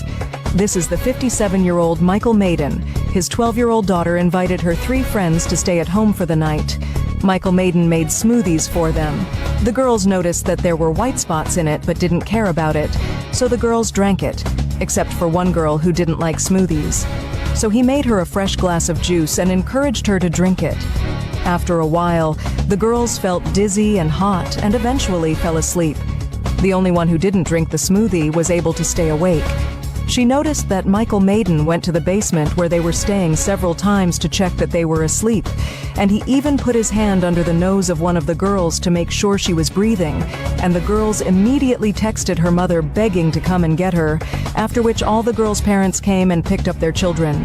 Benzodiazepine was detected in the girls' bodies, and he was arrested on June 10th and admitted to putting benzodiazepine in their drinks. This woman accidentally dropped her diamond ring in a beggar's cup as she was giving him coins, but it actually ended up being the best thing she ever did. See, minutes after she left, Harris was shocked to find a diamond ring in his cup. But although he realized it must have fell from the lady, he immediately ran to a pawn shop to sell it. The shop owner thought it was stolen, but he didn't care, so he offered Harris $4,000 for it, which would change his life. Meanwhile, Sarah, who had just gotten home, realized her ring was missing. After searching everywhere, she realized she must have dropped it in the homeless guy's cup, so she went to find him. She was sure he would have ran away by then, but she was surprised to find him sitting in the same corner from the day before. Then when she asked him about the ring, she was shocked when he told her he still had it. It turns out when Harris heard it was worth $4,000, he felt so bad he couldn't bring himself to sell it, which would soon prove to be the best decision of his life, because Sarah decided to start a fundraiser for him, which ended up raising $180,000, which got Harris a job and a house. What do you think about this situation? Share your thoughts below. The teen says he drank the milkshake with some cookies, not realizing that a stranger had tried his drink. The family says they had no idea that happened until the next morning when they looked at their security camera footage. So he works for DoorDash, you know, the app that you order some food and they bring it to your house. So he was delivering some food and he tried the milkshake that he was supposed to deliver. Well, actually he delivered it, but not before he took a sip and tried it himself. Now that homeowner says the drink was actually for his 14-year-old son. This is just crazy. I can't even imagine. And the good thing is, you know, they had the surveillance footage show them what happened, and the family reached out to DoorDash about this incident. A spokesperson said in a statement they reached out to the customer, have since taken action, including deactivating this dasher is what they call him, the driver, from the platform for failing to follow and maintain standards of food safety. Which is essentially treat others the way you want to be treated. Yes. This DoorDash driver did not listen to that. Yeah, so there's surveillance video here allegedly capturing this man. Well, an amazing story in Laurel tonight. A driver who had his rims stolen off his car didn't just report it to police and move on. That's right, because this guy decided to play detective himself, and he ended up finding the thief selling his stolen rims on Craigslist. This Dodge Charger is James Ingram's pride and joy. When he saw what thieves had done to it in his own driveway, it hurt. I was crushed. I was like, why would someone do that to my car? I worked so hard for it. Ingram decided to do something about it. He went hunting for his stolen rims on Craigslist. There are a lot of ads for rims, but sure enough, he found his. So I clicked, I was like, wow, this is my these are my wheels. So I called the police. So the police, posing as buyers, called the number on the Craigslist ad and set up a meeting.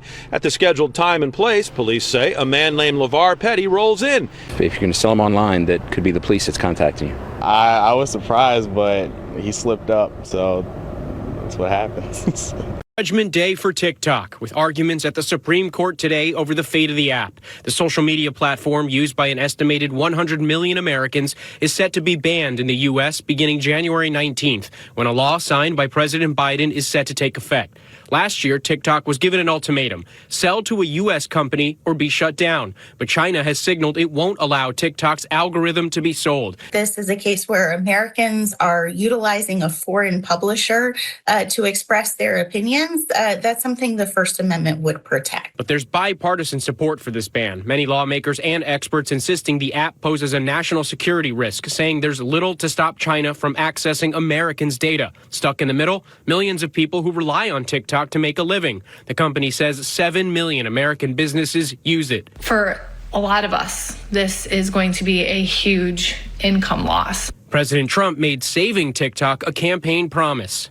For all of those that want to save TikTok in America, vote for Trump. If the Supreme Court allows the ban to go through, app stores would need to remove TikTok or face huge fines. The shreds that were developed for Big League Chew. Here, thousands of gum-based pellets are added to the mixer, along with the previously mixed ingredients, 667 pounds of sugar, and over 7 gallons of corn syrup. After 45 minutes, the batch is starting to look like a big wad of gum, too big to handle. Then, our worker takes a slicer and hand cuts the gum into 25-pound blocks. A skilled operator hand feeds each block of gum into an extruder, and then all that gum squeezes through a set of sizing rollers that flattens it down. Also, during the course of the process, we add a lot of cornstarch. It keeps the gum from sticking to the rolls. The gum travels through a series of 4 rollers that compress it down even further to 1/16 of an inch and scores it, creating grooves in the sheet of gum. Once the gum is shredded, it travels onto a conveyor to the packaging area where pre-made pouches are ready and waiting. One pouch is filled and sealed every second. The pouches are then stacked into trays of 12 that you'll find on the shelf of your local market or in the stands at your favorite ballpark. July 23rd of 2016, a family of 4 visited the Bottling Wildlife Park near Beijing, China. Inside of that car was a husband, a wife, their young daughter, and the wife's mother. But what this family forgot to realize is that this isn't your typical zoo. Here, people drive their cars through enclosures filled with wild animals roaming freely, including tigers and lions. And this incident became the most horrifying tragedy the park has ever seen. Surveillance video captures their car moving through the enclosure and everything seems fine until the car suddenly stopped. The wife then steps out in the middle of the enclosure and starts walking towards the driver's side of the vehicle. It was later revealed that her and her husband were having an argument, and in the heat of the moment, she stepped out and wanted to take over driving. And before she could even react, a massive Siberian tiger emerged from the grass, clamped its jaws around her, and started dragging her into the forest. The husband gets out of the car and so does the mother, and they go after her, but when they finally reach her, the tiger instead turns its attention towards the mother and takes her life. By the time the park rangers got there, the mother was gone, but they were somehow miraculously able to save the daughter even though she was critically injured. The husband and daughter were okay, but rest in peace to that poor mother, and as always, I'll keep you guys updated.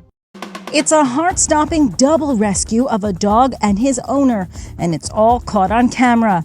Firefighters in Massachusetts responded to a call of a person who fell through ice while trying to save their dog that also fell through ice. One firefighter gets in the water to help the victim, while another works to drag them out of the water. Then they crawl back over the ice to land. Once the victim is safe, the firefighters go back out onto the frozen water to save the dog. And that's the popular drink called Celsius. People say it contains a highly toxic ingredient that can damage your liver.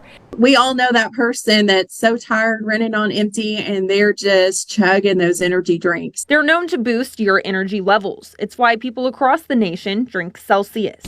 But some are posting on social media claiming it's putting them in the hospital with organ damage. One ingredient in particular that's found in many energy drinks could be behind it, and that's green tea extract. Celsius also contains 200 milligrams of caffeine per can. Thousands of refugees, already cleared by the American government to resettle in the U.S., have had their flights canceled as the Trump administration suspends refugee programs. That number includes almost 1,660 Afghans who helped the U.S. military and nearly 200 relatives of active duty military personnel. Saeed Ulha, an Afghan refugee who teaches other asylum seekers English, says the United States Citizenship and Immigration Services told him and others. Ones say this little boy died after someone at his preschool gave him a grilled cheese sandwich. It happened despite them knowing and having documented that he has a severe allergy to dairy, according to the crowd fundraising website GoFundMe. 3-year-old Elijah went into shock and was rushed to the hospital where he died. The health department has shut down the school so it can examine whether the facility could have done something different to prevent this tragedy. The New York City school is now conducting its own investigation into how this happened. 30 states now allow unpasteurized milk to be sold, but not everyone's sure that's a good idea. We believe raw, unpasteurized, unprocessed milk is in fact safer to drink than pasteurized milk. I drink raw cow's milk. Gwyneth Paltrow loves it. I drink raw cream in my coffee every morning. Raw farm dairy. And Bobby Kennedy champions it, saying, I only drink raw milk. Unpasteurized milk from Raw Farm in Fresno, California. Raw dairy foods. Mark McAfee runs the farm and says their unpasteurized raw milk is safe and has health benefits. The milk comes out of the cow, cleanly milked, completely clean udders, rapidly chilled in 2 minutes down to 36 degrees. Does testing to make sure there's no pathogens, no disease-causing organisms are in the milk. He showed us an on-site lab where microbiologists test the milk. So we test all our milk all the time for pathogens to make sure that it doesn't end up in our consumers. Raw milk. It was just like super painful, super uncomfortable. I've had food poisoning before. How's this for ironic? A museum dedicated to a flood had to close temporarily because of a flood. Certainly, there is an irony to it. I think everyone is aware of the destructive force of water. The Johnstown Flood Museum in Johnstown, Pennsylvania, tells the story of the devastating 1889 flood that made the town famous. More on that in a minute. The 2025 Johnstown Flood Museum flood wasn't quite as bad. There was a leak in a valve that was directly caused by the extreme cold. And essentially what happened is that the water was spewing out, and as things tend to do, it happened in the middle of the night. You know, no one was there. It'll be several weeks before the museum reopens, but fortunately, absolutely nothing of historic significance has been affected. Particular, that history was unaffected. That history of the 1889 disaster is a doozy. Glue mysteriously showing up on your condo or apartment door could be a sign of bad things to come. That's the warning from York Regional Police after an old trick used by crooks on houses started popping up in at least 2 residential buildings in Richmond Hill. Police say it all starts with would-be bandits sneaking into the building. They'll find a door that's unlocked or they'll sneak in behind someone else. We do have good video surveillance in this circumstances showing that they're coming in the early hours of the morning. They're then going through and going unit to unit, marking doors. In this case, it's with a glue-like substance. After that, the suspects leave and come back a few days later. The glue will indicate if there's been any activity at the unit, and if not, then that home will likely become a prime target.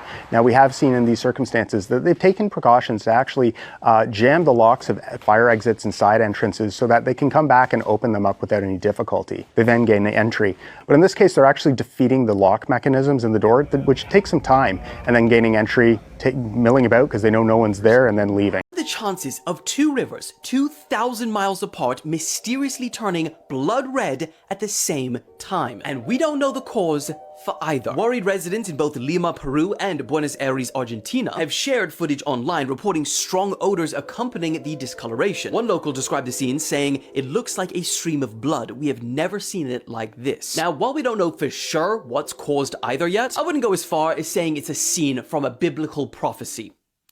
I'll just leave that there for a second. Rather, in Peru, environmental experts believe that it could be caused by pollutants discharged from mines and drainage pipes flowing into the river. Despite this, local water supplier, Sidapal, assured the public that the water is still safe to drink. And they better be bloody right, because this river is one of the country's most important water sources. And then for the river in Argentina, authorities suspect the presence of aniline, which is a toxic substance used in dyes, and they believe that it could have been dumped there by local companies. But then again, if Jesus did want to come back, it's not a bad time.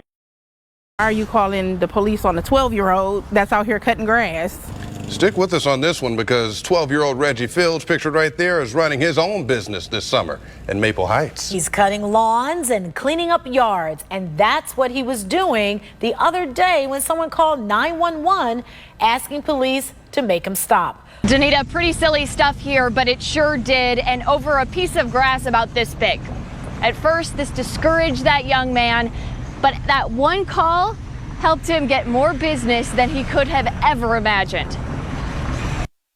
Determination in his eyes and his posture. He is very motivated. With a lawnmower almost as big as he is. 12-year-old Reginald Field is on his toes doing business. I'm having fun at the same time. Mr. Reggie's lawn cutting service. This group is up with the sun every day, working the neighborhood. And it's been smooth cutting this summer. With Kendrick Lamar is the more that you listen, the more that you'll hear, and the more that you watch, the more that you'll see. So I just rewatched the Super Bowl halftime show again, and there's so much shit in this. Let's talk about it. First, I want to point out that his entire Super Bowl stage is a PlayStation controller. And who owns PlayStation? Sony? Where's Drake signed to? Sony. So that's the very first button that he's pushing here. Samuel L. Jackson comes out as Uncle Sam, and he starts the game. He says this is America's greatest game. But America's Greatest Game is actually on halftime, so that's not what he's talking about. Kendrick then opens with a clip of his song GNX, standing on top of his GNX. This man said, "You would not get the picture if I had to sit you for hours in front of the loop." Meaning some of you are just not gonna get this. Followed by, "Started with nothing but government cheese, but now I can seize the government too." The crowd lights lit up, warning, wrong way. The background dancers are super important to this too because they're jumping out the GNX, all the different set colors. And then Kendrick goes into Squabble Up. And all of the sets kind of go into their own colors with their own people, and they get ready, and they look like they're about to fight.